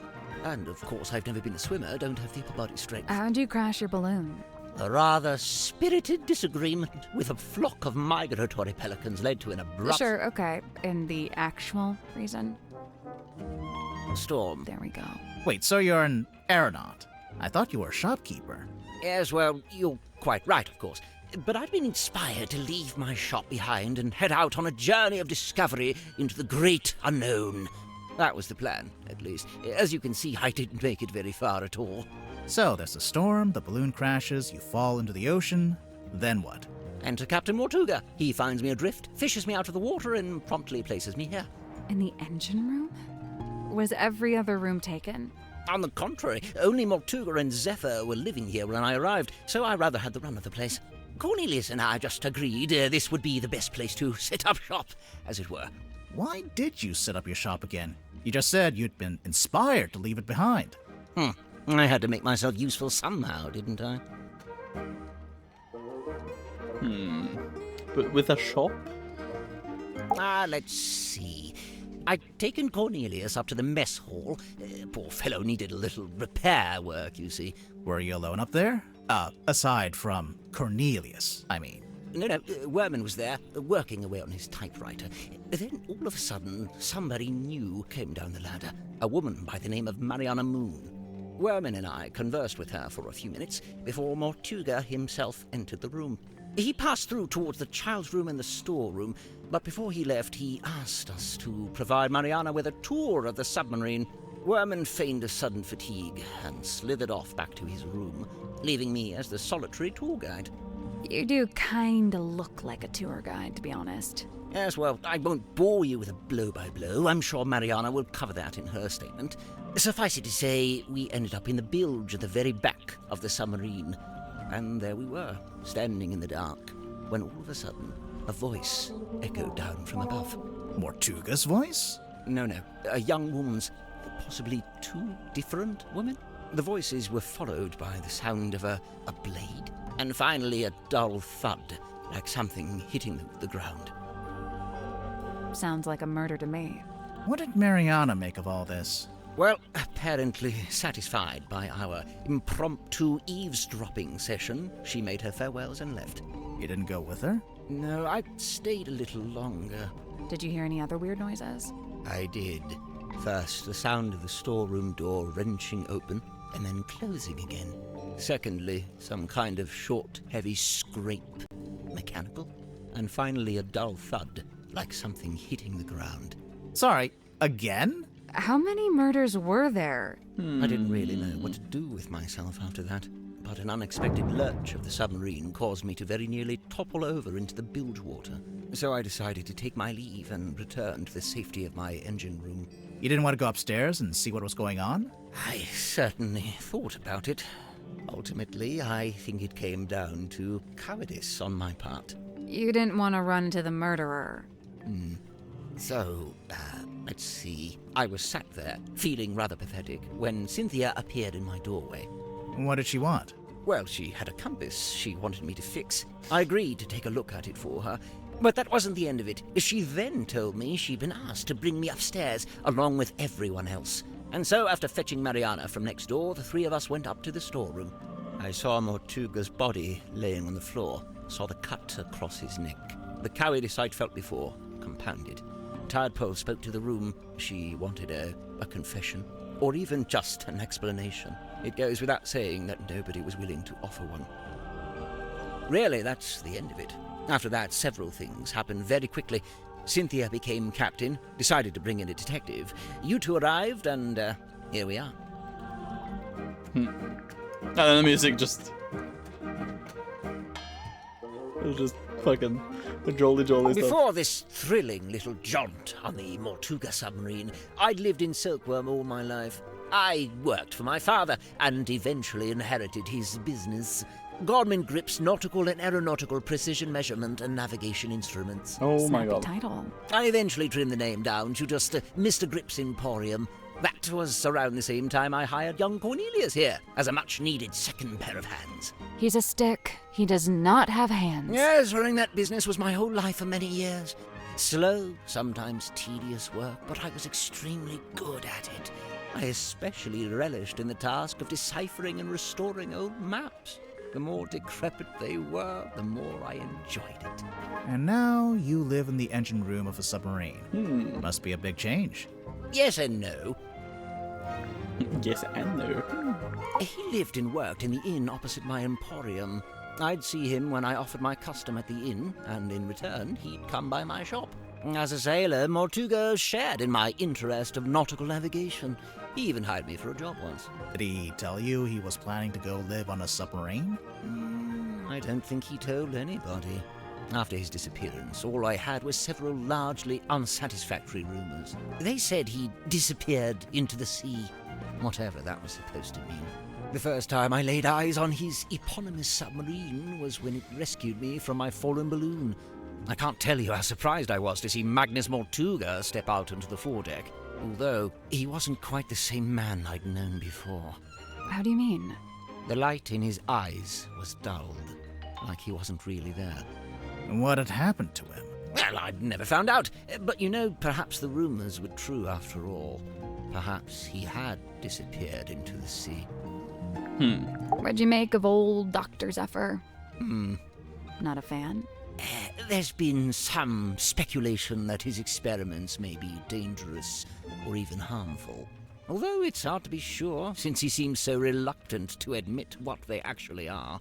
You don't even know? I would have thought, since you've both been here for a while. Well, yes, Zacharias was one of the only 2 souls aboard the submarine when I arrived, but he never made me feel especially welcome, and he certainly wasn't keen on me poking around his dream chamber. In fact, he always seemed somewhat wary of me, like my arrival was going to scupper his plans in some way. I guess Zephyr and Mortuga weren't expecting anyone else to show up. I will say, in the last day or so, Symmetry does seem particularly somber. Because of Mortuga's death? Yes, the problem seems to be that she considers herself a kind of catalyst. Does she? Why? Well, I believe she'd been working on some new project, and shortly before Mortuga died, Symmetry shared this project with him. And then he dies. It's probably just bad timing. Of course. What kind of project was it? I really have no idea. What's that? Oh, yes. Cornelius tells me he saw Symmetry drawing something while in the mess hall. A poster, apparently? A poster? There was something I noticed while giving Mariana a tour of the submarine. Soon after we entered the bilge, she whipped out her tobacco pipe with a strange kind of urgency. Did she smoke it? Well, she put it in her mouth, but she didn't light it. What's that, Cornelius? You've never seen her light it?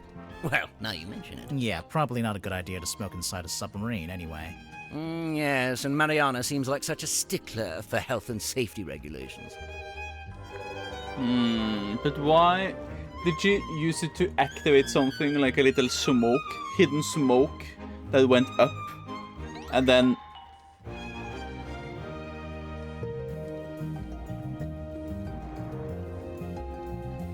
Did she take it?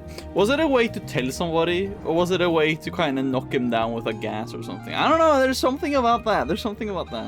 Young Cynthia seems quite convinced that she should be the new captain in the wake of Mortuga's death. Sounds like you don't agree. Well, now, I didn't say that. It's just... You don't think she's up to the task? On the contrary, from what I've seen, Cynthia is a remarkably bright and capable young woman. So much so that I bemoan seeing her spend her best years hidden away down here in the dark. Oh, it doesn't have to be permanent. She could be captain for a little while and then go do something else. I'm convinced Tadpole is just branding. Nobody names their child Tadpole, come on. Why would she need branding? You're serious? She's all branding. The name, the look, the identity as a half-mermaid, it's all theatrics. I just don't get why she'd need to have a fake identity like that. No, she doesn't, not anymore. It's vestigial, I think, left over from some previous endeavor. Weird, isn't it? Bringing your old branding with you onto the submarine. What would be the point? Okay, guys, let's start. No bladed weapon of any kind was found in the room. Yes, I noticed that too. The missing murder weapon. Classic. Any idea where it might be, or what? Not yet. Let's see here. Nope, doesn't say it anywhere. No based on, no inspired by. Inspired by what? True events. Then again, I suppose it is largely imaginary and mostly guesswork. I'd imagine that gets him off the hook. Wonderful, isn't it? Cornelius thinks it might be his great-grandmother. For all I know, he may be right. It belonged to Mortuga, I assume? Yes, and to me it sits right alongside that iron bell in his office and that stone cauldron in the storeroom. Together they form Mortuga's collection of inexplicably cursed-looking nautical artifacts. Maybe they do form a set. Jordan's picking up the slack when I'm busy crafting air orbs. Of course you are, Yes. Can't really miss it, can you? It's creeping me out, but I really want to know what it is. I wouldn't lose sleep over it if I were you. Is that a sun? Probably. Although it could be a wheel. Oh, yes, wheel tablets. Cornelius tells me he spotted Miss Silkmoth drawing this while she was in the mess hall. What's it a drawing of, exactly? Let's have a look, shall we? Ah, that's symmetry, I assume. And she's sitting on the cauldron, facing a window? It's because she saw death. Because she saw a little thing across the window. She did say that. We think Mortuga might have dropped this when he was killed. You can think that all you like. Personally, I think it came from somewhere else. If it wasn't dropped by Mortuga, perhaps it was dropped by the culprit? Might have been neither. You're suggesting this bottle made its own way into the crime scene? Maybe. This is from a ship's sail? I think so. Did you sell sails? In your shop? No, ship parts like that fell within the remit of the Drummond shipyard, a few doors down. So what's the deal with this cauldron? I've no idea. Really? I figured you've been here a while. Surely Mortuga would have mentioned it? He never did. Seems like he was keeping it secret. From who? From everyone. Why would it need to be a secret? Maybe he just wanted it all for himself. Yeah, whatever was in there, I mean. It wasn't really Mortuga's modus operandi to be selfish like that. Quite honestly, it's more likely to be the exact opposite. What, so keeping it secret was him being selfless, somehow? Like if it was dangerous. He kept it hidden as a way of keeping you all safe. There's some kind of pattern. It almost looks pictorial. Does it mean something? It might do. I imagine poor old Zephyr's been trying his best to figure it out. Good heavens. Something catch your eye? Rumored to be lost at sea requires a special key. Is that right? The mermaid's tongue? Do you know anything about it? No, can't say I do. Based on this, I wonder if it may not even be real. After all, there isn't even a photograph. That's just a drawing. Do you know if Zephyr made this himself? He must have done. He didn't have it when I first got here. In fact, I'm pretty sure he measured Mortuga's head to get the shape right. Aha! A crystal ball! Oh, how quaint. What's that? What's it for? Oh, you know, the usual. Whispering questions into the great unseen beyond, hoping without hope to get a response. Godric Grip's nautical and aeronautical precision measurement and navigation instruments. Great name. As well, this was shortly before the rebrand. Why'd you decide to rebrand the shop? You see, the news about the silkworm serpent put the town in a particular sort of mood. Interest in all things nautical adventure was on the rise, you know. They put up that statue, we get tourists even. So you capitalized on the zeitgeist. Look at you, using the vocabulary. Where on earth did you find this? It was just lying around. Do you know what it is? What I do know is that it belonged to Mortuga. But you don't know what it was actually for. I couldn't say with any academic certainty. Who does this belong to? Wilfred Winterbottom? Who's that? I just made him up. Oh, then no. Well, I guess it's Mortuga's. What do you make of this? A message in a bottle? There's a little drawing, too. Some kind of symbol? To me, it looks like a diagram. Where did this bottle come from? I'm pretty sure Tadpole fished it out of the ocean. That's how she got all the stuff in her room, I think. Well, that's a delightful little habit, isn't it? Do you know how the wheel got damaged? It looks in working order to me. No, look. Some of the spokes are different. It looks like they broke off and got replaced. You're quite right. Although it's not exactly at odds with the ship as a whole, is it? Meaning? Look around you. She's a ramshackle old thing. Sturdy, yes, even handsome in places, but undeniably a patchwork of sorts. What's the deal with this blueprint? It's kind of a mess. They say Mortuga bought an incomplete submarine and then paid for it to be completed. So it only makes sense that the blueprint's as ramshackle as the ship itself. Where'd he buy it from? How'd he pay for it? One, the shipyard, I imagine. And two, I have no idea. He'd never seemed to have any money. No, I traded for it. Mortuga's log. Let's find the entry about me, shall we? Here it is, right after Zephyr's. Godric Grip rescued from hot air balloon accident.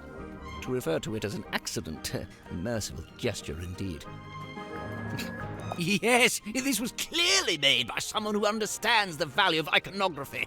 You mean the S emblems? The whole thing? Oh, it's pretty cool. No, I don't like it. No, what's wrong with it? The wording, it's too vague. It could be about anything. But if it's not about Cynthia and Mortuga, what would it be about? I couldn't say, but I stand by it. There's a chance Cynthia's got the wrong end of the stick.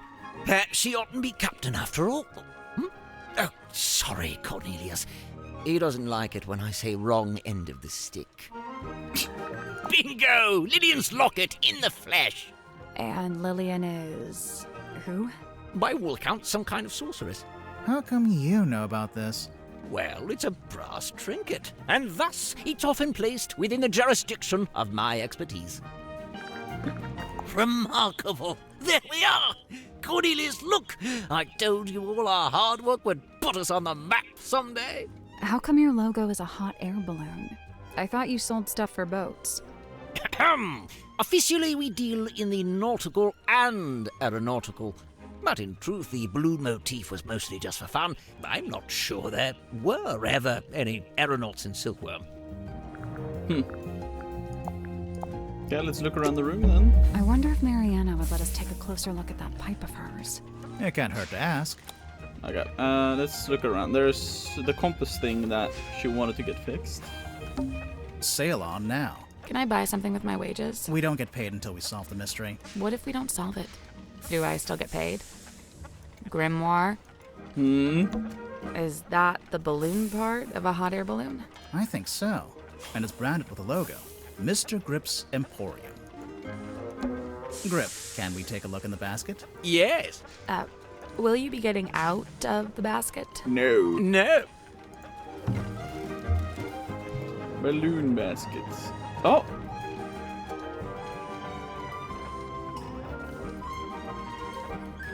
Oh my god, Cornelius has a face.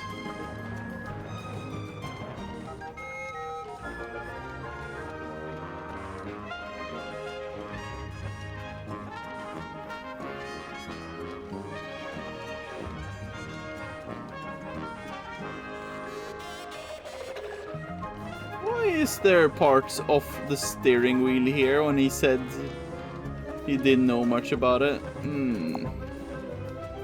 Here, Mr. Grips, we chart the unchartable, plot and plottable, and measure the unmeasurable. With the right contraption of your pocket, even the great no.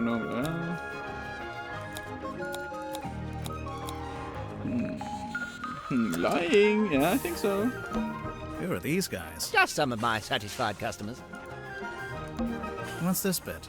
Oh, that's the wiggler. What does it do? It wiggles. If I turn this wheel, you have to turn the other one. Why? Because one good turn deserves another. If I turn this Why? because one... Greasy, rattling, spewing hot steam. Yep, it's an engine. I thought you were talking about me. Who are these guys? Just some of my satisfied customers. How many mystery writers does it take to change a light bulb? 2. One to hold the bulb, and the other to give it an unexpected twist. Nice. A giant cog! Maybe I should touch it? Grimoire, what did I tell you when we first met?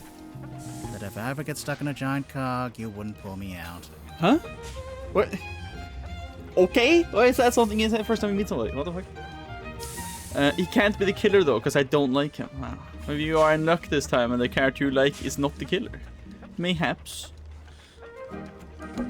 A selection of some of my more unusual compasses. Please peruse at your leisure.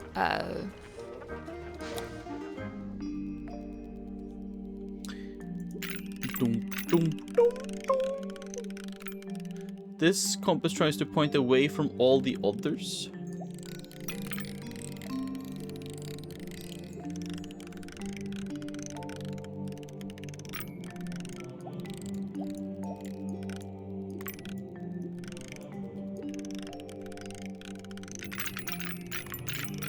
Seems like it's...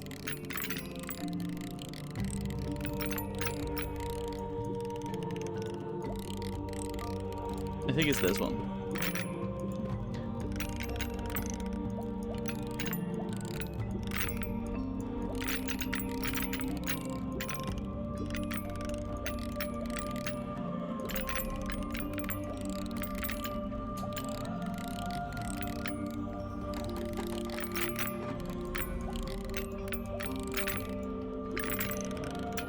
Okay. This compass doesn't want to solve this puzzle right now.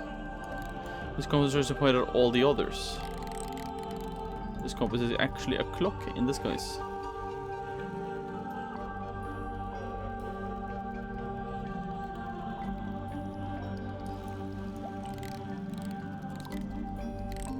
Interesting.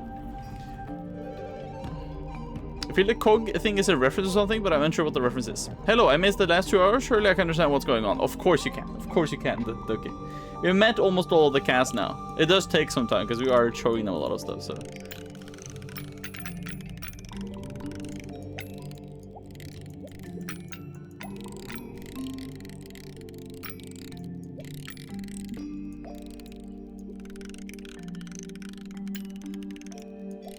This one is just pointing towards this. I think this is the clock. Yeah, because it's slowly ticking, isn't it? Ah, it's slowly ticking.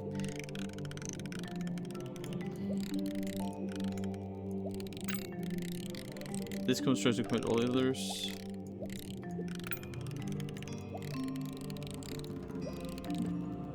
Nope. So there's 4 slots, and each one needs a compass to go in it. The labels are all describing a particular compass, I guess.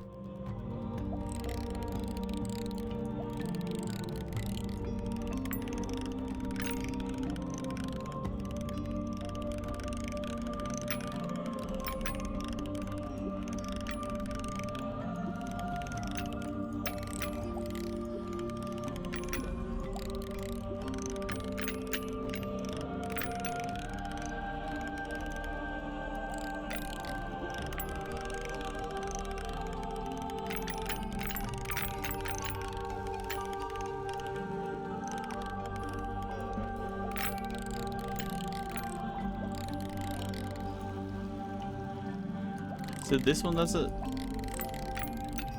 clock in the skies.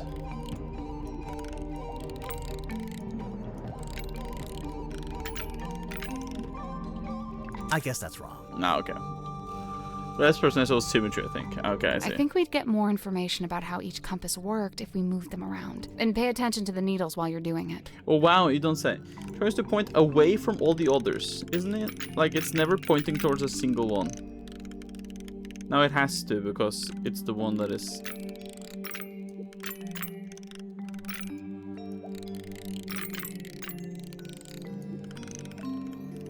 It has to be this one. This one's trying to point towards all of them, roughly.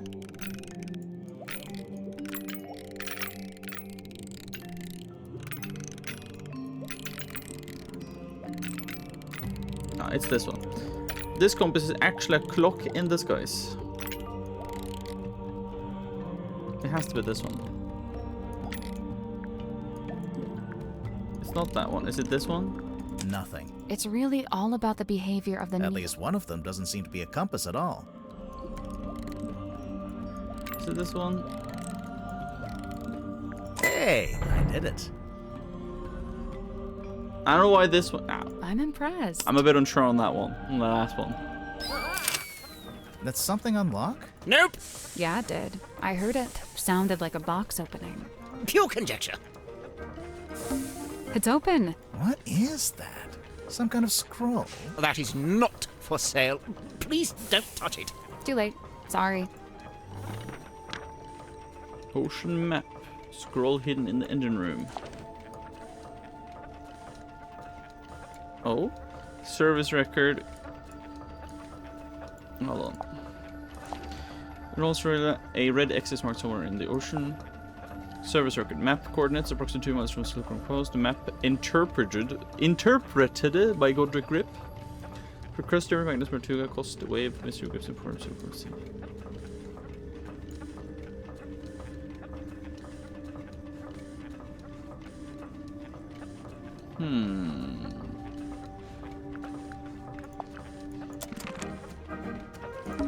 It's a big compass.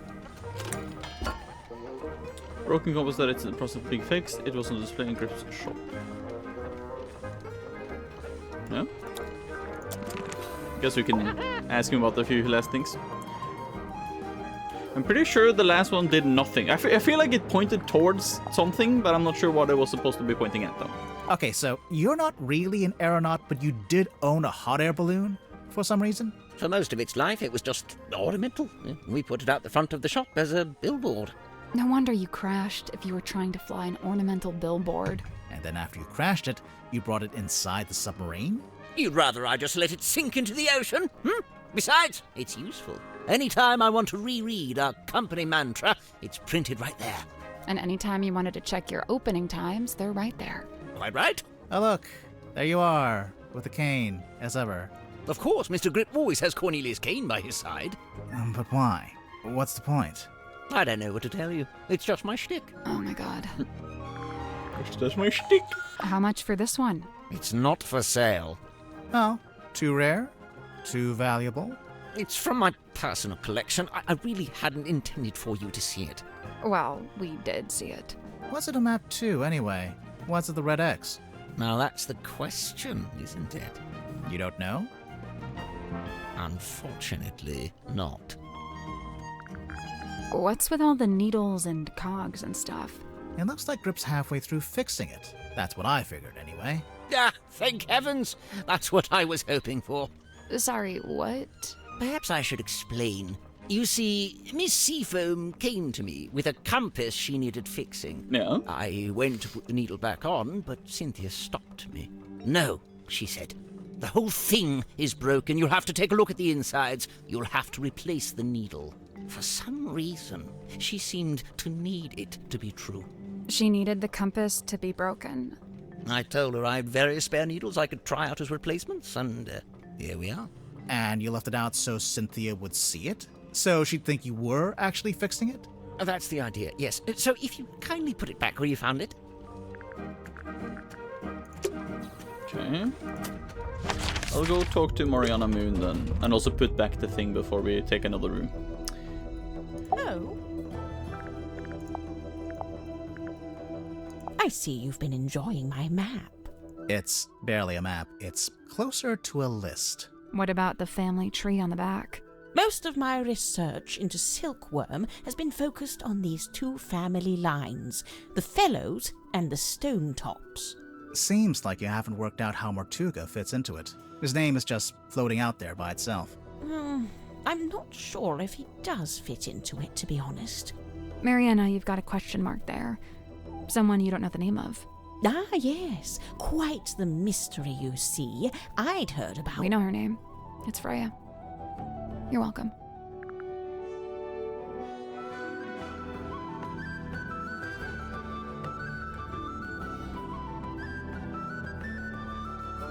Wait, the one who was murdered in Tangle Tower?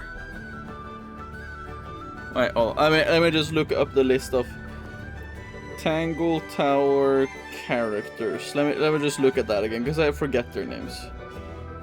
They have so similar names, I keep forgetting.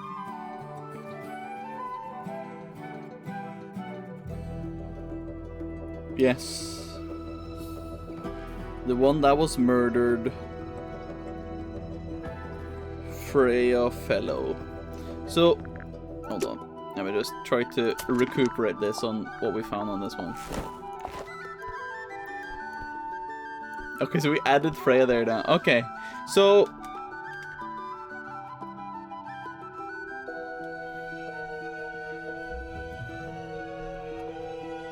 Oh yeah, but... No, that makes sense. That makes sense. Because Felix and Flint did have a sister. Which was then Felicia. But she adopted the name of her mother, apparently, not her father. That's why she has Stonetop in her name. So, that means that Werman, the author in this game, and Freya are half-siblings, apparently.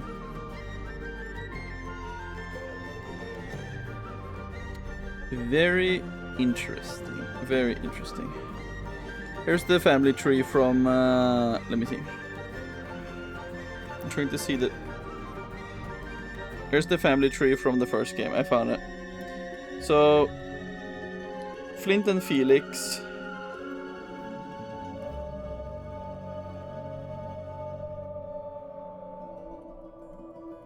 She is here. Oh my god, I never saw that.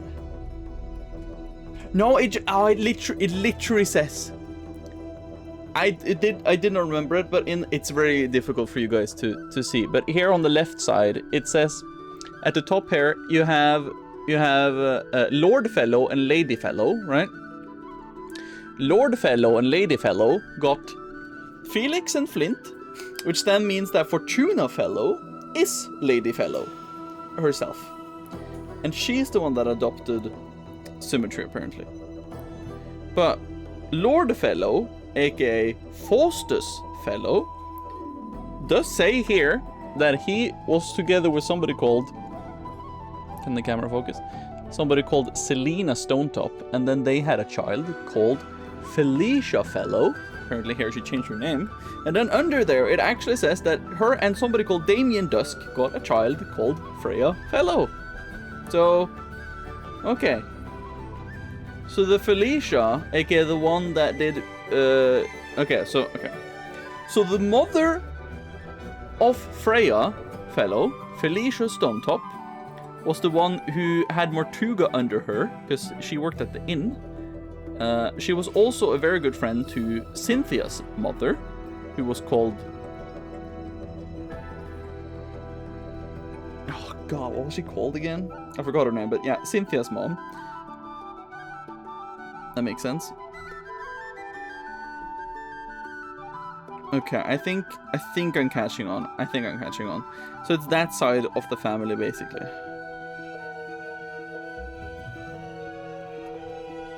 It is that side of the family that... Okay, so it is kind of connected to Tangle Tower. Not importantly connected, but still. You did talk about if it was cheating or something in the first game. Yeah. I did do that. Okay, then I'm caught up. Then it makes a little bit sense. I'm getting mahogany embedded with sea salt. It's the rudder, or like the... How's it going? It's going pretty decently. We've soon met all the people and gone through all of the different things with them. But, yeah, it's gonna be a while until we get to, like, the real meat of it. Maybe from when Grip crashed his balloon into the ocean? No, the basket is made from wicker and carbon fibre. The wood inside the basket, that's the mahogany. Huh. As much as I love an old map, I wouldn't know where to start with these. I prefer maps that show some sort of land. No, this will be a 13-hour stream. Some sort of anything. It's not gonna be that long of a stream. The cat is still fucking sleeping on the floor. I never needed a compass. I prefer old-fashioned methods of navigation. I'm pretty sure compass is the old-fashioned method. Not as old as the sun and stars, and unlike this compass, they never break and need repairing. I'm not sure it is broken, actually. I can ask her about Godric now, and the pipe. So, Mariana, what do you make Arvin, are you? Godric. I think we are, like, roughly halfway. Say, for someone with such a novel outfit, he's ever so quiet. Quiet? You disagree? I thought his whole thing was to be deliberately obnoxious. He wasn't like that with you? Not at all. Whilst showing me around the submarine, Sarok. he was mostly subdued. Didn't say an awful lot. Maybe you make him nervous. Maybe you make him nervous. So, shut up, Sarok. Shut up. No, I forgot to ask you about the pipe. Ah. You want to look at my pipe? If you don't mind. By all means. There's a speaker on it. What? What? Huh? There's a code or whatever? What the hell? What the hell? He streamed the last game until like 5 or 6 a.m. Yeah, but then I did start later though. I did start like 9 or 10 a.m. or whatever, so. Sally, despite what you may have read in popular detective fiction, this is no time to smoke a pipe. I'm not gonna smoke it. I want to listen to it. You... What? It's a little tape player. Come on, give it up. Just let me take it. I'm sorry, Tanya. I cannot. But why'd you even need... I've told you before. No, you haven't. All you've ever told me is that I'd like to request that you return to your room. I have something I must attend to. She was recording. That was why she was using the pipe. She was recording the sounds above because it was Mortuga and Tadpole in the room. Okay. Only reason I'm awake is to finish stream stuff, and all I see is Vetel still streaming. How many do we have? 4? Okay. There is one erased 0 though, it seems. So that's interesting. Let her sleep. Smelly, let her sleep. She is snuggling and sleeping and having a good time. Let her be. Yeah? Don't go closer to her. Or are you getting your phone? Oh, okay. But don't snuggle her.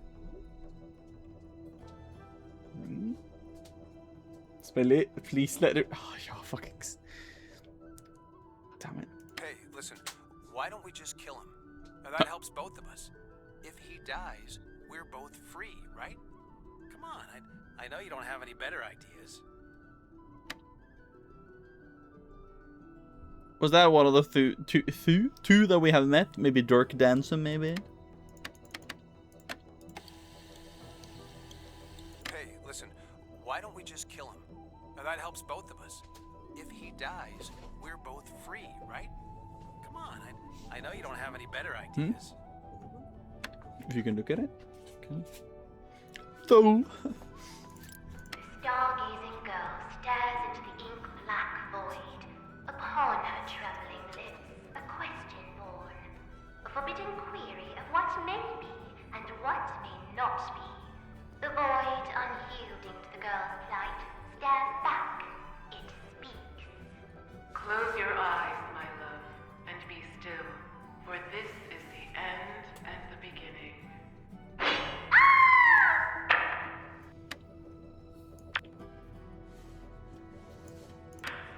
Close your eyes, my love, and be still, for this is the end and the beginning. She was playing out something. There was another person in there. They heard 2 thuds though, so I'm unsure if this is Sumitra in another room or if she's trying to set up something. I don't know. This is mysterious. There's another person in there. Also, I have a theory now. The face that Sumitra saw outside of the ship, I'm thinking that was the mask of the thing on the deck that Tadpole made fall down and it passed the window. You know. Is that section just about Mary Shelley? Her begynner det. But we just told people to get to like a party after this, right? Ja, jeg sa ikke riktig. Okay, I see. What the fuck? Why is it so long? Why is it so long? Men det alltid sånn på sånne classics, liksom. Så det bare masse intro. Men det ser ut som din utgave har noen ekstra stories. By Lord Byron, by Dr. John Polidori. Interesting. Okay, we have the last recording, guys, to listen to. So let's listen. Ah, that was I love that recording. That's my favorite one. Okay. Discover Mariana Moon's secret dictaphone. Okay. 1 through 3. Which one do you guys want to try? Give me numbers. 2? Okay, Smelly gave number 2. Jonas said 2 as well, so then we'll go to 2.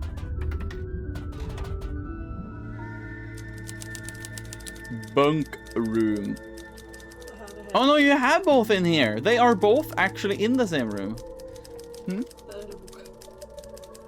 Is this the book only? Oh, so it wasn't that long, really. That's just like half of the book.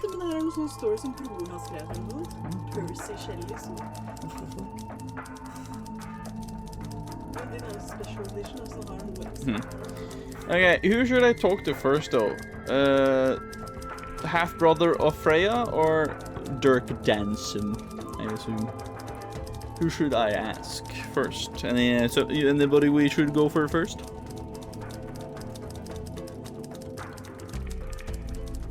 Dirk? Okay.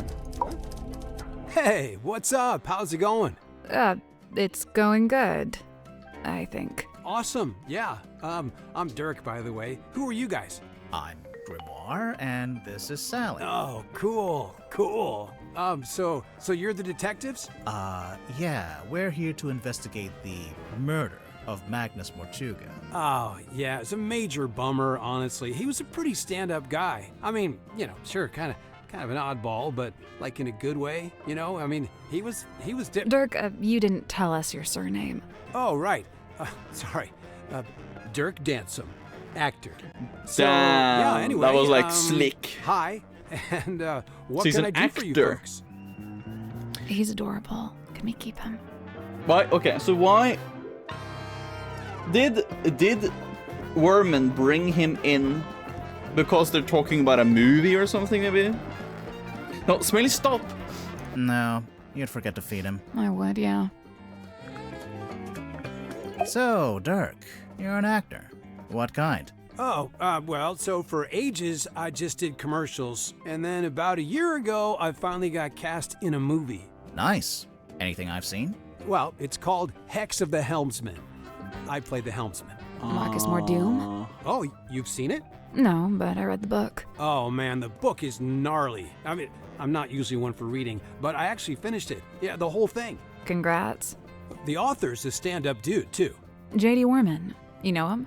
Well, yeah, he's sitting right over there. You should go talk to him. Super friendly, loves meeting new people. I don't Was think your it movie a does. success, Dirk? Yeah, man, it's making megabucks. Are you going to make a sequel? Well, they want to move on that ASAP, but, we're not ready to start filming yet. And what? You're taking your vacation on a submarine while you wait? No, I'm just tagging along here with Worman. Yeah, he wanted to take a trip out here, and I figure, the more the merrier. Okay. What do you make of the Mortuga submarine? Man, this place is wild. It's like something out of a weird old book. Nobody back home is gonna believe any of it. How do you like living here? Honestly, mixed bag.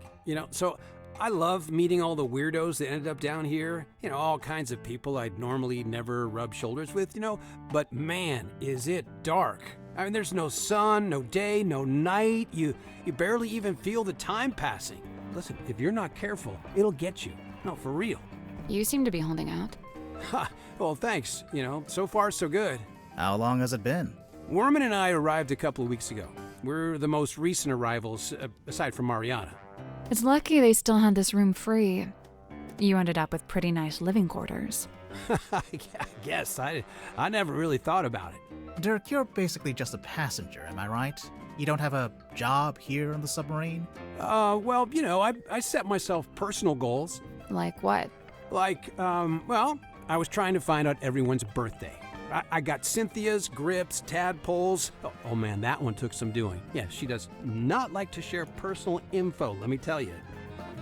Her birthday could be the thing for that thing, Vetelino, I don't know, Mortuga, though? Brick wall, dude. He would not give me the goods.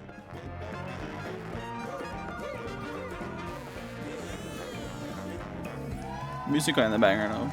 I got woken up when the submarine did a weird kind of movement, like a sudden tilt. It woke Worman up too. So yeah, we were both sitting there, awake, not sure what's going on.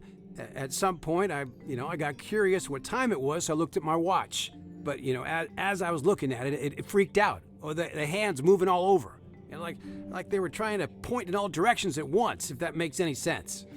So that happened with the compass too, and the readings. Is it because of some supernatural stuff, or was it like magnetic? Anyway, I didn't have any more time to think about it since then we heard this scream. Yeah, Worman and I left our room, went through the mess hall and towards the storeroom at the end. It was unlocked. Sim was standing in the doorway. Mortuga was on the floor, totally dead. Wait, did she say this in her statement? I tried to help Sim, pull her away. Worman, though, he just stood there, staring. Like, didn't look away once.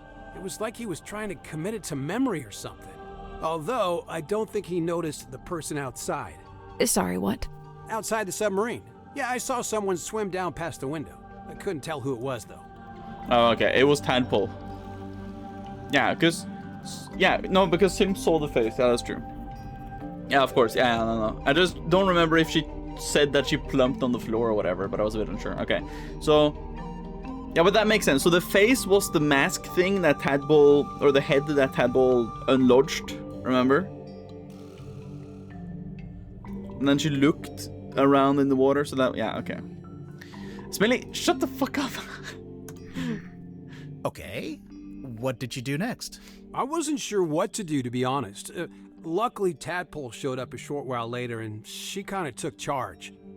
Grip and Cynthia showed up next, then Mariana, then Zephyr. Tadpole wanted to know what had happened, but nobody had any answers for her.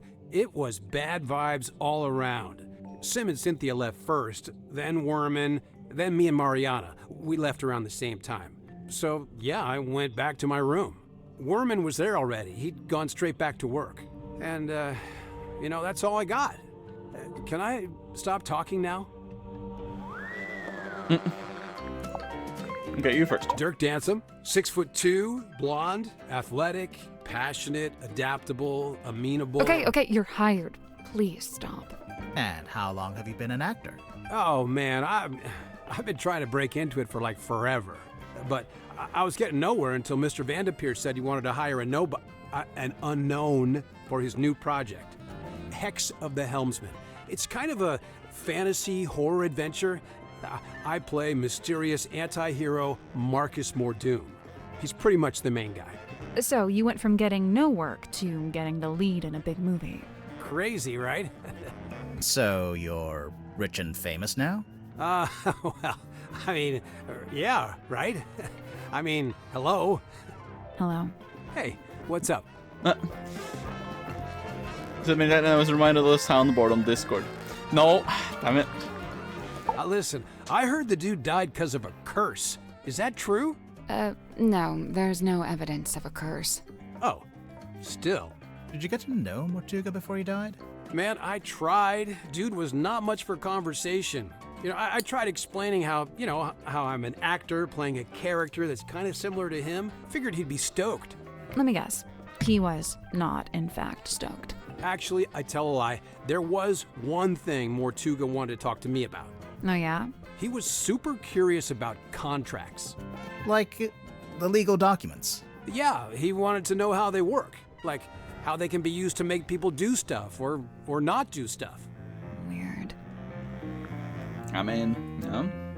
I heard Cynthia's captain now just because of some contract she signed. Yeah. What's the problem? You can't always trust a contract. No, and I doubt she had it reviewed by an independent third party. I mean, she seems to want to be captain. I don't think she's being forced into it.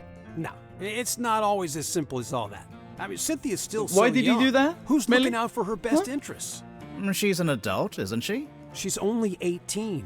She should be, I don't know, outside in the sun, picking berries, having picnics, that kind of stuff. What an idyllic little picture you've painted for us there, Dirk. Is that a video on TikTok? I'm serious. Okay, what the fuck? Tadpole? Oh, she's awesome. Got all kinds of stories. It takes some work to get them out of her, but it's totally worth it. Like, get this. I found out she used to be a rescue diver, but they banned her for being too good. How can you be too good at that? I don't know. She'd go too deep, stay under too long, break all the guidelines, you know? Huh. I gotta say, no disrespect to Cynthia, but I'm disappointed Tadpole didn't become the new captain. What, did Tadpole say she wanted to be captain? No, I just think she'd be really good at it. I mean, she's smart, brave, plus she knows all about the ocean. I mean, come on.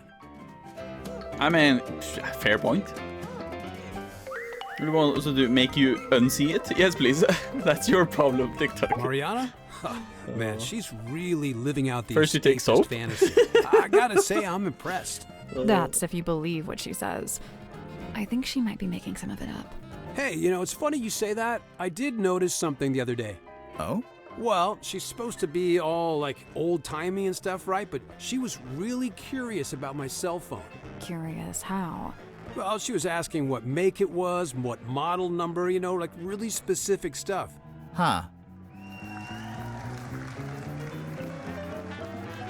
Without TikTok, I wouldn't ever heard of the banger Homer let the barks out. Wow. Then you put your eyes and put them in an ice bath. Does it have to be ice? Dr. Z? Oh man, I love this guy. Hey, did he show you his curiosity collection? I don't think so. Dude has some seriously rad stuff in there. Plus, like, it's all real, you know? Worth a lot of money, you think? Oh, totally. The guy's sitting on a gold mine. There was this one thing. It was behind glass, like this spooky mask kind of thing. I wish I could remember what it was called. Anyway, Dr. Z said it was priceless. So, obviously, I asked what that meant, and get this. It means it's worth a lot of money. No way. Do you know why Grip's running a shop down in the engine room? I don't know, he's just doing what he's good at. Which is what? You know, fixing compasses and stuff. It's kind of a niche skill set. You say that, but I heard he ran a pretty successful business back in the town. Yeah, we saw it on our way here. It's boarded up now, like everything else. Dirk, did he ever mention why he closed it down? From what I gather, it was making him money, but it wasn't making him happy. You know, he wanted to put all those navigation skills to use and actually head out on an adventure.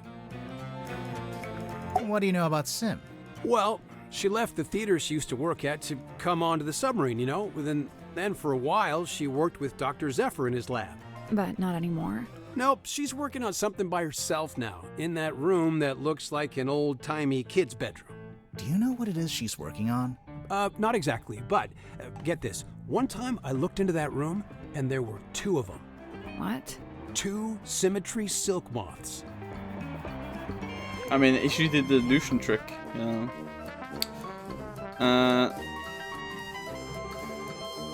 Yes, now use a sponge to scrub. Then I can't know ice. If not ice, it could become a permanent image that you will see when closing your eyes. Wonderful. Okay, you guys know the quote? Yeah. So, Cynthia hired you to solve the murder, huh? Pretty much. How much do you charge? Is it like a day rate or what? Oh, it depends. Just ballpark it. How much did you make from the last case you solved? Good question. Grimoire, how much did we make from the Tangle Tower case? Well, you know, extenuating circumstances, being what they were. You never secured the payment, huh? Whoa, this is a first dish. Yeah, whose is First this? dish. It's mine. You gonna get Wormo to sign it? No, I hadn't planned on it. He'd do it if you asked. I bet he'd even do a little doodle on the inside cover. Okay, maybe I do want that. I assume you've read it, Dirk? Of course, dude. First thing I did when I landed the part in the movie. What did you think? Loved it. I never thought about the sea so much in my whole life. It's almost like the ocean in the book. It represents something bigger, you know? Oh. I've seen this chained up on the foredeck. It's kind of intimidating, huh? It's a boy. For real? Huh. It has long hair, so I always figured it was a girl. No. Her. Deliberately vague title. Love it. Oh, that was it. Yeah. Oh, you found my tablets. I knew it was his. I knew Vitamin it. D, all 3 types. That's the one you get from sunlight. Yeah, I gotta take it while I'm down here, since I'm not getting natural light, you know? How come you left them in the mess hall? I figured the others might benefit from them. Huh? No. Go down. Okay, sure. Is it out? Okay, so you could post it in gaming and ask if somebody would be interested in trying it or something. Not sure I had any takers, though. Huh. Who's that little Grim Reaper guy in the drawing? I'm not sure. You recognize it? It does seem kind of familiar for some reason. For some reason. This guy seems like a fun guy at the party. He does though. He does though, doesn't he? Someone dropped their perfume? A bummer. That stuff can get expensive. What's the deal with those holes along the sides? They're from when it was a sail. Why would a submarine need a sail? Oh, he's a lovable guy, isn't he? Man, Mortuga really was an odd duck, wasn't he? I mean, who owns something like this? What's it even for? It used to be locked, so I think he kept something inside. Love the jazz. Oh, what? Music? And it got stolen? The thing? Whatever it was? Maybe, yeah. Whoa. I wonder where it is now. Hard to say, since we don't know Sort what of we're jazz, looking for. But somewhere on the submarine, I guess. Not necessarily. Someone could have thrown it into the ocean. Oh, great.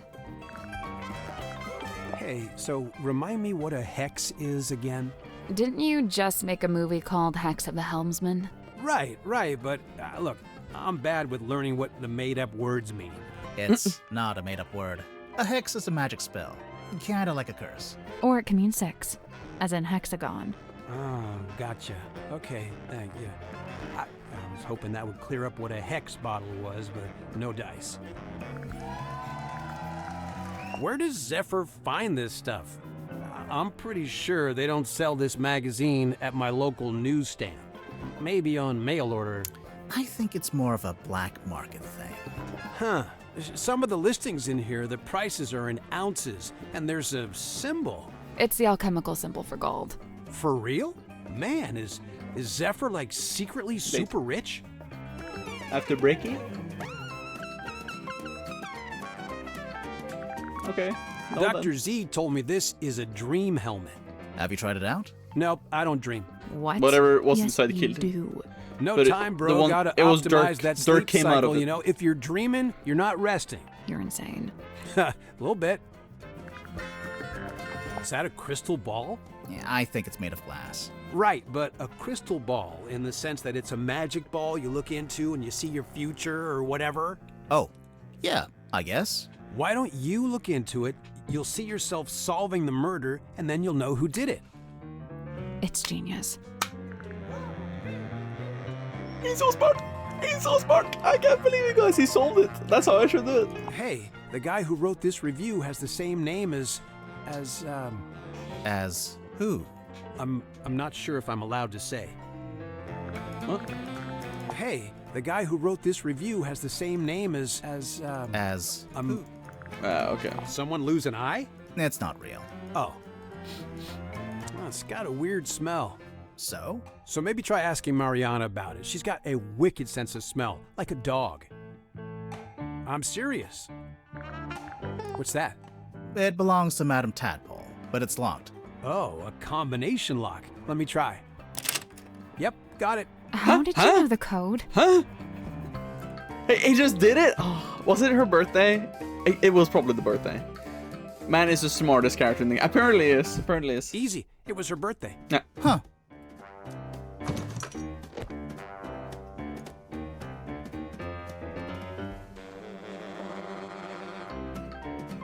You did have her birthday, that is true. Oh, it's actually a shadow box with a number of objects kept inside. The inside of the box smells of cigar smoke and alcohol.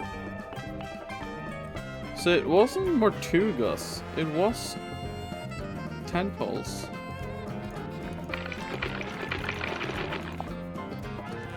Tanya, professional swimmer, currently traveling looking for work. Professional swimmer currently traveling looking for work. We'll have to think of an angle, but I think it will work. She's tough, doesn't complain, could be a keeper.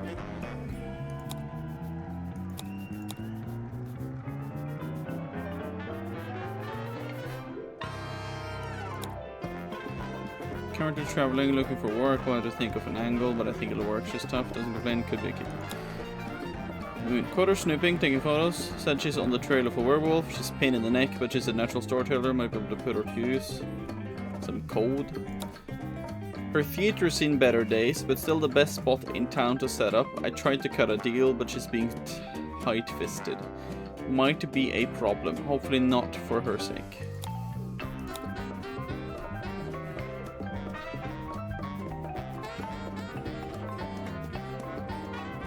What are these codes, though?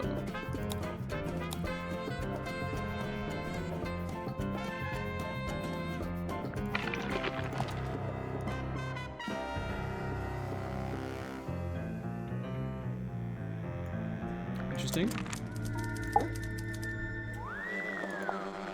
That's my bottle. What? Huh? Really? Well, yeah, that's one of my non-alcoholic beers. Of course, someone's waxed up the top and put a whole bunch of green stuff on the bottom. I got to steer a big wheel like this in my movie.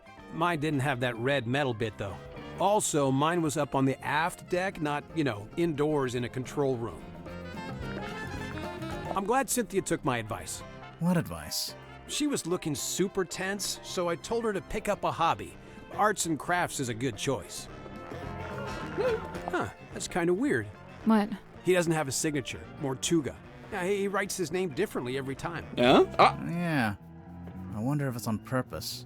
Maybe he just never bothered to decide on one. Right. It doesn't seem like he was a paperwork kind of guy. Yeah, I guess not. He notices it! He notices it, Oh yeah, I've seen that in the control room. I thought maybe Cynthia was gonna wear it, like after she became captain. I think it might be too big for her. Whoa, wait, this is the contract Cynthia signed to become captain? Seems that way. What's the problem? No, I don't like this at all. She shouldn't have signed it. Why not? You think she misread it? No, it's not that. Or what? Mortuga forced her to sign it? I don't really see the problem. Cynthia wanted to be captain, and now she's captain. Hold on. Plot twist here. Yes. I'm coming with a plot twist here. Plot twist coming is that Magnus's real name isn't Mortuga. His name is Magnus Seafoam. And he's Cynthia's real father. Plot twist. It's coming up, guys. It's gonna come up. I mean, he's pointed out a lot of good stuff so far. He has. Hey, it's Sim's necklace locket thing. Any idea what she keeps in there? It's not really my business. Unless you decide it's related to the murder, then you'd be all over it, I bet. Dang. Called out. It's a map of Silkworm? I don't know much about the town. You'd be better off asking someone else. Apparently, Grip ended up on the submarine because he crashed his balloon over the ocean. I mean, it's a great story, but... You don't think it's true? Grip's pretty smart. In fact, he might even be the smartest guy on the submarine. I just don't see him crashing his balloon like that. Maybe he just got caught in a storm. Oh yeah, I didn't think about that. Oh, sweet, treasure map. Yeah, it doesn't specifically say it's a treasure map. Dude, there's a big red X. You gotta assume that's a treasure. Big chest of gold doubloons, you think? Oh man, that would be awesome. Although thinking about it, do you think anywhere still takes doubloons? No, I don't Grip think must so. have really steady hands working with all those small parts, huh? I could never. Mariana's pipe? Huh. I've never actually seen her smoke that thing. Maybe she ran out of pipeweed. Pipeweed? Listen to yourself. What? It's another word for tobacco. Honestly. Okay, I guess that's it for him for now. Sir, if you have a minute, I'm Detective Grimoire, and this is Sal— Two detectives, one short, one tall. Tried and true. Hey, I'm really not that much shorter than Grip. But which of you is the funny one? I'd say it goes back and forth. You still haven't told us who you are. The name's Werman. J.D. Werman. He's an author. Author, journalist, let's see, what else? Famous, successful, some kind of genius, even. Oh, sure, that's why I got myself trapped in the murder submarine. I know who you are, Mr. Werman. I've read your book. Oh, joy, your fans. Of all the places. I never said I liked the book. Maybe I hated it. There's no way you hated it. The arcs are too tight. Each chapter leads to the next, beginning, middle, end, and bang, not a line wasted. Damn, he's right. Good that. Okay, I don't know why I like him already. It's just like he's so cockily fucking obnoxious, but you know, it just works. It just works. So, Mr. Werman, you're a famous author. That's what they tell me. How did you end up on the submarine? I came of my own volition. Why? I wanted somewhere quiet to work on my next novel. Minimal distractions. Not saying it's Can't stand him. You're writing a sequel? Trying to. Hang on. A sequel to what? Grimoire, are you not paying attention? He's making a sequel to Hex of the Helmsman. He's definitely not the killer. I don't feel like he's the killer either. I agree with that. Because, like, he's basing the stuff on Mortuga. Why killing him? Unless he wants that to be the story. You know, I don't feel he would do that. Ah, there she is. Benefactor and burden both. Sally, how did you know to bring the book with you? Because Mr. Werman's local to the area. It says so right here. Hailing from a small fishing town named Silkworm-on-Sea, J.D. Werman moved to the big city to write his first novel. My publisher wrote that. It's quite true, but she made it sound so saccharine. So you're from the town, you moved away, and then you came back. Now, see, you've gone too far in the other direction. That's too utilitarian. I get going back to your hometown for peace and quiet, but then to end up on the submarine? How did you even find out about it? Did you already know Mortuga? Oh, I knew of him. He's a figure of some infamy, submarine included. In fact, it was good to finally put a face to the name after all those years. So, how'd you like living on the Mortuga submarine? I will say, as a writer, it's a boon to be aboard this thing. The whole place is dripping with human narrative, stories practically leaking out of the walls. It's also a lot noisier than I thought it'd be. I couldn't have guessed Mortuga would basically be running a bed and breakfast down here. It was already busy when you arrived? Mm-hmm. Before the arrival of Mariana Moon, Dirk and I were the last two to join the gang. It's kind of surprising there was still a bunk room free at that point. Well, I wouldn't look a gift horse in the mouth. What's it like sharing a room with Dirk? Oh, we get on like a house on fire, 2 peas in a pod, that's us. And what about everyone else? It's a fascinating little microcosm, utterly discordant and yet somehow harmonious. At least that's how it felt before the captain was murdered. Mm-hmm. Night rolls around and I can't sleep, as usual. I say night. I'm referring to the indistinctive block of time we on the submarine have agreed to collectively refer to as night. Anyway, I'm wide awake, so I stay up to get some writing done. I don't want to deprive Dirk of his beauty sleep, so I took my typewriter out into the mess hall. Was anyone else in there? Godric came up a few minutes later. Brought some kind of busy work with him. So there we were, whiling away until I look up and see this woman. Mariana Moon, apparently. Good name. Probably fake, but good. She got straight to work trying to extract my entire life story, but then Mortuga shows up and we all go quiet. The guy looked miserable, and he passed straight through the room like a ghost. But before he leaves, he asks us to show Mariana around the submarine. I really didn't have the energy, so I made an excuse and left. I slept for barely an hour before a big jerk wakes me up. I'm not talking about Dirk. I mean, the submarine, it moved, tilted.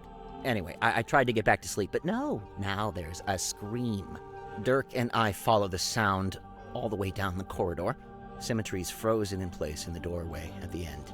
And behind her, Mortuga, dead, laying in front of some ancient stone cauldron. The lid of the thing flung open, like something had just burst out of it.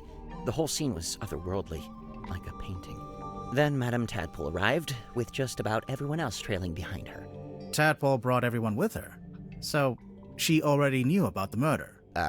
From what I gather, she discovered the body and then left to go get everybody else. And you know, I really didn't want to get in her way, so I returned to my room to await further instruction. Did you go back to sleep? No, I couldn't. I went back to work. Figured I'd be better off keeping busy, you know.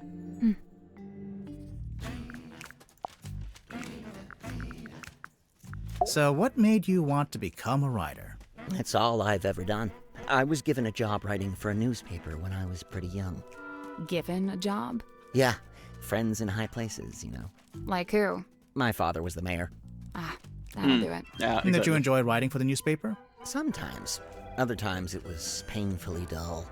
I've got a tendency to lean towards hyperbole, and the everyday goings-on in Silkworm weren't always enough to satiate me. For every rumor of a cursed man disappearing into the ocean, you'd have 10 elderly couple file complaint over garbage collection. Rumor of a cursed man? Wait, you wrote an article about Mortuga? Oh no, I quit before that. I left town and went off to the city to be an author. And the result? Hex of the Helmsman. 50 national bestseller lists. As we speak, it's being translated into 5, 6, 7, 8 more languages. Must be nice. Your first book, and it's a big hit. I'm not complaining. I can see why you'd be writing a sequel. I really don't have a choice, do I? This is how things go. If you get a success, you have to keep it going. Like this game. Wow, you know. Okay, I have locked my guess for the killer. You have already? Damn, I actually have no clue at this point. Maybe... I'll say per now, maybe Symmetry. Maybe Symmetry. I have a feeling Symmetry maybe has like an alter ego, like split personality maybe. With the mirror thing, you know? Or maybe she has a twin. Maybe she has a twin and they swap now and then. Maybe. I don't know. I'm thinking very big now. Cuts quite a figure, doesn't he? Like something from myth. He was real, of course. Flesh and blood. I imagine you must have been curious to meet him. As anyone would be. Did you get to know him at all? It's Wait, funny. where does Symmetry fit in the family tree again? I heard he was, you know, the small, silent type. Symmetry, as of right now, we don't know actual parentage, but we know she was adopted. Or... We're assumed that she's the adoptive daughter of Fortuna, the one who owned the theater in town. also the one that was the mother of Felix and Flint from the last game. So, sort of like adoptive half-sister to Felix and Flint, technically, I guess. But I didn't find that to be the case. So he was friendly with you? In his own way. The day I first arrived, he invited me into his cabin, just to talk, apparently. What did you talk about? He asked me about my home life, my family, my father. Not to be rude, but why would Mortuga care about any of that? To this day, I'm not quite sure. I think maybe he was after some kind of information about the outside world, and thought I might be a good source. Okay. You met Godric. What did you think? Personally, I like him. I found him a little irritating, the way he kept waving that cane around. He gave you the old welcome to Mr. Grip's Emporium treatment, eh? That's just what he's like at first. He'll settle down. Why does he do it? So, I have two theories on this. One, he's an introvert who falls back If on the his murderer rehearsed is fucking persona Cornelius when he Kane, I love this game. Like when meeting someone for the first time. You know? Right, exactly. What's your other theory? He assumes people will find the real him boring, not worth knowing. I don't think your two theories are mutually exclusive. They might both be right. So what is the real Grip like, once you get to know him? I don't know. He's kind of like one of those savants, you know, kind of odd, but seriously gifted.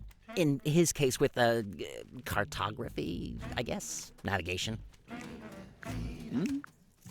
Cynthia, quite honestly, I give her about a week. A week until what? Until she cracks, packs it in. The pressure's already getting to her. I know the signs, believe me. You think Cynthia's gonna quit being captain? It's only a matter of time. And you know what? Good. She deserves her freedom. She's still young. No need to take on a burden like that. Nobody's even paying her, for goodness sake. But then who'll be the captain of the submarine? Nobody. Let it float loose like a piece of driftwood, that's what I say. It's not like we were going anywhere anyway, even when Mortuga was in charge. Maybe Cynthia does want to take the submarine somewhere. If she does, she's never mentioned it. Seemed to me that she wanted to be captain just to be captain, you know? Madame Tadpole. Simultaneously the most laid-back and most terrifying individual I've ever met. Terrifying? You don't feel it? To me, she gives off this indisputable, I will destroy you if be I over, see yeah, fit it could to be do over so for Shenanigans kind of Martina. energy. Maybe if you get on her bad side. Oh, I wouldn't dare. She'd crush me like a twig. She does look pretty tough. Who would you say is stronger? Madame Tadpole or Dirk Danson? Dirk's in good shape, but a lot of it's just for show. He's just gotta look good for camera. Meanwhile, swimming works out every muscle group. Did you know that? I didn't. Every muscle group. I don't think Tadpole's about to fight anyone. Yeah, swimming She's so is chilled really out. good practice. For now, I worry about what'll happen if you two name a culprit. You think she might, retaliate? If she does, I'm not gonna be the one to stand in her way. But yeah, I am, you know, swimming is really good practice nowadays. Sim tells me she's halfway through reading Helmsman. Is she enjoying it? No idea. She was just asking what research I'd done into hexes and curses, and was rather disappointed when I told her I just made it up. I guess Sim's into that kind of stuff. I thought she was supposed to be an illusionist. Oh yeah, she was asking about that too. What do you mean? She wanted to know what I liked about her old magic show, the one she had in the theater. You saw her old show? Yeah, it was pretty good. And from what I gather, she's been developing a new act and wanted some feedback, you know, to get some direction. I know what it's like to make a follow-up to something people liked. It can be daunting. He was looking at us. Oh no! It is. I assume it's daunting to make a sequel to Tangled Tower, though. But I mean, so far it seems really good. I don't understand what his deal is, but I already have a headache, so I'm just not gonna worry about it. What did he say he was? A dream doctor? Great. Good for him. He's researching spirit energy, I think. Lovely. More power to him. And he was the first person to join Mortuga's submarine, because they knew each other from before. Wonderful. I don't... Wait, really? Zephyr's not from Silkworm, though, is he? I don't think so. Interesting. Well, thanks a lot. Now I have yet another thing to think about. Have fun. Moon's your lead suspect, I presume. No. Why would she be? Well, the timeline. She shows up, and bang, Mortuga murdered. Maybe it's just a coincidence. I'm just saying, nobody even knows why she's here. I'm not sure we know why you're here. I already told you, didn't I? Genuinely, I can't remember. I see you met Dirk. How do you know him? He's the actor they found to play the lead in the adaptation of my book. Did you not get a say in that? Oh no, that's several notches above my pay grade. It's all decided by the executives over at Wit and Whimsy. Sure, they keep me around as consultant, but I found that to be a pretty hollow title. Do you think he's a good actor, at least? Dirk? He was a good fit for the kind of film they ended up making. How's that? So, how come you two traveled to the submarine together? I traveled to the submarine. Dirk's just taken to following me around, for some reason. Maybe he just wants to be your friend. He's got plenty of friends back home. Okay, now we start, guys. Let's have a look. Murder victim locked himself in the room, body discovered, no weapon found, cauldron open for the first time. Yeah, nice. Just enough information to hook you without giving too much away. Cynthia knows what she's doing. So, you've read it, Sally, but Grimoire hasn't? Nope. What's it about? I'd really rather not reduce it to a single sentence. It's about a guy named Marcus Mordoom looking for something called the Devil of the Deep. And does he find it? I just think it'd be better if you took the time. Yeah, kind of. It gets a little abstract towards the end. So what, it's just Marcus Mordoom on a ship, and that's it? We're talking about several themes carefully laid on top of each other. It's also a love story. Marcus is in love with a woman named Belicia. She's his captain. I don't see her on the cover. Really, all the nuance is lost if we just... No, she's there. Kinda. Like I said, it gets abstract. I'll take your word for it. If you'd like to read it, I have a spare copy you can... Nah, that's okay. No time. Man, that was fast. Man, that was fast and hit the right one. Sometimes I do good, yes. I tried asking Mortuga what this was. No luck? He just said it was something he'd picked up on his travels. Picked up where? Floating somewhere in the middle of the ocean? Yeah. I assume so. Have you ever seen this painting before? Before the submarine, I mean. Yeah, it used to hang in the Stone Top Inn. For a little while, at least. Really? Seems like it would scare away all the customers. Nah, old sailor types love stuff like this. It's a conversation piece, isn't it? Oh, fair point. How I wish I'd remembered to bring painkillers. Are any of these painkillers? Unfortunately, no. They're just supplements. And nice, harmless, organic ones, too. They wouldn't even take the edge off a headache. Great pull quotes. That's some strong marketing for a small-town theater. Did you ever see the show? Yeah, I did, as part of my old newspaper job. Why is it called Lady of the Looking Glass? The central trick was Symmetry talking to herself in a mirror, only sometimes the reflection didn't move with her. How did she do it? My guess is the mirror can switch between being reflective and being see-through glass. You know, looking through to a second Symmetry on the other side. An identical twin, maybe? Probably just a very good dummy.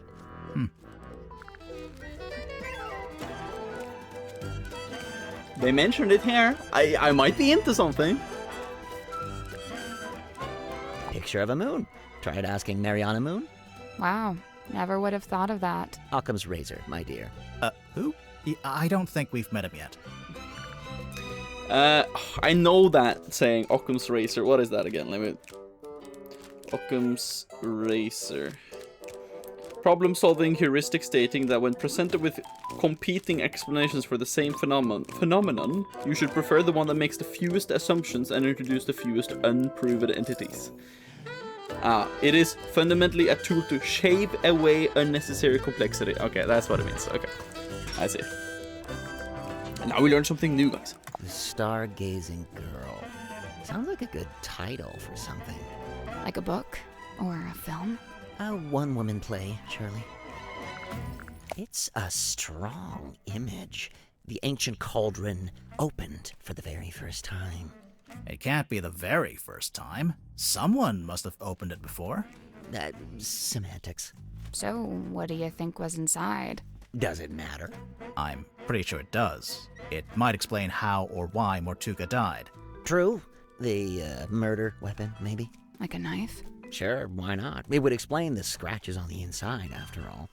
I guess.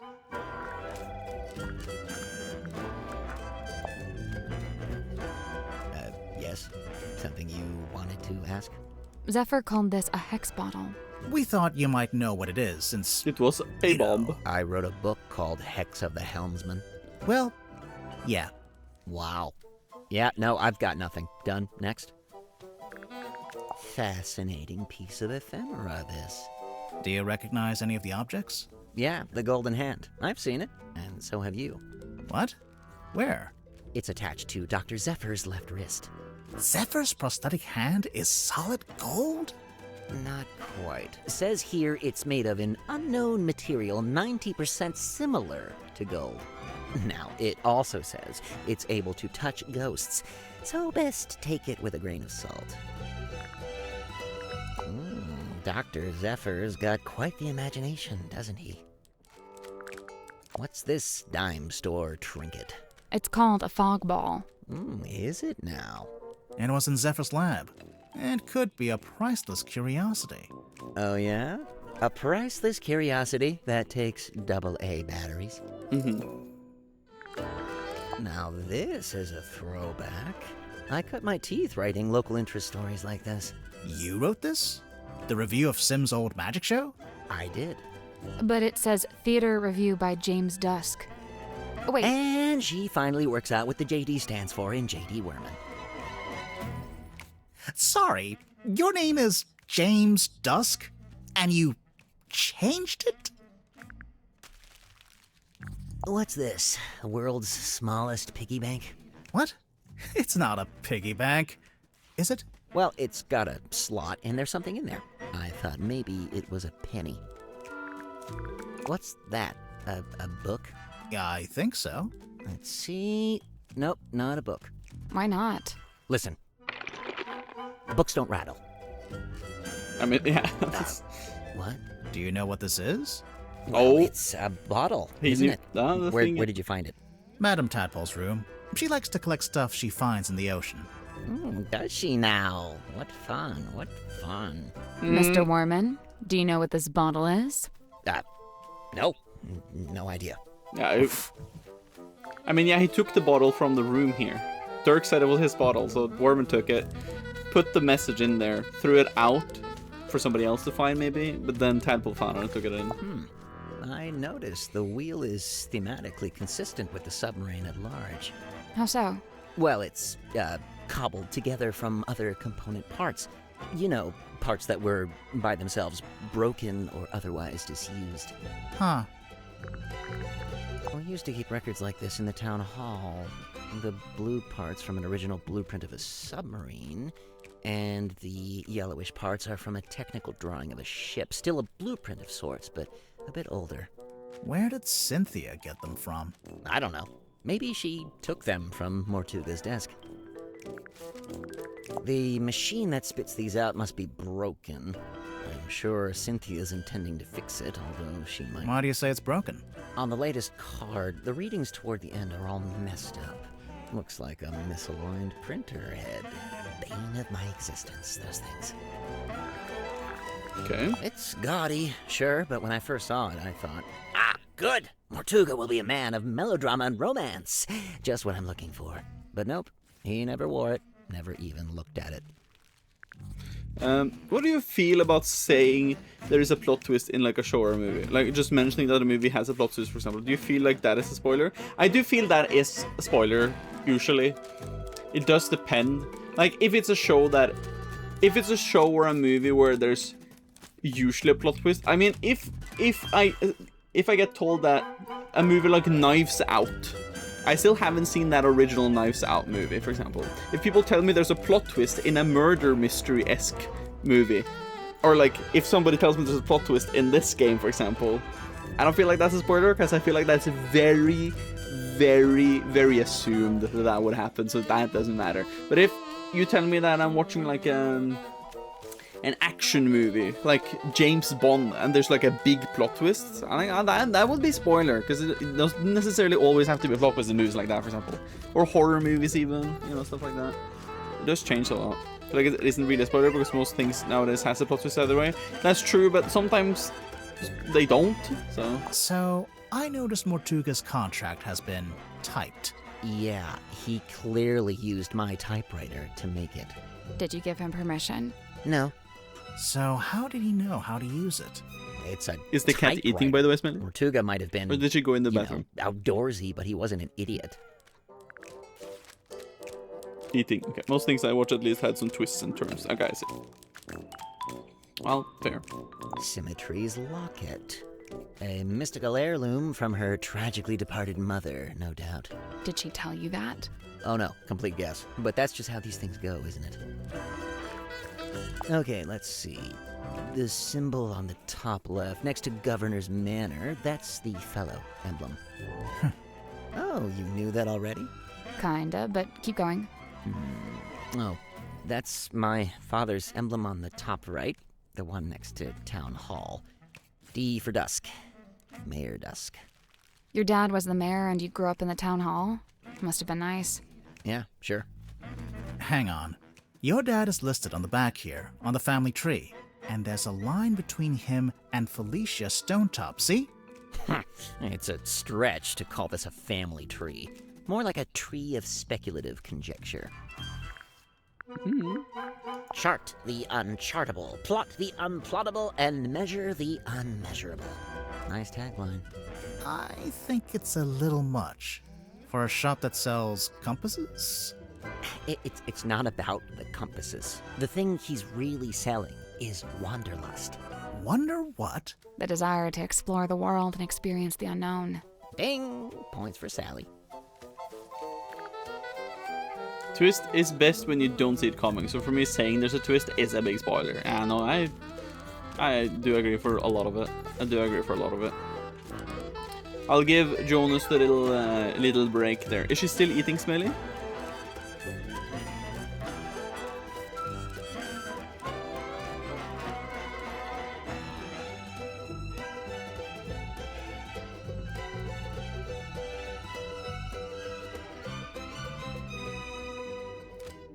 It is Spider-Man. He is the ads. Of course it's Spider-Man. Always the Spider-Man. Spider ads. Spider 8s. Oh wait, hold on. Let me mute. I have a message.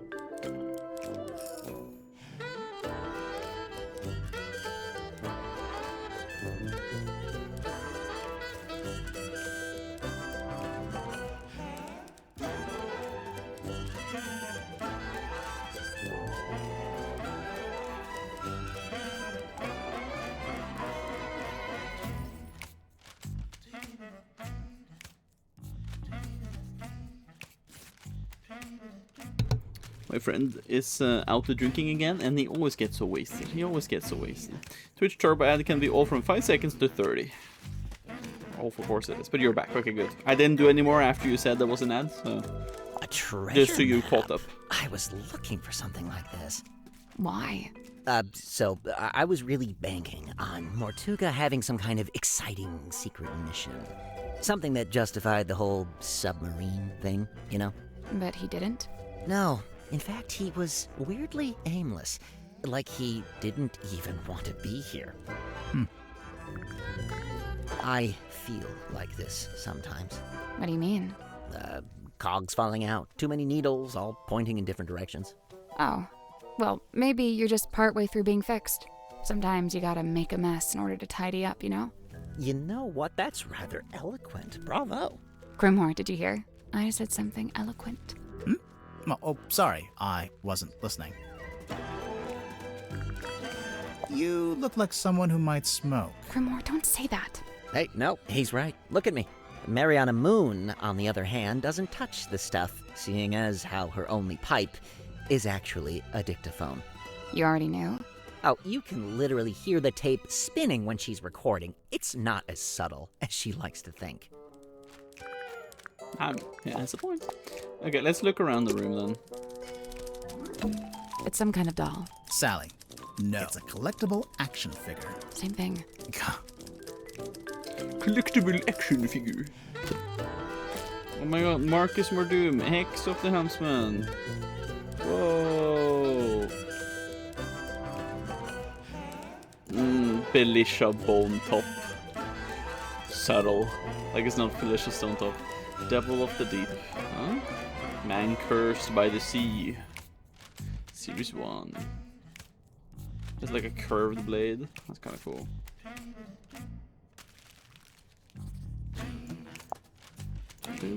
He sees it in his nightmares. He sees it when he shuts his eyes. He can escape from it. But what or who is it? Renowned helmsman Marcus Mordoom is a man on a singular mission.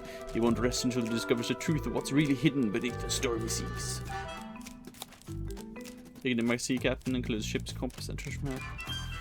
Anchors on a ship's wheel shield. Source energy from beneath the waves includes Reaper sight. Look out for Hex of the Husband 2, only in theaters. Is that a tuxedo? You never know when you might have to go to a fancy party. What's this in the front pocket? It's a cell phone. That's locked. What do you mean it's locked? How can a phone be locked?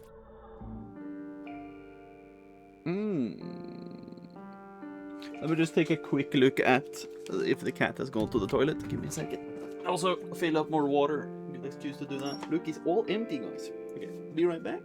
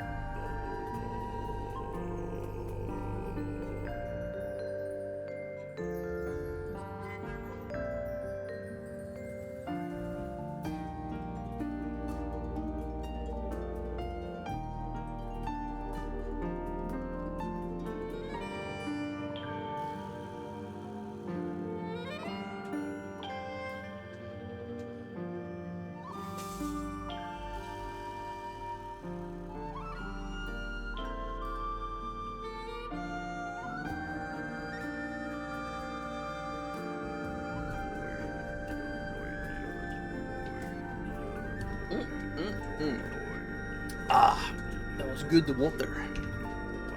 Cat had indeed not pooped, but soon it will happen, I think. Drag the tiles into the correct slots. 8th time he left, yes? It was.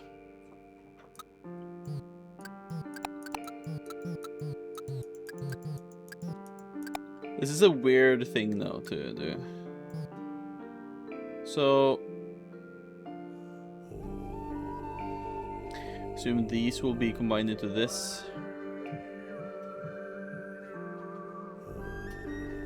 Which means that maybe we need this. Which it cannot be there, so. Then we need a triangle from upside. Which it could go there. And then triangle from left.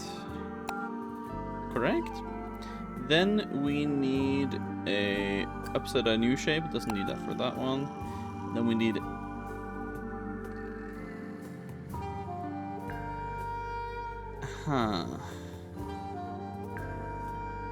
could need a cross line like this. But there's no other I mean, it is technically this.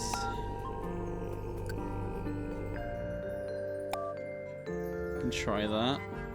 Here's a mushroom. Then I assume we can take the cross line there. Because then we can take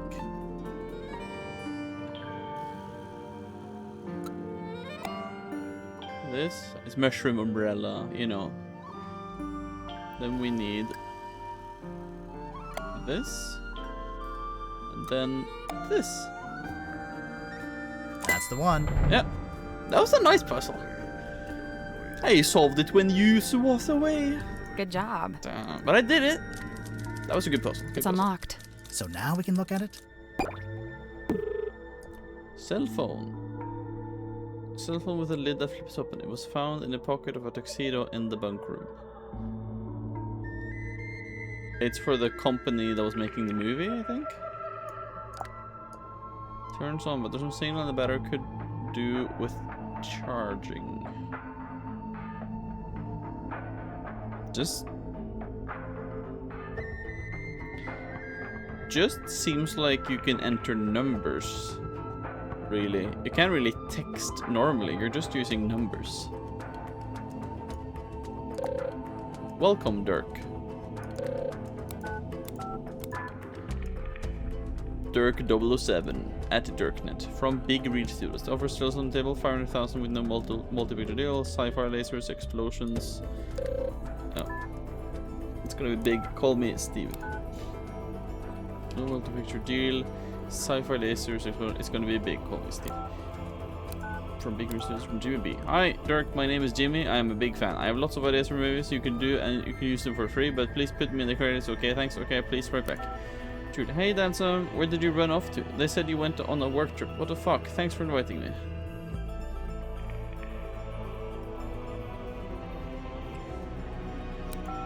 Marsha Mims. Steve admitted he'd emailed you again. This is a reminder that you are not free to take this offer, all in good time.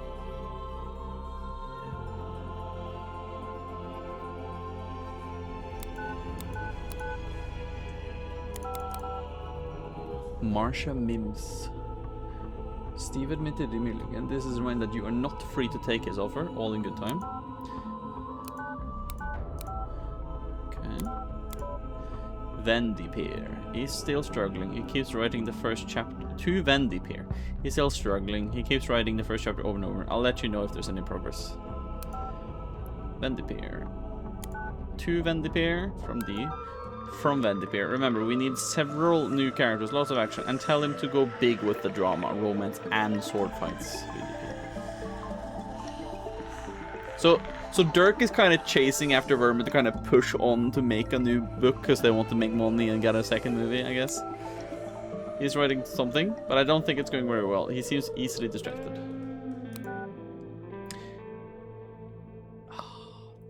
Here it is. This is what I was thinking. I have an idea, you see. Accountant Polly, Agent Marsha,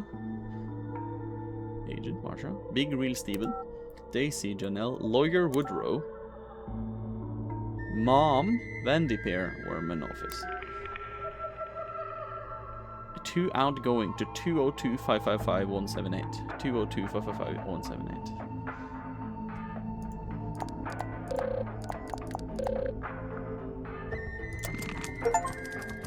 Look through everything on Dirk's cell phone. Because I have an inkling of a thought if I go through this book. Could it be Marsha Mims' book? Marsha Mims.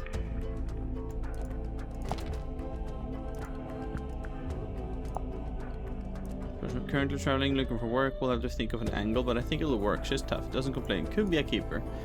Is it?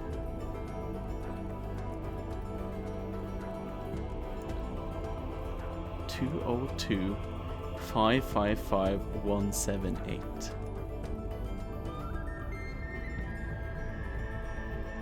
It can't be Dirk.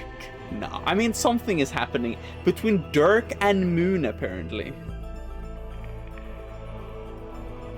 Marsha. Mariana Moon is a fake name. Her name is Marsha Mims. Caught her snooping, taking photos. Said she's on the trail of werewolf. She's in pain in the neck, but she's natural storyteller. Might be able to put her to use. Birthday to see better days, but still the best ball in town to set up. I tried to cut a deal, but she's being tight with it. Might be a problem. Hopefully not for her sake.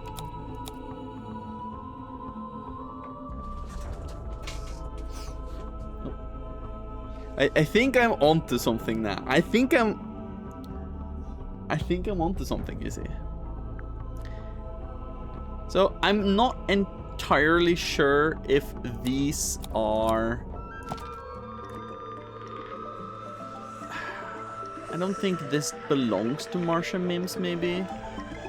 It could be WW, could be that. It makes sense when it opens like it does, but at the same time I'm a bit unsure. Also, why would Moon talk about herself like she does here, right?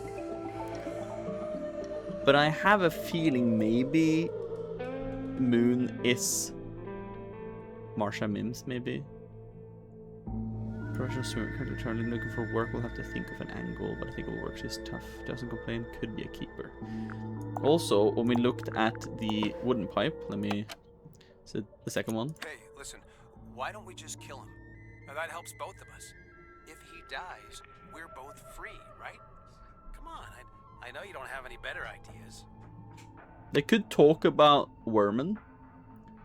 It could be Worman they're talking about, but at the same time they could be talking about a character in a book. He could be talking to Worman about the ideas, maybe. Hey, listen, why don't we just kill him? Now that helps both of us. If he dies, we're both free, right? What are you giving her? I know you don't have any better ideas. You're giving her Pepsi? What? What the hell? Do you need me to write the numbers down? No, I don't think you need to. I think it's fine. Oh wait, oh, we have such a fucking explicit... I could have to look at that later. It's a suitcase. Clothes are neatly folded inside. What is that? Hold on. Smell this. What is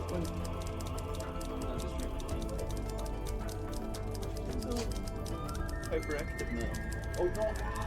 Charge the ball. She's a bit... She usually is like this before she poops. So she could poop whatever. Number 9. Dude, this was Smelly's fault. Okay. It smells like men's aftershave. I'm getting bergamot, cedarwood, and notes of citrus. You done sniffing the suitcase? Let me look at the phone again.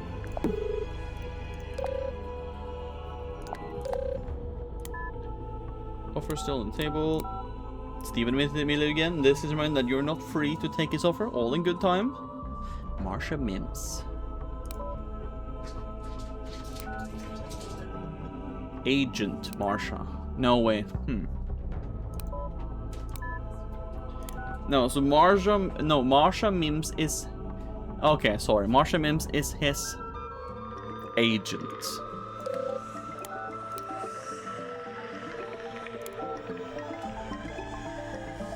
Workman office. But he did call out to 178. Didn't he have that somewhere? Maybe he didn't? No, it was a call, sorry. Outgoing. So he called Moon. He has called Moon twice. Maybe Dirk's also like looking for talent too? I don't really know. It's a bit unsure. But the lock on the book was from Tanya, aka Tadpole. What was the other number? The other number was for Lady Fortuna, or yeah. But that number isn't here in the thing, so that was just him noting it down, I believe. There's a sink here with its own little mirror. Looks like someone's been using it to shave. There's a sink Looks here. like someone's been using it. It's a huge iron dumbbell, made from nuts and bolts. So, you gonna pick it up? Might be a clue. I doubt it. Big, blunt object like that. Could be a weapon. I'd say it looks pretty suspicious. Worth investigating. I disagree. It's a punching bag. Looks like it's been recently punched. What? One good thing about living in a submarine. Every window has an ocean view. It's a bunk room. It's pretty nice, honestly. I'd kill to have a bedroom this big. And what'd you kill? Oh, I just picked someone for my list. Snap. Okay. Rosetta 1, Pepsi 0.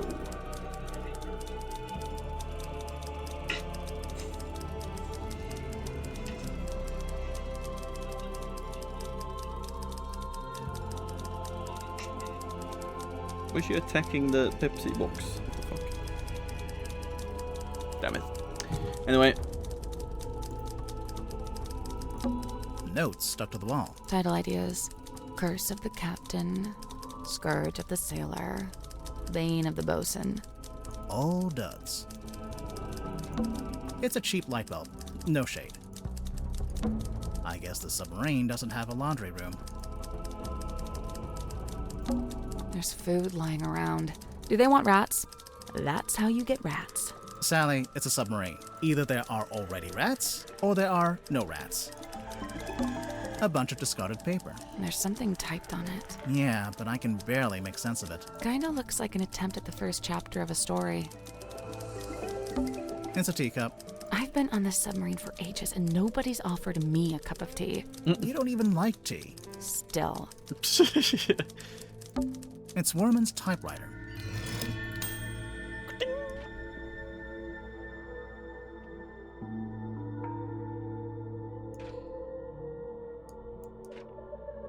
Was that the letters? Come on. Gifted to the Silkworm on Sea Town Hall, gesture of unity from Governor Faustus Fellow to Mayor Damon Dusk.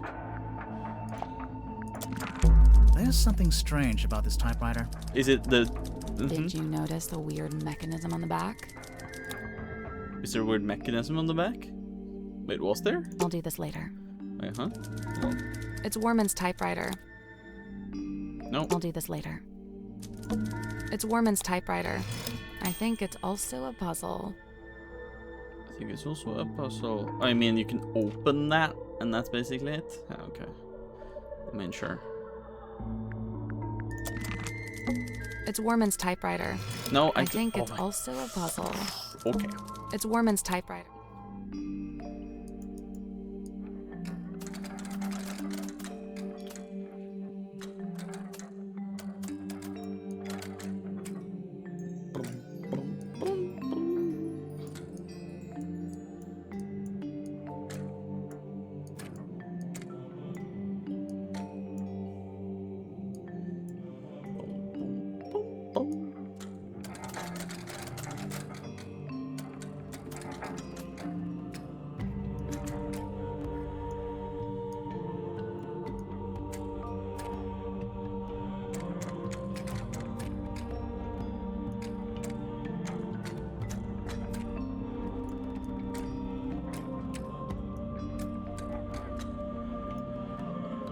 I assume I have to make the symbols work out.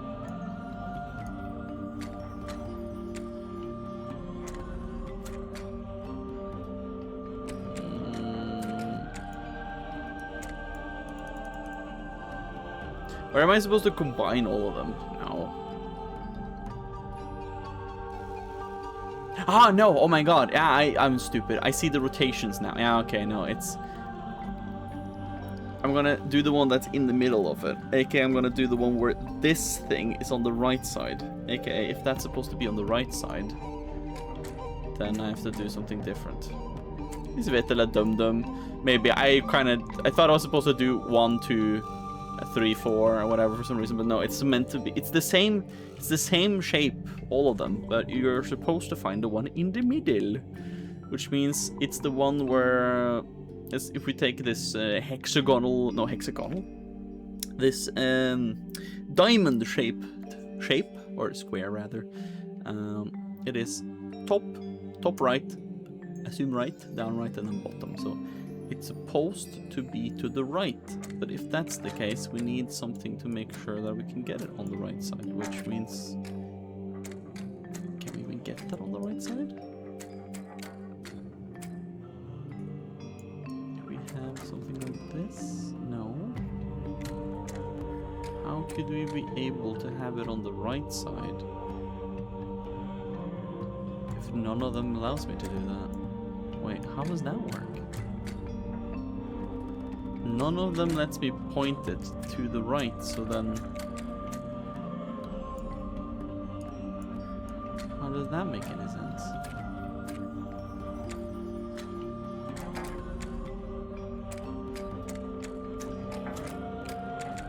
Legit, none of them makes me have that towards the right. am I missing here? Hold on.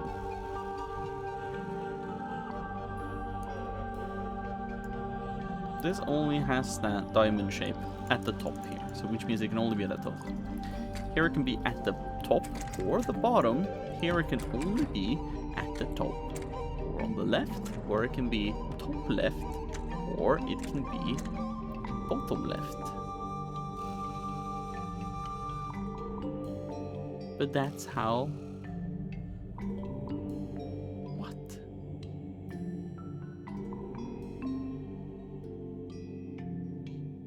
Bad at game. What am I missing here? Can I move them?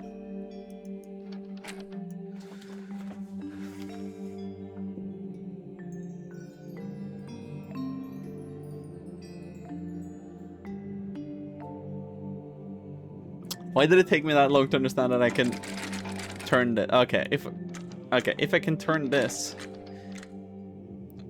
let me think.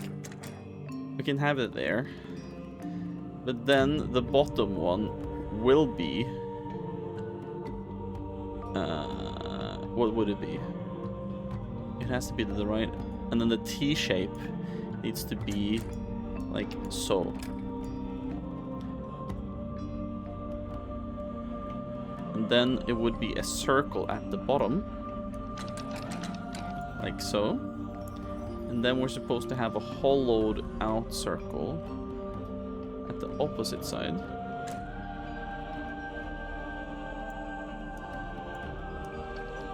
Could be this.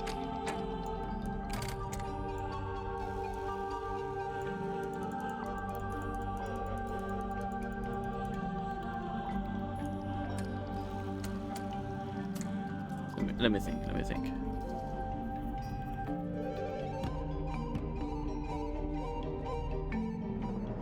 Where's the T coming in? And then it has to be this line there. But here we have a problem because we want it to be the circle. Well, we can't have the circle unless we have something else. The T and this doesn't make sense. Can we be responsible for the triangle and... No, that doesn't make sense. Can we be responsible for the circle? Or this? Hold on. Where would that pinpoint ourselves? Oh? I think I have it. If I do this... No, because it needs to be one more. Hold on. Like this? Yeah, and then the T needs to be down right. Which means we can move this because we need the T to be down right. Which means that we are gonna put it there. No, there. There! I did it. Okay. This hurts. I just don't pay attention. Less pain that way. Good job. I did it, guys. The little hatch opened. What's this? A letter? J.D. Werman. A letter in an envelope. Werman was keeping it hidden inside his typewriter. Okay. J.D. Werman. Care of Christian Kale Publishing. Hillwood Boulevard, Sunlit City. Dear James, I've just finished reading your novel. Indeed, some congratulations are in order, as I've been informed it is turning a tidy profit for you. However, as a fellow writer and fellow resident of Silkworm Sea, I'm sorely disappointed in your lack of integrity regarding the socio-historical foundations of your story. As it stands, your narrative is only scratching the surface of the deeper mythos surrounding the cursed helmsman Magnus Mortuga.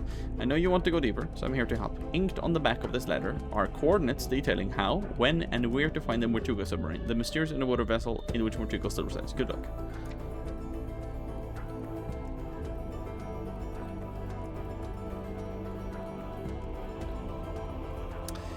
I see. So that's how he found it.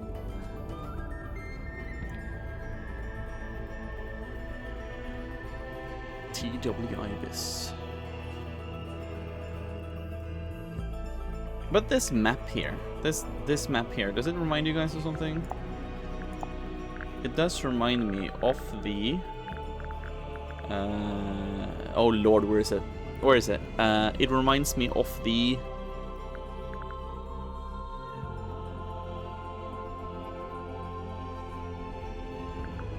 Silkworm... No, ocean map.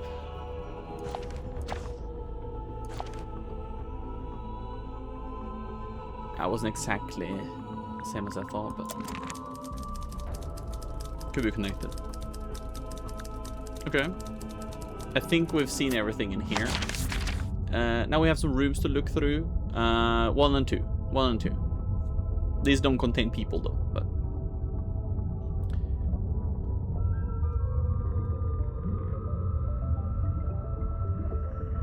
Also, should I do the puzzle in here again? Could probably know how to do it now, actually. 1, okay, I'll go in that room next. It's Cynthia and it's a Symmetry's pinboard. Drag the piece of paper into correct positions. We are in this room. Where Tuga is dead. Yeah, so we are in this room. Symmetry's room is here. They live there. Zephyr is in there. Werman and Dirk is in there. She's in there. Godric is in there. Nope. So, there's a drawing of each of the suspects. Each one needs to be moved to the right place. On the... I know, but where's the right place? Is it where we can find them? Where we can talk to them? If that's the case, it's gonna be like this. That's not it. Looks like the board's been The divided. shape looks familiar. Of course. Remember, Marie? Here's 1, 2, 3, 4, 5. 1, 2, 3, 4, 5. See it like this? There we go. Is there like a secret room in there then? Is there a room between Zephyr and the Captain's Lodge? Or whatever, Captain's Cabin. Is that what it's called? Maybe. Nice. Nothing happened. What were you expecting? Normally, when we complete a puzzle... Yeah, we've been conditioned to expect that. If it's a clue you want, take a look on the back of the pinboard. What's this? Night of a full moon. Whalen Wolf. Oh! WW! Night of a full moon. Well, it is Tadpole. I assume it could be a play or something. Whalen Wolf. Is he the one...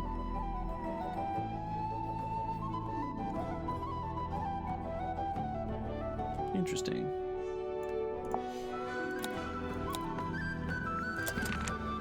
Okay. That was a significant piece of stuff. Bunker room. Damn! Oh, this was a cozy ass room. It's a window. It must be a light too, since we're underwater. They've taped yellow paper to it. So? I think they want it to look like the sun. It's Sim and Cynthia's bunk room. It's pretty cozy. It's a magazine. Hey, this is pretty recent. Whoa. Julie Janelle. I think she was in Dirks' book. Oh, it's his co-actor. Yeah, she played the captain.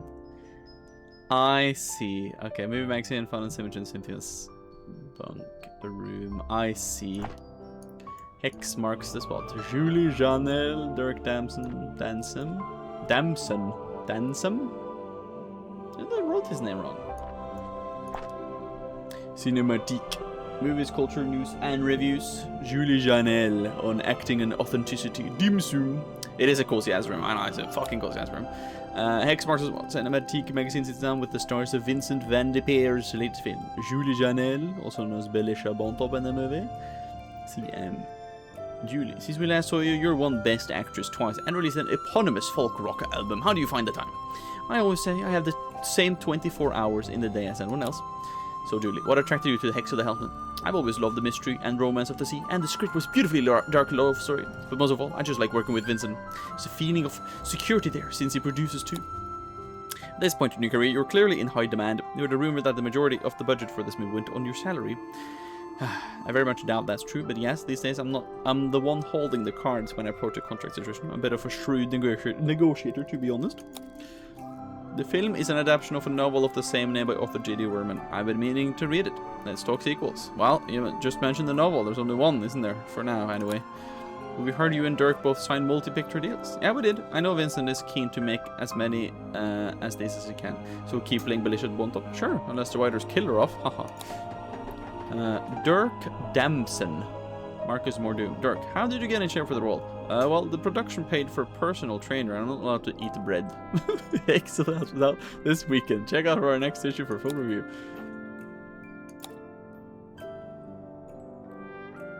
Starring Julie Janelle. Dirk Dansum. Now they wrote it correctly. Could this be a typo by the developers? I don't know. Based on a book from Kristen Cale. Huh? Based on a book from Kristen Cale. An original novel. Okay. Screenplay by Kristen Cale. Directed by Vincent Van de Peer. Read through the movie magazine. Oh, cool. A board game. Want to play? We don't know the rules. You don't normally let that stop you. It's a pig. It's a safe. In the shape of a pig. Mmm.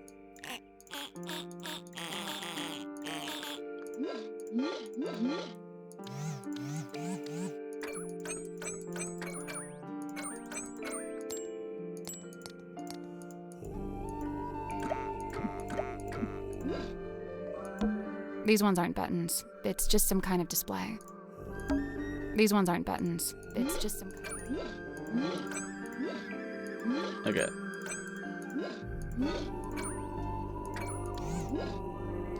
Okay, they need to be 8.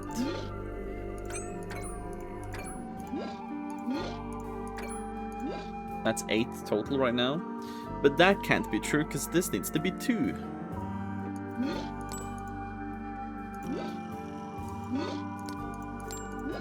And that's turning to 2. If they need to be 2, then those need to be 1. And this needs to be a 4 or something. There you go. Okay, makes sense. Then on the other side, that needs to be a 2. Yeah. And then the middle needs to be something. This needs to be 6. So the middle one has to be 3. 4, 3, 1, and then we need a 2. There we go. That's the one. That was a fun one. That was an easy one, but fun.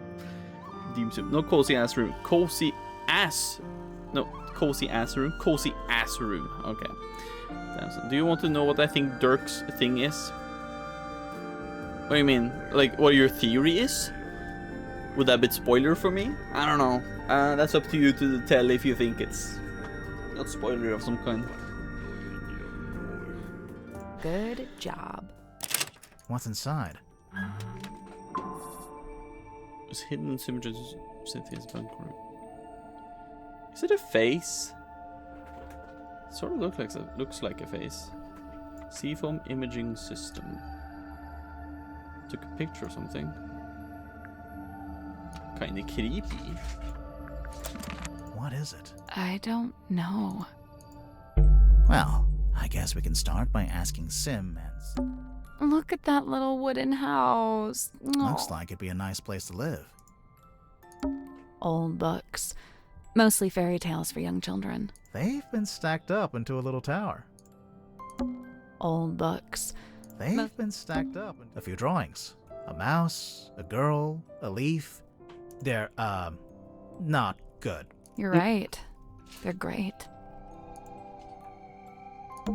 What flavor? Sun-ripened tomato. Dang. Sounds good. A little wooden box with art supplies inside. Why Dirk acts and why his name was spelled wrong. You know what? I will write it down the same place as the killer. Okay. Okay, do it.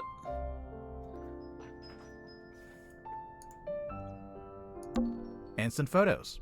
The kind you have to shake. That's a myth, actually. You shouldn't shake them. It damages them. Well, that's my life turned upside down. Yeah, I know that. I've taken photos like that. I don't do that. It's Cynthia's bed. How can you tell it's hers? Process of elimination. A framed photo. It's been hung from the pipe, so you can see it from the bed. Oh, that's her stepfather. Framed photograph on a submarine. Nothing on the back. Ah. There's a submarine, and you can see that her mother is wearing the thing for a picture. But Moon said, or smelled at least, that it's only been worn once or twice, and maybe it was just done for this. Dude, he looks like a stern father, but man, look at that big ass wrench. I think this picture is really good because it's like, you see how the dynamic here is. It's like, oh yes, we're teaching her to be a mechanic, but she's looking up at her mom so yearningly because she also wants to be a captain because she thinks it's cool. You know?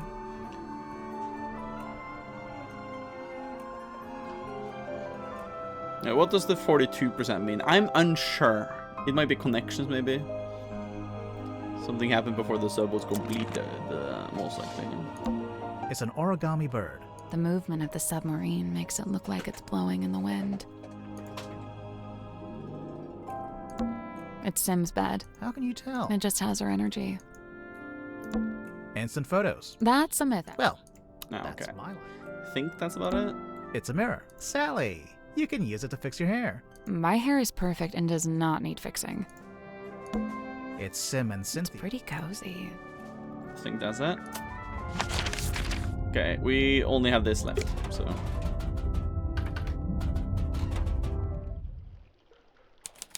The bilge. Oh my god. It's very dark. It's almost pitch black in here. I'm guessing you didn't bring a flashlight.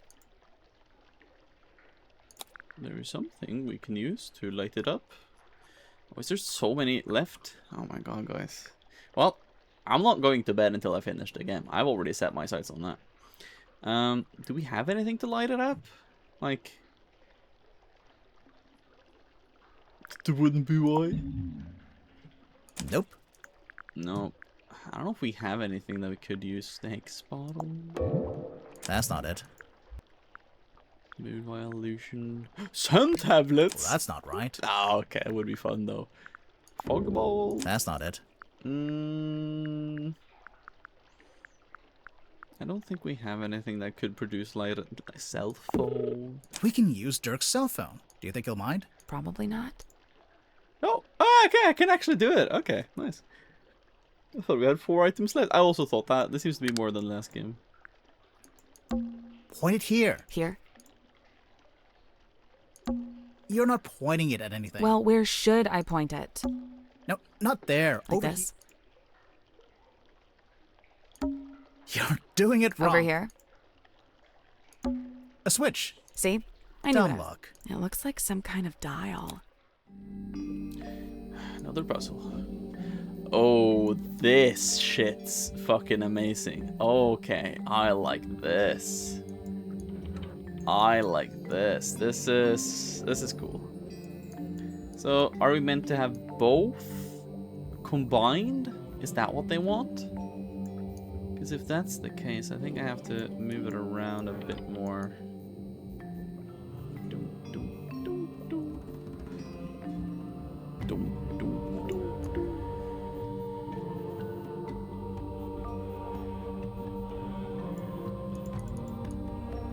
I can only move them around like this.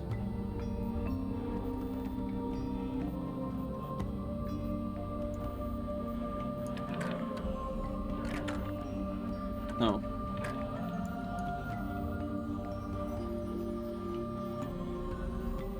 It's almost correct, but I just...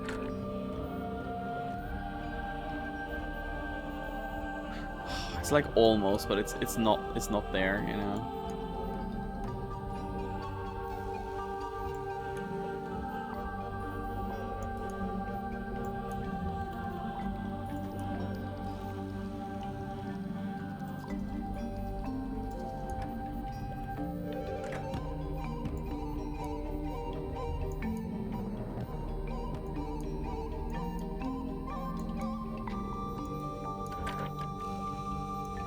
There we go. Nice. Nice. Ah. The light is coming through an open drain in the ceiling. A drain in the floor of the room above, you mean? Literally the same thing. What is that? I have no idea. It's some kind of strange device. What should we call it?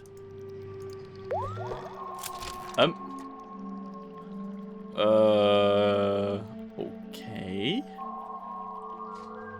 Seems like a prop of some kind. This can't be an actual, like, thing, you know? This has to be some sort of... I think so. He has a gun. Get down. A glass bottle. That's just trash. And don't be so quick to dismiss it.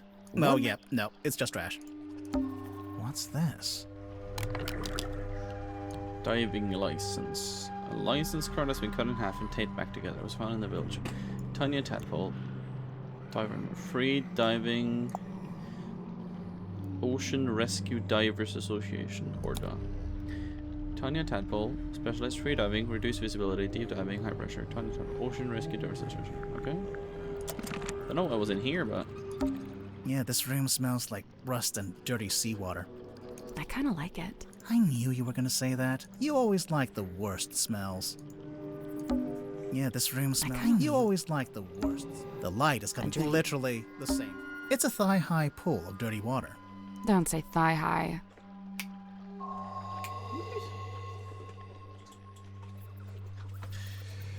Say knee-high. Or waist-high. But it was in between the two. Wait, what is it again? It's a thigh-high pool. Don't say thigh-high. Say knee-high. But it was in between the two. Okay.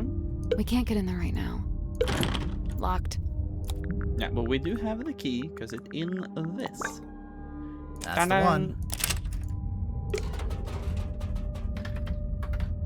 But there is a hidden room there, I'm pretty sure. Captain's cabin. What the fuck is this? Whoa, bro, what's this? It's a treasure chest. Someone's peeking out from inside. Hello? We're close to 7 hours streaming. This will definitely take 10 at least. I also think so. Handheld radio? But it looks like Cynthia, sort of. What the fuck is this? Small handheld radio hidden in the captain's cabin. It seems to be broken.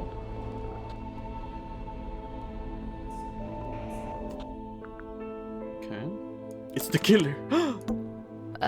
Is that a bell? I think so. Why is it hanging over the desk? Iron bell. Heavy iron bell hanging above Mortuga's desk in the captain's cabin. But I do notice that it has... There's like one ring on it or whatever. I do notice this, which is the same that was used on the cauldron. Could this be the second half of the cauldron? This could be the second half of the cauldron, though. It could be.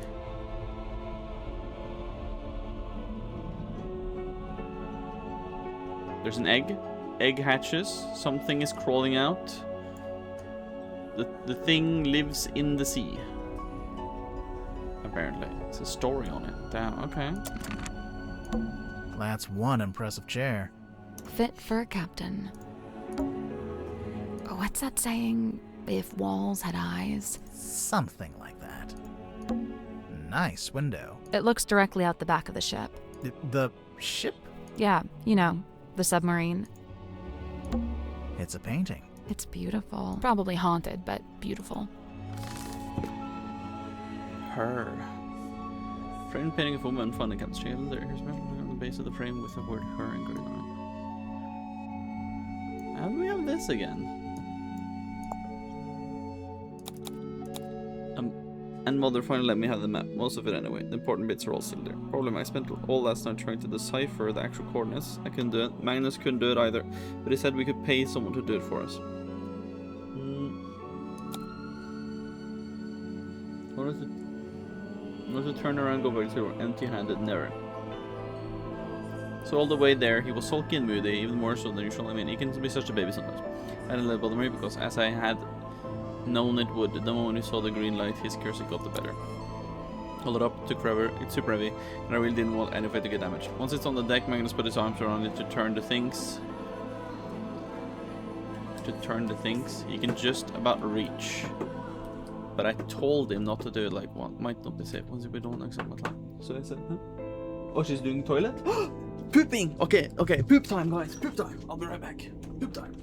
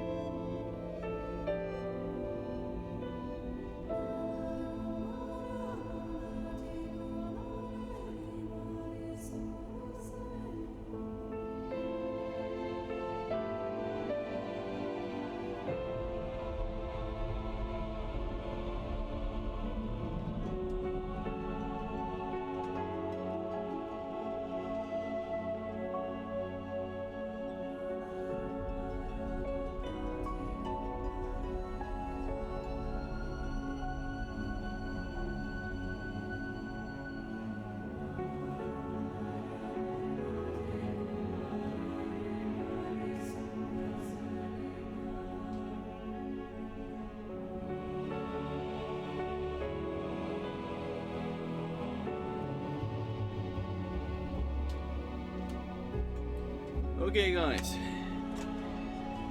Going to play more Elden Ring. I believe half of the time she left was to look at Catch It. That was not there. But now it's done, so I don't need to look at Catch It anymore. Or as Seth with cat poop. I am.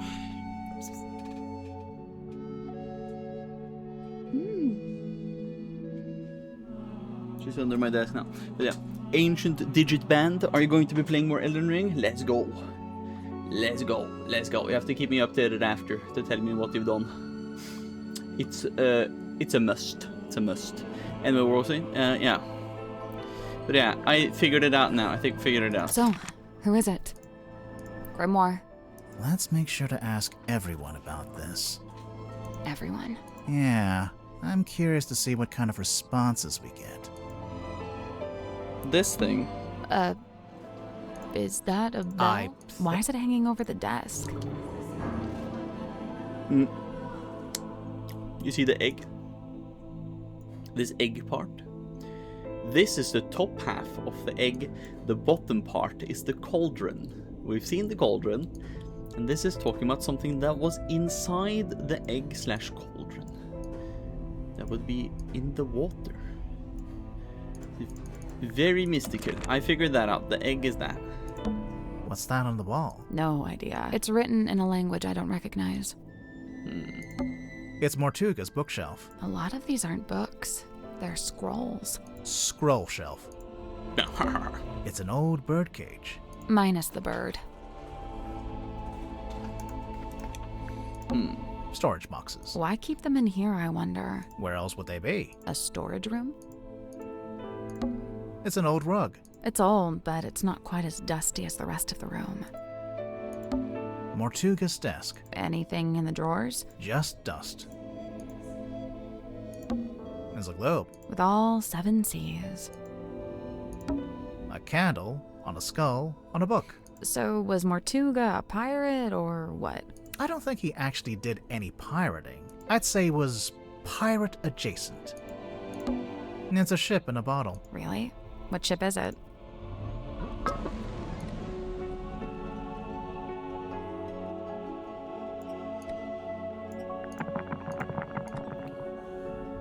Oh, it's that liquid again, isn't it?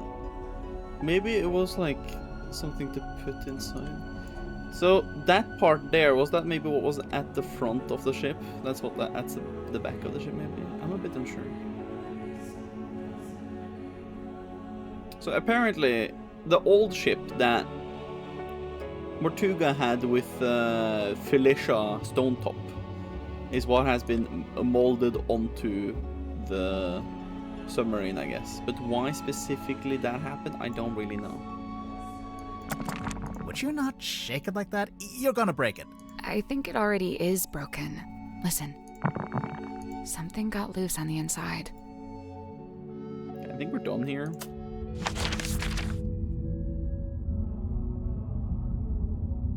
Well, I guess we just have to start somewhere. Let's start with Zephyr, maybe. Way more to catch up with him now.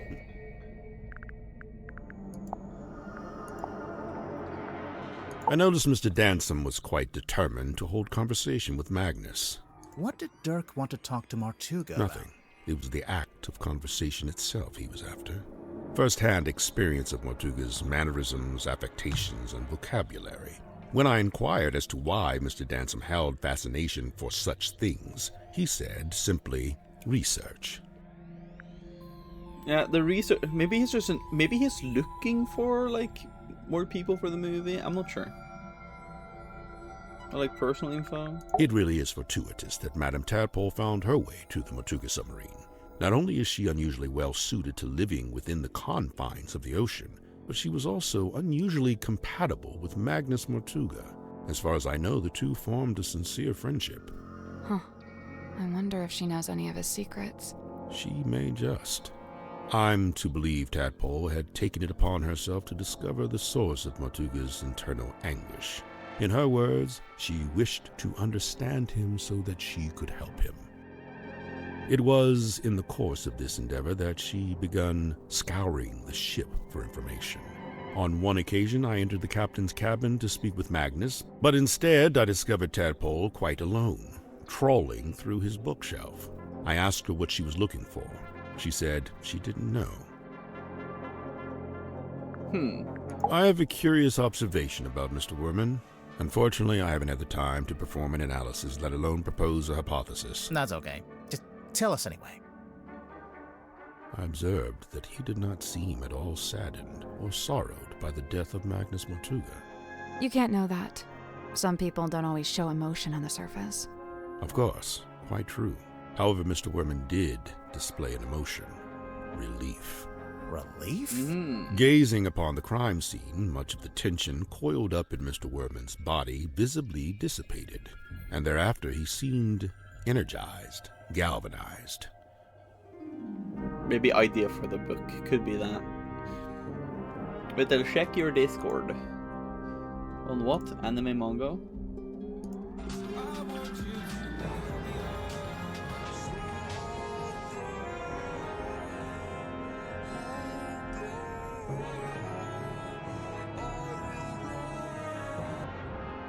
Nice. Nice shit. Nice. That was a good one. That was a good one. I also, yeah, I didn't see your post until now, but yes, what Heidegger, he's Giga Chad in the real game. He is in the remake, John Rod the Goat. But yeah, they made Heidegger like really Chad for some reason. There's a lot of those people that I really like the remake designs of. I really like the remake design of what's the name of the guy again? He was like the space guy in the Shinra Company. What is he called again? He was like the fatso, the bald fatso guy. Oh no, it wasn't totally fat. He had like a little rip on his head. I like his remake design. It's pretty silly. I would. Yeah, I forget his name, but yeah, I like his remake design. It's pretty silly. Anyway, what was I? Yes. He joined us about a week or so after we first left port. He caused problems almost immediately. I don't remember his name now. Godric made some kind of official request, but Magnus had denied it.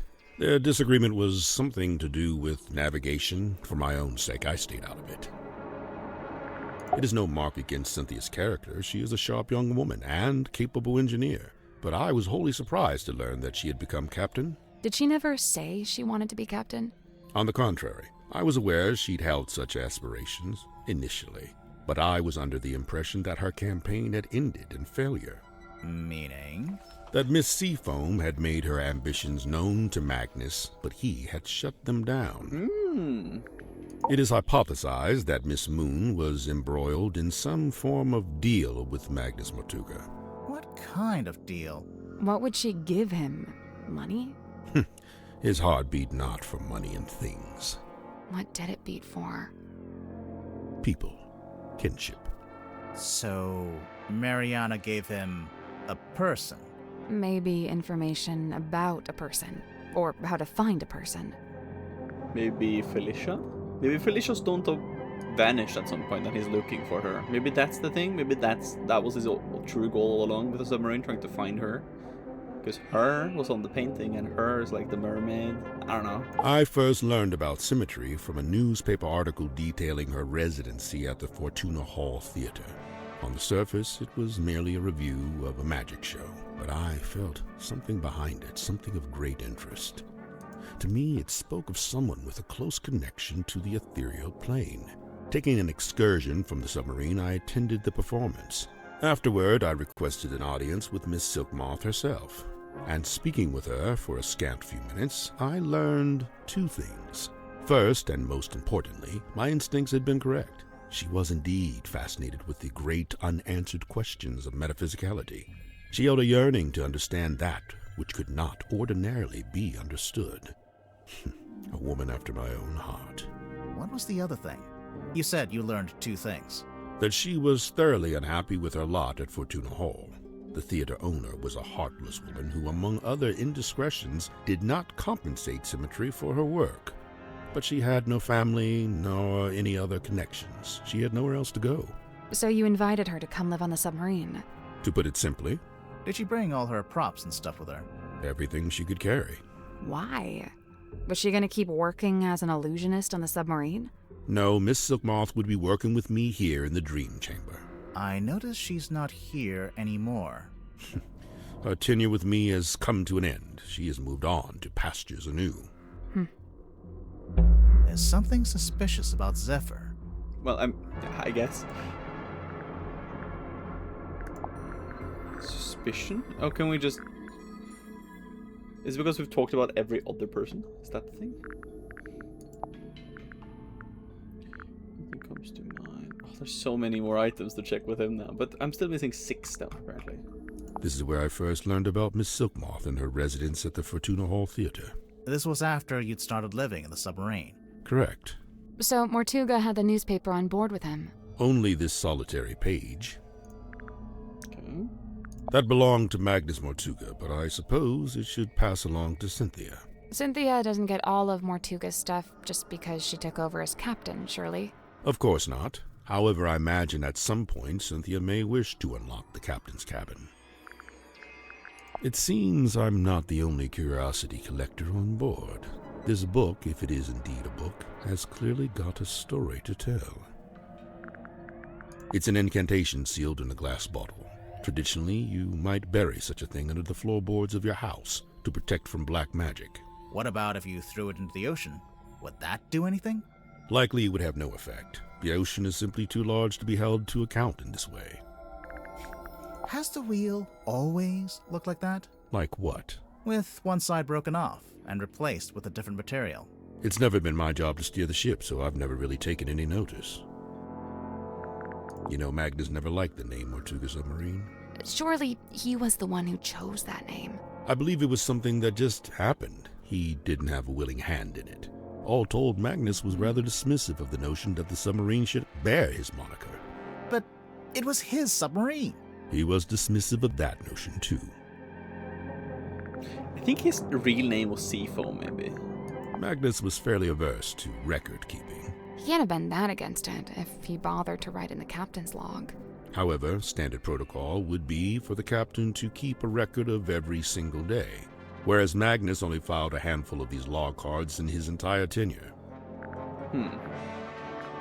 It's a fine garment, is it not? Has it been in the control room the whole time? From the moment I first entered the submarine. But it doesn't belong to Mortuga. It does not. It rather seems that Cynthia is using the contract as a talisman. A talisman? Like, as protection? I did notice she taped it to the back of the chair in the control room, so it's like you can't go in there unless you acknowledge it. Correct. The contract is a shield behind which Cynthia hides. Now this is a talisman, surely. On the surface, it appears so. However, in this instance, I think the concept has been inverted. A reverse talisman. Somebody's been trying to piece together Silkworm's history by the looks of it. We noticed Mortuga's on there, but his name's not connected to anyone else. Did he ever talk about his family? Or where he came from?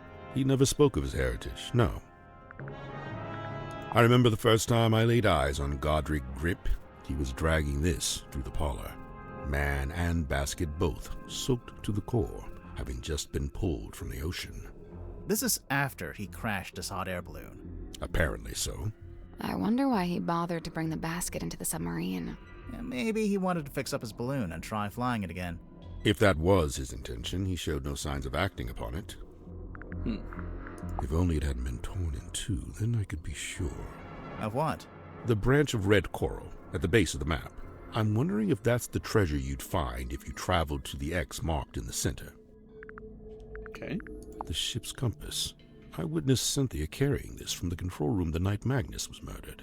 Yeah, I think it broke. She was taking it to get fixed. Odd, it's never broken before. There must be a connection. Mariana Moon's tobacco pipe. Yes and no. It's actually a dictaphone, like a little tape recorder. Curious. Is Miss Moon some sort of covert operative? Who knows? Maybe. I think she's just nosy. Why is it still encased in polypropylene? Makes it more valuable to a collector. Surely you get it. You're a kind of collector, aren't you? I collect only one-of-a-kind items, and only those with significant provenance. Technically, this does have significant provenance, since it's owned by Dirk, and he's the actor who plays the character. Oh, yeah. I have no interest in such a device. It is merely the debris of an exoteric society. It holds no energy. Sure it does. It says right there. Battery, 23%. Keys on this typewriter. They appear to be a set of arcane runes. Has Mr. Werman been dipping his toe in the black arts? Yeah, because it wasn't regular letters in there. That's odd. This doesn't look like Magnus's handwriting at all. It's not written by Mortuga. It's from a guy named Ibis. I saw the diagrams pertaining to the location of the Mortuga submarine, and I assume Magnus must have written it, for who else would know such things? A photograph of a divine moon ritual. The man holds the orb aloft, and the being within is imbued with rays of mystic light, granting eternal moon wisdom. Eternal moon wisdom, huh? I have that. I skipped the ritual, though. I was just born with it. Impressive. Also, I can shoot moon lasers out of my eyes. Now you're just being ridiculous. This magazine emanates a peculiar energy. Jealousy, frustration, even greed. The face from the ether. It must be. What's that? Tell me, where did you find this? It was locked in a safe. Was it now? Would you mind if I took it off your hands? It's not ours to give. No, of course. This seems to be a personal item of Cynthia's. As such, it is not my place to make a comment. A shrink ray, I assume? It actually does look like a shrink ray. All right, Grimoire. I'll be the guinea pig. Zap me. Of course, it could be an enlightenment ray. Perhaps you ought to zap me instead. No one's getting zapped. An epitaph to human desperation. A totem of yearning for a time long past. If you say so. Fascinating. Some unseen entity is attempting to speak with us through the radio. I think it's just broken. Of course it's broken. That's precisely what opens it up to ethereal transmission. Magnus and I installed this in the captain's cabin shortly after we left port for the first time. It is exceptionally heavy. Did Mortuga tell you why he wanted a big iron bell hanging over his desk? He merely said it was an object of great importance and that he'd like to keep it close by. Do you have any idea what it is? He referred to it as a bell, Detective. Yeah, just going by the shape. But it doesn't ring, so we're not sure. You may be more correct than you know. Personally, I believe it is a bell. Not in the musical sense, but rather a diving bell, which is to say it's designed to be lowered to the ocean floor. With a person inside? I doubt it. It's not really big enough. I believe this is a painting of Magnus's old boss and landlord. Yeah, Felicia. Is that who she is? Felicia, her name was. And you met her? I laid eyes on her briefly when I first visited Silkworm. What happened to her? I couldn't say. Mortuga never told you? No. Maybe he didn't know either. Intriguing. Ship in the bottle. Did Mortuga make this himself? Of course. Much like his model town, it is specific to his life and his memories. So he made the model ship and the model town at around the same time? I believe so. Interesting. Okay. The suspects, and then we're gonna talk about suspicion. Dr. Zephyr, the Dream Doctor. Should we maybe do this? I think we're gonna do this when we've done everybody. I think that's more Now, I think Sim's hiding something on the submarine. Something we haven't found yet. A certain piece of equipment she uses in magic tricks? That's the one. Problem is, we already searched the child's room and her bunk room. Well, there's only one other place it would be. Okay. Is it because we can do suspicion on them now? Yeah, we can do suspicion on them, so that's probably why. What did we miss in here? Is it this? This wooden panel. Surely there's something behind it. Hello. It's a little set of tiles. Oh, Lord. Oh my god, it's a glory hole. Yeah, you know, I wasn't hoping it would be that, you know.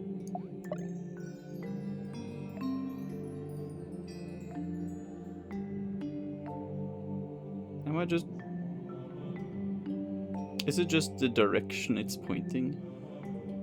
Okay, hold on. So I need a heart pointing upwards. Is that what they're trying to say? And then I need... Huh?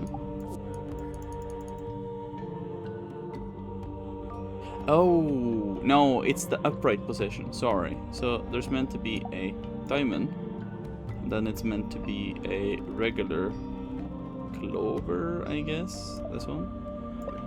And then it's going to be a regular spade, which I am really blind to. There we go.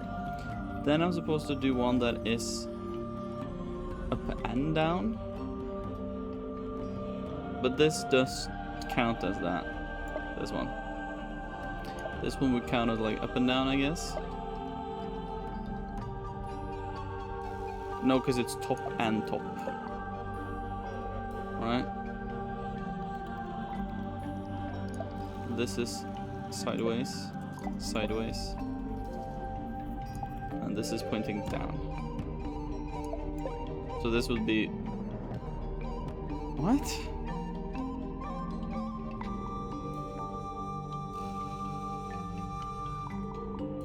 There's so many of this. This is the top.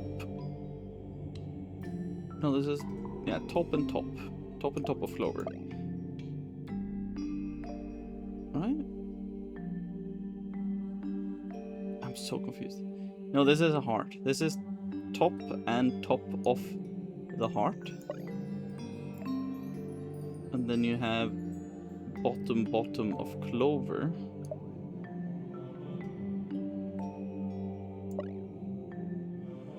Then you have top of clover there, yeah.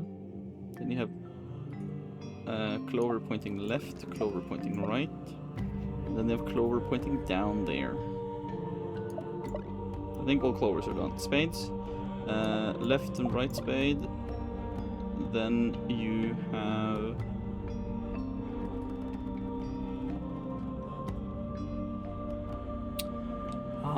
top and top of... Yeah, I know, that makes sense. And then bottom of heart would be this. No, that is correct. Yeah, no, that's why there's so many of those. Okay, I see. I see.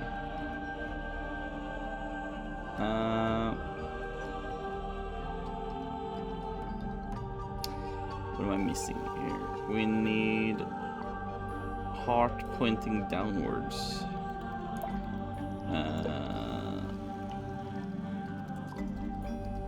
Left, right.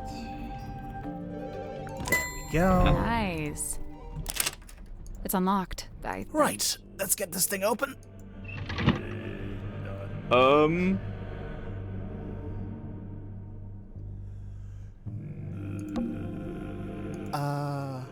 There's a girl in there. It's a doll, I hope. It's the one she's used for her illusionary tricks, I guess. You can pull on her. Life says that Life and Doll soldiers it was fun hidden in the illusion theater. So it's a life-size doll that looks like symmetry. Well, yeah, but I think there's more to it than that.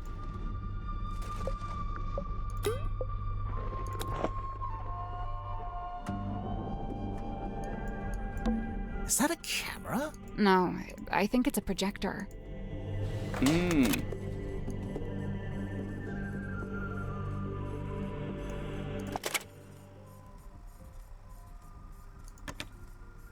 Close your eyes, my love, and be still, for this is the end and the beginning. Okay, so that's for what we heard from that tape. It's this thing we heard. Close your eyes, my love, and be still, for this is the end and the beginning. Who's this supposed to be, though? Is there other tapes I can play? I assume there's maybe other... Sorry, why was there a projector hidden inside the doll? Safekeeping?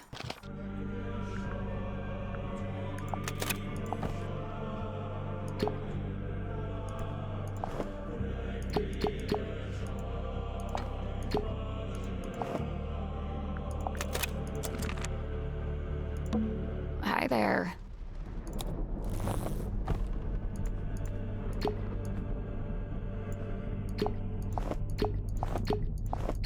Head can be chopped off. I assume it's for the prop thing. Interesting. Okay. I just want to check if I can open up that thing too. Let me see. Can we look at the control? If you promise. I will make no such promise. Looks like something's missing. Something with 3. Bowling ball? Coconut? No, okay.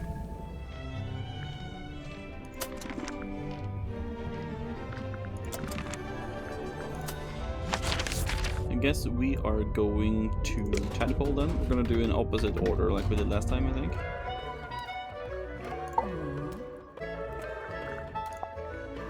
Dirk's got a little crush on me, pretty sure.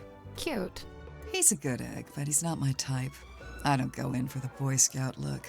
Now, if he grew a beard, then I'd be open for negotiation. Sure, I could see that. Sorry, could we maybe talk about something more relevant? Now, when Werman got here, that's when things got interesting. Why? Because he's a famous author? Oh, no, I don't care about that. I don't read pulp literature. Oh, right. Then what's so interesting? Okay, so, Werman's from Silkworm, just like Mortuga. And after he arrived on the submarine, Mortuga spent a lot of time talking with him. Wait, you think they knew each other from before? From when they both lived in the town? No, but I do think they share a connection. Like maybe they have a mutual friend or something? Something like that. Then it seems like Mortuga would have wanted Werman on the submarine if he had something to gain from it, even if it was just information. What information, though? Stuff is What was Mortuga trying to find out? Very interesting. Sorry, I kicked the kid a little bit. I didn't kick her, but yeah. I know he used to run a shop selling compasses or whatever, but from what I gather, he knew it wasn't really his life's calling. Although he seems to have fallen back into it, so I don't know what's going on there. Creature of habit, I guess. If Grip didn't actually want to work in a shop, what did he want to do? He wanted to be the navigator for the submarine. He'd probably be pretty good at that. Problem was, Magnus didn't need a navigator. Didn't want one. What? It's just, now that Mortuga's dead and there's a new captain. You're thinking Grip might finally get to be navigator? Under Cynthia? Maybe. I don't know. I don't think Grip wants to be Cynthia's navigator. I think he wanted to be Mortuga's navigator. Little Cynthia. She's cute, huh? I don't know if that's an appropriate way to talk about your captain. You're so right. You think her being captain is kind of a joke? It's not a joke to her. She cares a lot about the submarine. I just don't think it's doing her any good to care that much. It's just a hunk of metal after all. And wood. Some of it is made out of wood, I noticed. Did Mortuga want Cynthia to succeed him as captain? Did he ever mention it? No, I'd say he probably felt the same way I do about it. Which is? That she's too young and too bright to be living down here in the dark. I couldn't believe it when she showed up. I swear this submarine is like some kind of giant sink strainer. You know Mariana Moon from before? Yeah, we've crossed paths. We very briefly both worked for the same guy. What guy? Doing what? Wolf? Performance art. Mariana's act was storytelling. What about? The show I saw was about the history of Silkworm on Sea, with a focus on all the rumors and urban myths. This was before I'd even been there myself. She even mentioned the rumor of the Mortuga submarine, how she'd been in Silkworm looking for it. What was the rumor? Just that there was supposed to be this haunted submarine with a captain who got cursed to live underwater forever. Sounds made up. I know, right? Sim's quite delicate. She's got some real self-worth issues. She's kinda eerie. Mm-hmm. And she's got this 1,000-yard stare, like a rabbit in the headlights. She's got a unique way of speaking, too. Yeah, I'm still not sure how much of it is sincere and how much is residual from her time performing on stage. I have heard her talking more normally, though, when she's with Cynthia. What about Sim's parents? Orphan. As far as I know, she was homeless for a while, until the system picked her up and she got moved into the theater. So, she's never had any kind of normal life. Nope. That 1,000-yard stare's starting to make a little more sense now, huh? Her eyes are very similar to Mortuga's, though. I will say, out of everybody, Mortuga and Symmetry have very similar eyes though, and I think color-wise. I might be completely dumb though, but... Okay, we have a lot more items to go through. Let's go. Magnus used to let me steer. He even taught me how to do it. Sounds like he was setting you up to be the next captain. I don't know about that. I don't know about that. I guess now that Cynthia's captain, she wants an up-to-date blueprint of the submarine. Why was there an out-of-date blueprint? The ship has kind of a complex history. She's been through a few different phases, lived through a few rough patches. Magnus really wasn't one for record-keeping.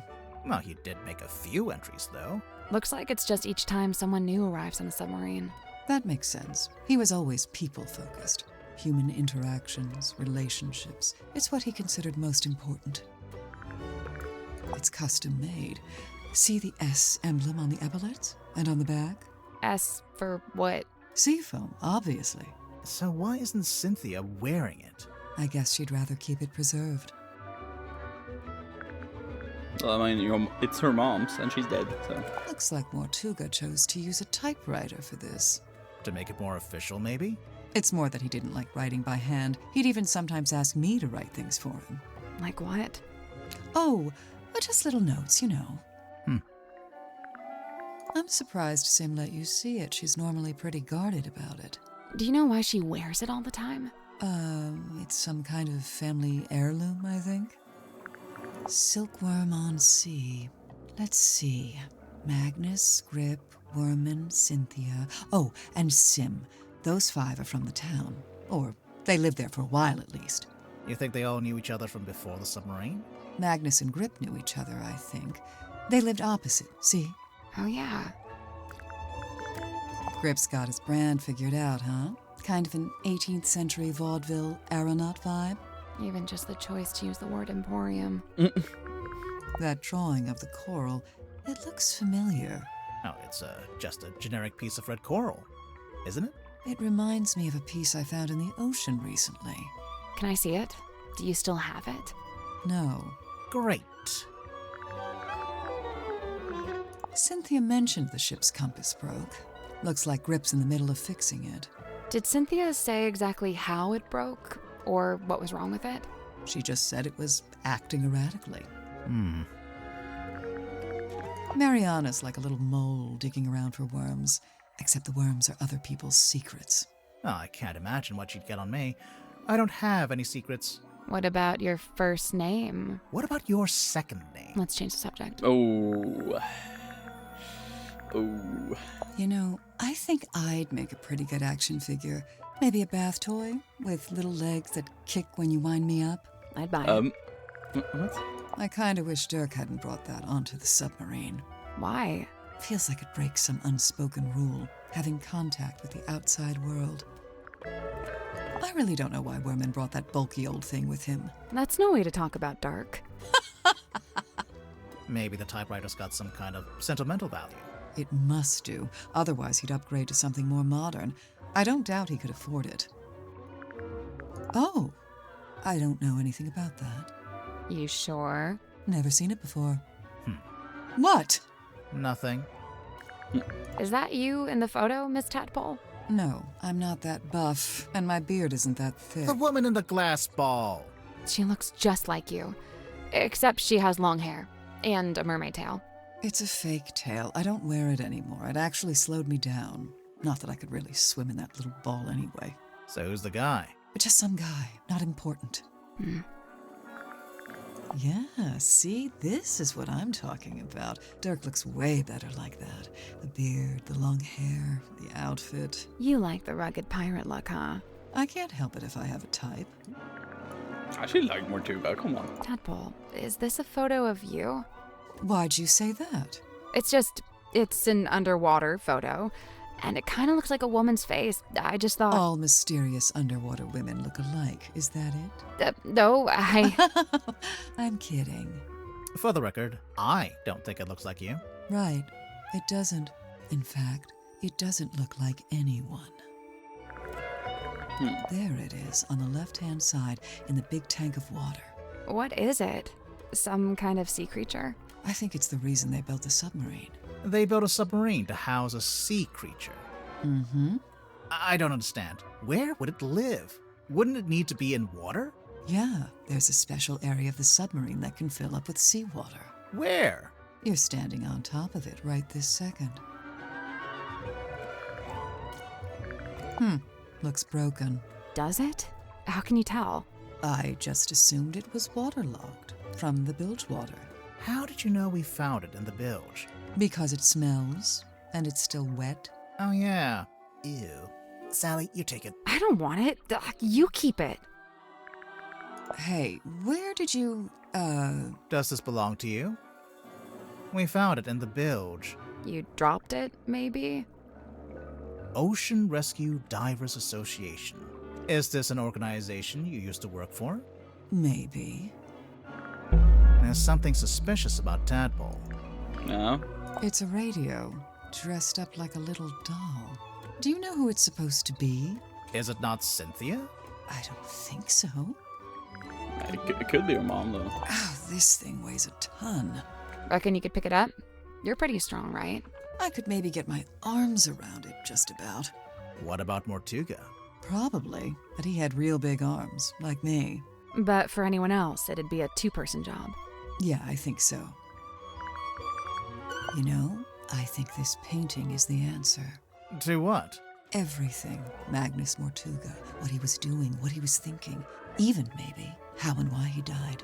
I swear, there's always a painting with a secret in it. I'm pretty sure Magnus carved this himself. No idea how he got it into the bottle, though. Trick of the trade, I guess. I know one way you could get it out of the bottle. That's a last resort. I never had dolls as a child. What did you have instead? Nothing. We were super poor. The closest thing I had were frogs I'd catch from a pond. I'd give them names and try to make friends with them. The best things in life are free. That's Mortuga's, although presumably he got it from someone else. Someone on the submarine? I mean someone from before.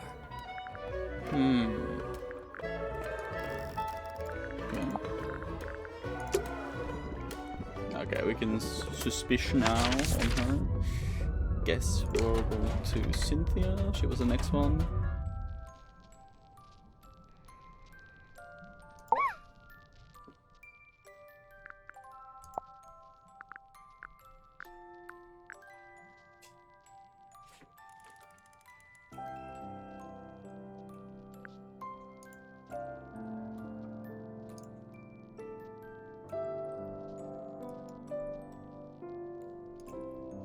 What's that sound?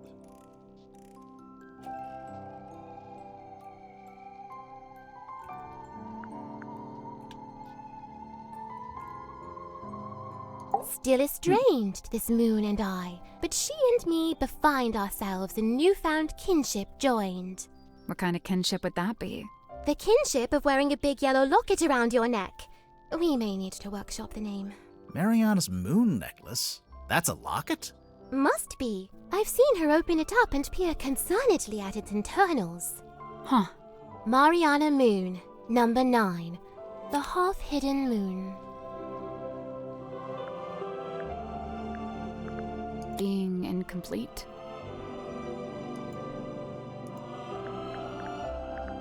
Does she say anything if I do You correctly? look kind of pale. Oh, alas! Yeah, that's right. Oh, so, yeah.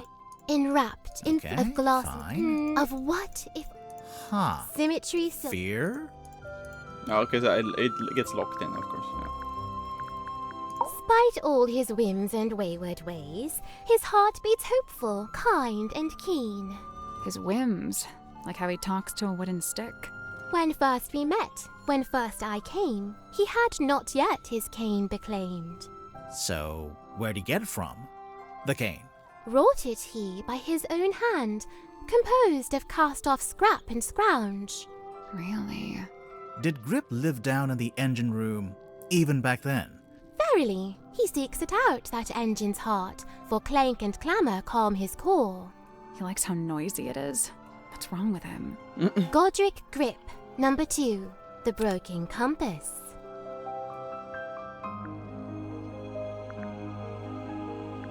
Feeling lost or trapped? He'd dreamt our ship some boisterous boat, where tensions flowed and tempers boil. Alas, upon inspection showed, our home fell plenty short. Still he yearned for storm to swell, for keel to list, for sail to sway. He was waiting for something to happen. Something did happen. The captain was murdered. And crime dark scene, but consequently came the freshest focus for his ever ponderous gaze.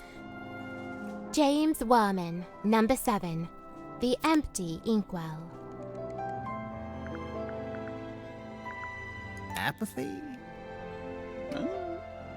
An actor or a mage in guise, who sways men's souls with artful feigned truth. You, think Dirk might be swaying our souls? Fret not, as dwell he in this deep sea womb, his strength's divorced from skyward source. Skyward source? The sun, I'm guessing. How do you know he likes the sun so much? Alone he's oft espied, atop our ship, and stood enrobed in warmer light. Dirk goes up on deck a lot, huh? By himself, I wonder. Dirk Dansom, number 8, The Shiny Penny. Yeah, maybe he goes up there to get connection for his phone. Capitalist greed?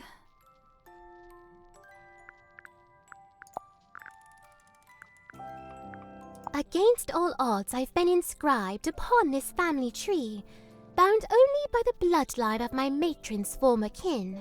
Your matron? That's Fortuna Fellow. No longer tied to fellow name, she styles herself as Baroness, whatever that's supposed to mean. Sim, look, you've got 2 half-brothers. Kinda. Only in the faintest terms, but there they are, Flint and Felix. We've actually met Felix. Would you believe that? No. Oh, well, we did. Ah, there lies the picture of the cane, perched upon by Little Hat. I used to be perched upon by a little hat. 'Tis quaint indeed. But wait, is it of a one with that in current Godric's grasp? No, it's... No, I was noting of that. It's not the same. A map that leadeth unto naught? What do you mean? It leads to that big red X. Yeah, but it's a big red X in the middle of the ocean. It comes to mind I saw this map upon the captain's cabin desk. When was this? Soon after I arrived. Just once, and then it vanished. Well, now it's reappeared. Ta-da!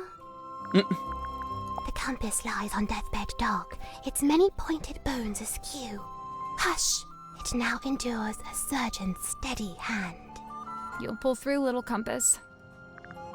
A tobacco pipe? Yeah, sure. No, it's not. Oh, I know this game. One always tells the truth and the other always lies. No, that's not what's happening. Yes, it is. An effigy of Dansom Dirk? Or doth it bear the form of former fallen captain? Technically, neither. Employed it be to speak with unseeable souls? Assuming you can get signal. Who'd have thought that Dansom Dirk, of all our kin, is playing host to Hidden Ghost? It's so heavy. I can't imagine lugging this around everywhere. Werman likes writing on it, I guess. And supposedly, that's the whole reason he's here? To write his next book? I think it's just as likely to be the exact opposite. That he's here because he doesn't want to write that book, but is here to hide from it. Who penned this page? We don't really know who they... Is she not aboard the ship? She? What makes you think it's a woman? The handwriting? That's girl's handwriting. T.W. Ibis. A werewolf? Or some hellborn fiend? Yeah, I think it's just a guy. But his eyes, they burn of wicked flame. Well, it's either wicked flame, or it's just red eye from using a flash in low light. This is Dirk's, I'm guessing. You guess correct. Kind of him to lend it to you. Yeah, I'd imagine it's kind of precious to him. Au contraire, he spoke of it with sulk and scorn. Glad was he to see it gone. There she is. Who? I don't know. I've never seen her with my eyes. I've only ever heard her voice. When? At night, when half asleep. Half asleep or asleep? What did she say? I wish I knew. Oh, how I wish I knew. If you've never seen her, how'd you recognize her from the photo? I cannot say. May I ask where you found it? Actually, it was in your bedroom. Oh, this is what Cynthia was hiding under her mattress? No, we found it in a safe. Oh. But now I feel like we should check on Cynthia's mattress. A portrait of fair Cynthia's youth. Sim, what's wrong? Mine eye is drawn against my will to she that lingers far from frame. The ship, in the background. What about it? A sorry, sorrowed tale has she, for never fully wrought. Left to rust in stillborn state, the dream forever gone undreamt. A gun! It's not a gun. What is it? We don't really know. The unknown! Okay. Dost thou require this card's consent when saving souls from drowning deep? Well, no, not really. Then what purpose doth it serve? Did the cat leave? Where'd the cat go? Down here. Okay, give me 2 seconds. Let me just double check.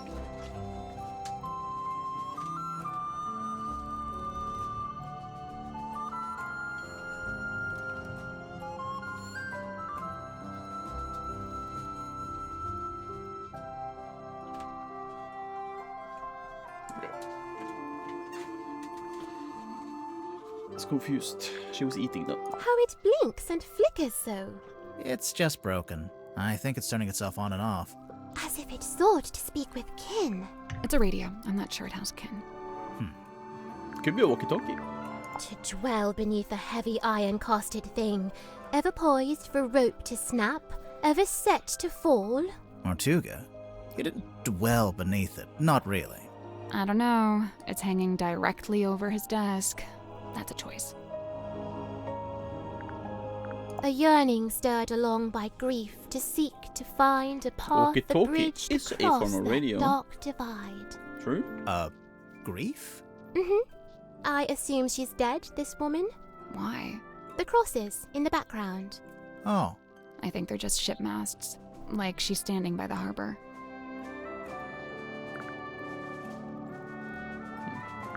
Do you know anything about Mortuga's model ship? Yet another weight upon his ever-troubled mind. Although, given that it's sealed in glass, I imagine it's now very hard to fix. What are you talking about? It's broken. Some part of its innards has come loose. We found your doll. She's not talking. You didn't ask her anything. All right, fine. What's up with the doll? Okay, now she's not talking. Speaking of, Sim, can the doll talk? Like, does it have a little speaker inside? She is ever silent. I speak for us both. I just thought, there's a string on the back. I thought it was like a pull string. It is a pull string. Oh, then how does it work? You pull it. Is this yours? No, not mine. Merely borrowed from Magnus Mortuga. Mortuga owned a projector? What for? Projecting a film, I guess? Not this film. What did you want it for? Projecting this film. I wonder if Grip would let us take a closer look at that cane of his. Can't hurt to ask. There's something suspicious about symmetry. I guess we should go look under Cynthia's mattress. Is she sweating? Oh, she is? No, okay, she is. Okay, so there is something under Cynthia's mattress, but would we have seen that before? I don't really know. I hate to pry, but... Hidden Deeds. An old document that was hidden under Cynthia's.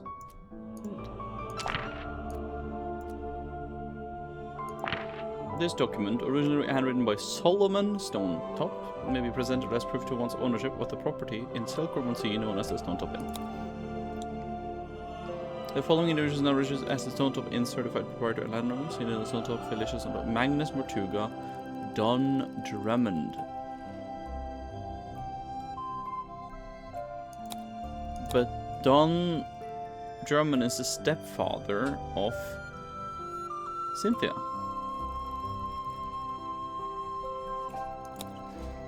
Dear Magnus, I've come to see you before I leave, but you're asleep. I don't want to wake you up, as I know you need to recover after what happened. The mark she left on your shoulder hasn't faded, so I think it might be permanent.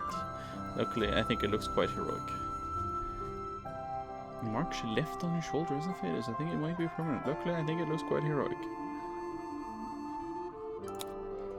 I'm leaving my cabin key with you as well, so I can always keep an eye on you.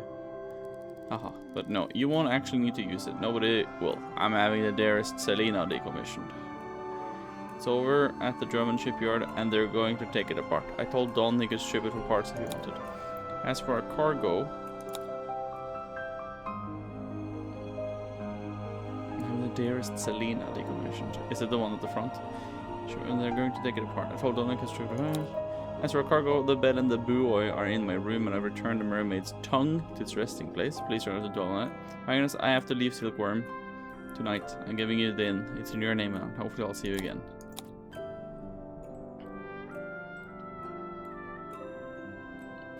Yeah, because the mark, you know, did look like this, didn't it? Hold on. No, wait, let me look at my kickbox. Because this looks like a huge ass fucking thumbprint, you know? Could it be that the thing that was in the egg went into the sea and became like this big creature, you know? Became this big creature, you know? Is that the case? I don't really know. And then like imprinted him or something. So Mortuga and Drummond traded sub for inn? Could be. Could be what he did. Not entirely sure, but it's a good theory.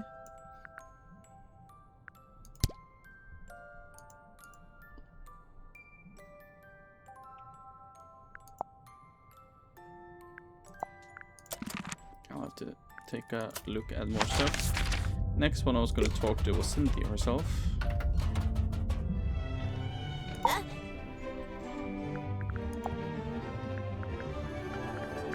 I found out Mr. Grip wanted to be the submarine's navigator at one stage, but Mortuga never allowed it. After I became captain, I half expected Grip to come and ask about taking on the role. But he didn't?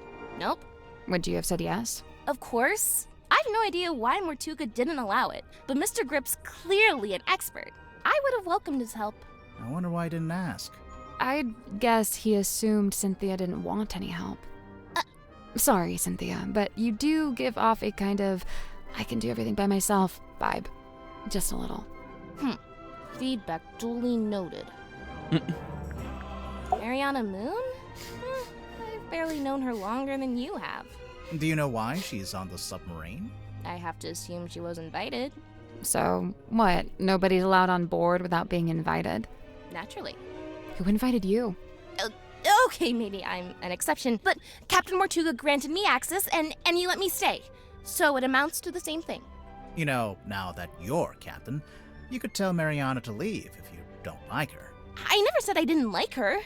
I think she's very interesting. Wow. Mr. Warman? I usually just try to stay out of his way. He's kinda grouchy. Did you know him before the submarine? No. He did grow up in Silkworm, but he lived uptown in a big fancy house. And I, didn't. Born with a silver spoon in his mouth, huh? Come to think of it, I don't actually think Warman was born in Silkworm. And, I think he might have mentioned something about disclaiming his inheritance. I guess he wanted to make his own money. Which, by all accounts, is exactly what he did after he left town and wrote that book. So why would he need to come back? He just really wanted to meet him, I guess. Meet who? Who else? Captain Mortuga. Dirk's okay, I guess. I've not got a lot in common with him. He grew up in a big sunny city.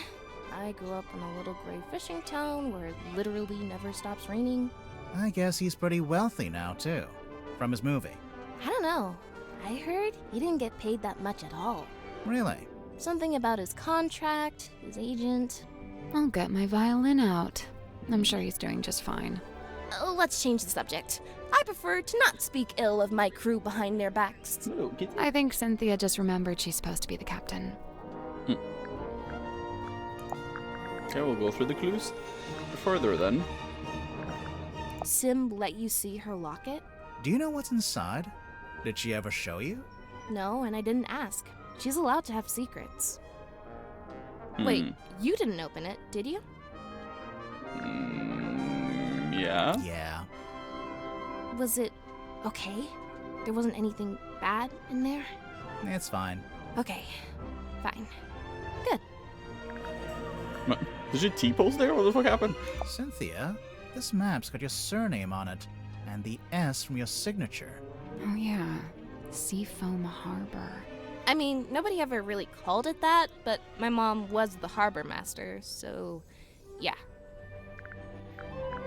My parents used to shop here from time to time. They'd complain that Mr. Grip would charge them full price, even though they were locals. Grip's not one to give out discounts, huh? This weird little drawing. It looks kind of like that thing Mortuga kept up on the foredeck. This is the ship's compass. From here in the control room. Mm-hmm. Looks like Mr. Grip's already working on fixing it. Good! That's good. Why so many needles? The original needle was broken. Mr. Grip said he had a few he could try out as replacements. This one's the original? Yeah. Looks fine to me. Just put it back in. Nope, wouldn't work. It's malfunctioning. It needs to be replaced. Wait, so it's a cassette player for listening to music? Nearly. Looks like the tape can swap out. So? So maybe there are other tapes. Hey, yeah. I bet there are. What's with that wheel? It looks kind of like a shield. Does he have that in the movie? He has a wheel in the book, but it mostly stays attached to his ship, apart from one time it breaks off in a big storm. Cynthia, is this the phone you used to call us? No, I used one in the town when I went to drop off the case file. I never actually had my own cell phone. Do they all have flashlights like this? Oh wait, that's a flashlight? Could be useful. It gets pretty dark down here. Mr. Worman's typewriter? It's a mess. The keys are all in the wrong place. I could fix it for him, no problem. Or Mr. Grip could do it, I bet. I don't think Worman wants anyone to fix it. Oh, weird. The stamp. That's Governor Fellow, the guy who owns Silkworm on Sea. I didn't know you could own a town. Well, he acted like he did. Putting himself on the stamps was the least of it. Because he was the father of Felix and stuff. So funny when you get conversations in the wrong order. I know it's a bit weird, I know. That's a flashlight? Night of a full moon. My mom taught me how you can use the moon to work out where you are. Like, if you're sailing on the ocean and you can see the moon, you can work out which way's north, I think. What if it's too cloudy? Then you'd use a compass, like a normal person. Like a normal person. You know, this article's kind of unfair to Dirk. It barely mentions him. Probably because it was written before the movie came out, so he wasn't famous yet. Oh yeah, true.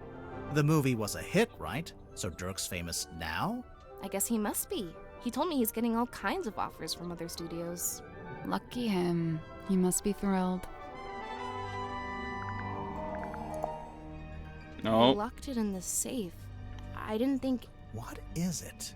The night of the murder, when I was in the control room by myself. It was right around the time the ship's compass was freaking out. You used the underwater imaging system? I don't know why. I couldn't resist. But then this came out. I wish I hadn't done it. I put it in the safe so I wouldn't have to think about it. I can understand that. Really? Yeah. Sometimes you gotta compartmentalize. One thing at a time, you know? that's true. That's your mom? Yeah, she was the harbor master. That's a pretty fancy jacket for a harbor master. Looks more like a naval officer. Yeah, well, she had a lot of big ideas.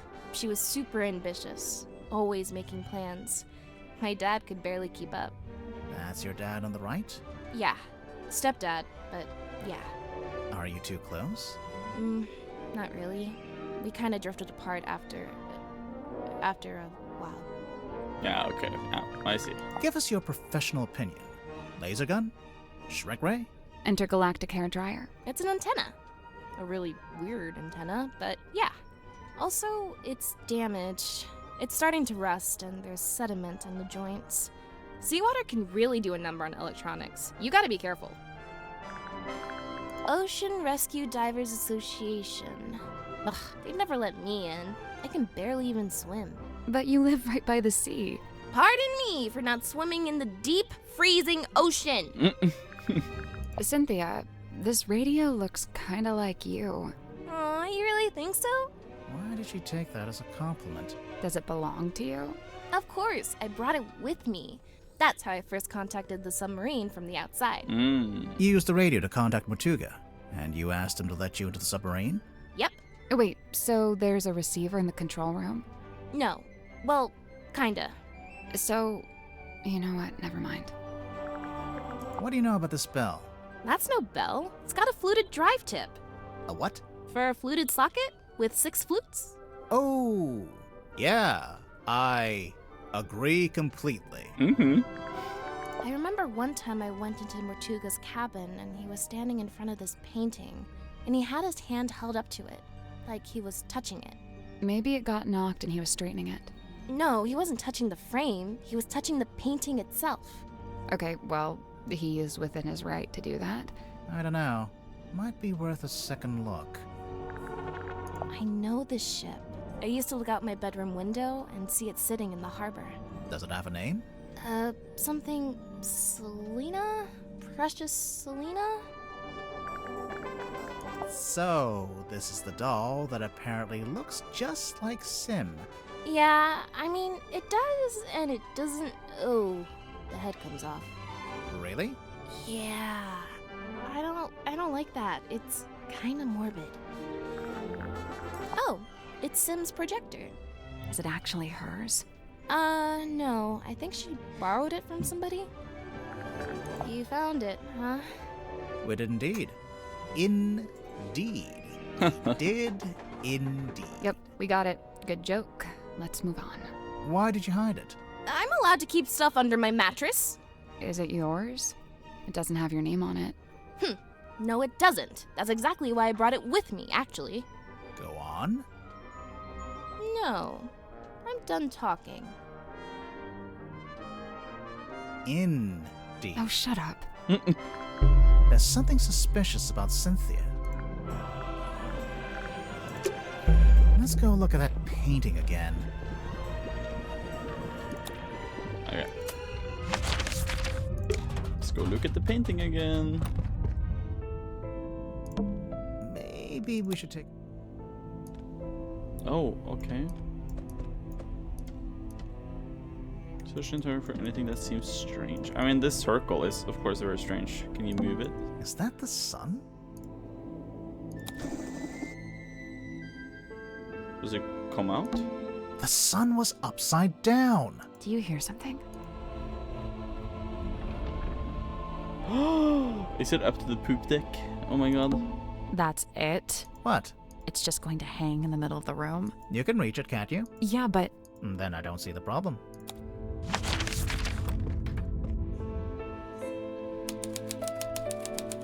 Captain's quarters. Ah, I see. But this goes out to the poop deck, though. What is that? It's a model town. Handmade model town found in the captain's quarters. Don Drummond, Cynthia's mom, Fortuna, Governor. Guess that's Damien Dusk.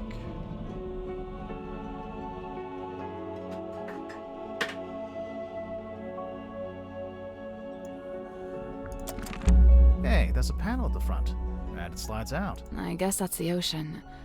You can put the little model boats on it. Huh.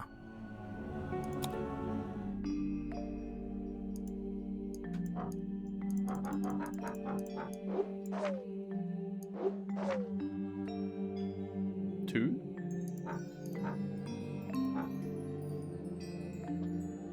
Two? Oh. Two? No. 1, 2? Ah, I see. Okay, I get it. T-I-L. The poop in poop deck actually comes from poop, which is French for stern. Oh, really? So then it was just kind of made into a joke then at some point. I see.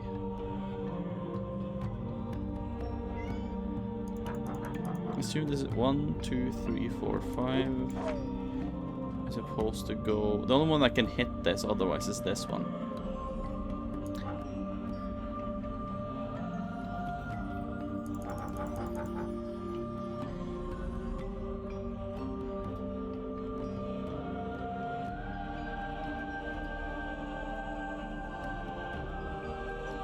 Where am I meant to hit? Is this meant to hit that, and this meant to 1, 2, 3, 4, 5, 6. No, 1, 2, 3, 4, 5, 6, 7. 7 over there. This is gonna go 2 up, and that's just gonna go 1. No, it can't just go 1. Wait, huh? Do we have a 1? No, we don't have a 1.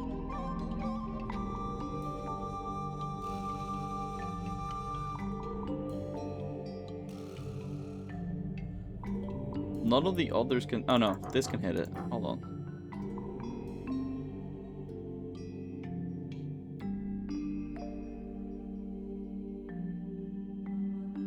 One, 2, 3, 4, 5.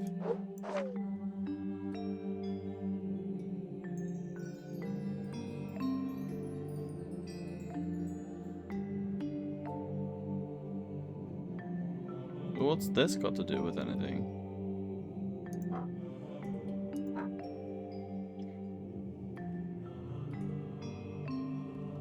This one can only hit this one. Or this one. Ah, for fuck's sake.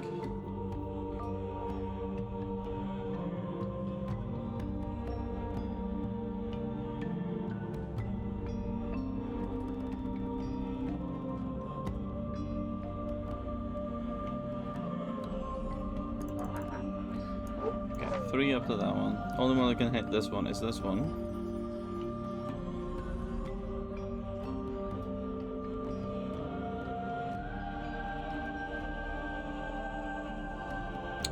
Oh my god, why is my brain not working right now? Hold on.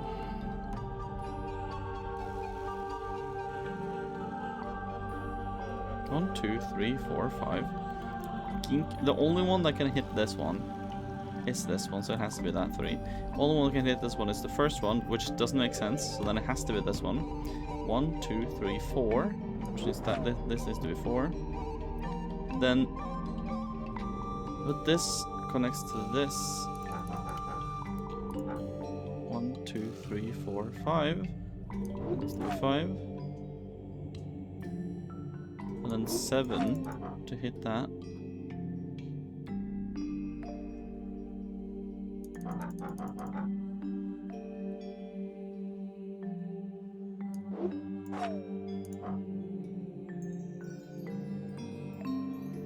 No, that doesn't add up. 1, 2, 1, 2, 3, 1, 2, 1, 2 doesn't add up. No, because I'm not supposed to go to that one. I'm supposed to go to that one. 1, 2, 1, 2, 3, 1, 2, 1, 2, 1, 2, 3, 4, 5, 6, 7, 1, 2, 3, 4, 5, 1, 2, 1, 2, 3, 4, 1, 2, 1, 2, 3, 4, 5. I did it. Good job. The little lighthouse. It opened up. And there's something in there. Oh, I see.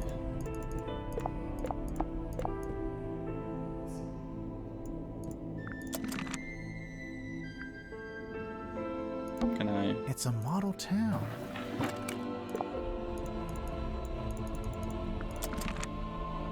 Okay, I can't take it. How long is left, do you reckon? What's that on the bed? 2 hours or something? Some kind of box. Can you get it open? I think. Something like that, maybe. Jesus. But it's a really fucking good game, though, I'll say. So far, I think it's better than the original.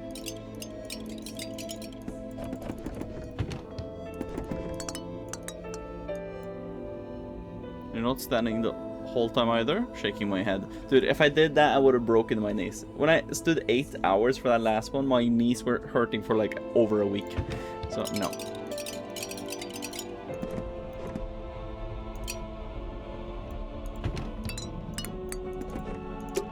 There's no way to open it. Seems that way. Well, that was disappointing. Yeah. Black box. Old wooden box that won't open. That's only in the bed in the couch.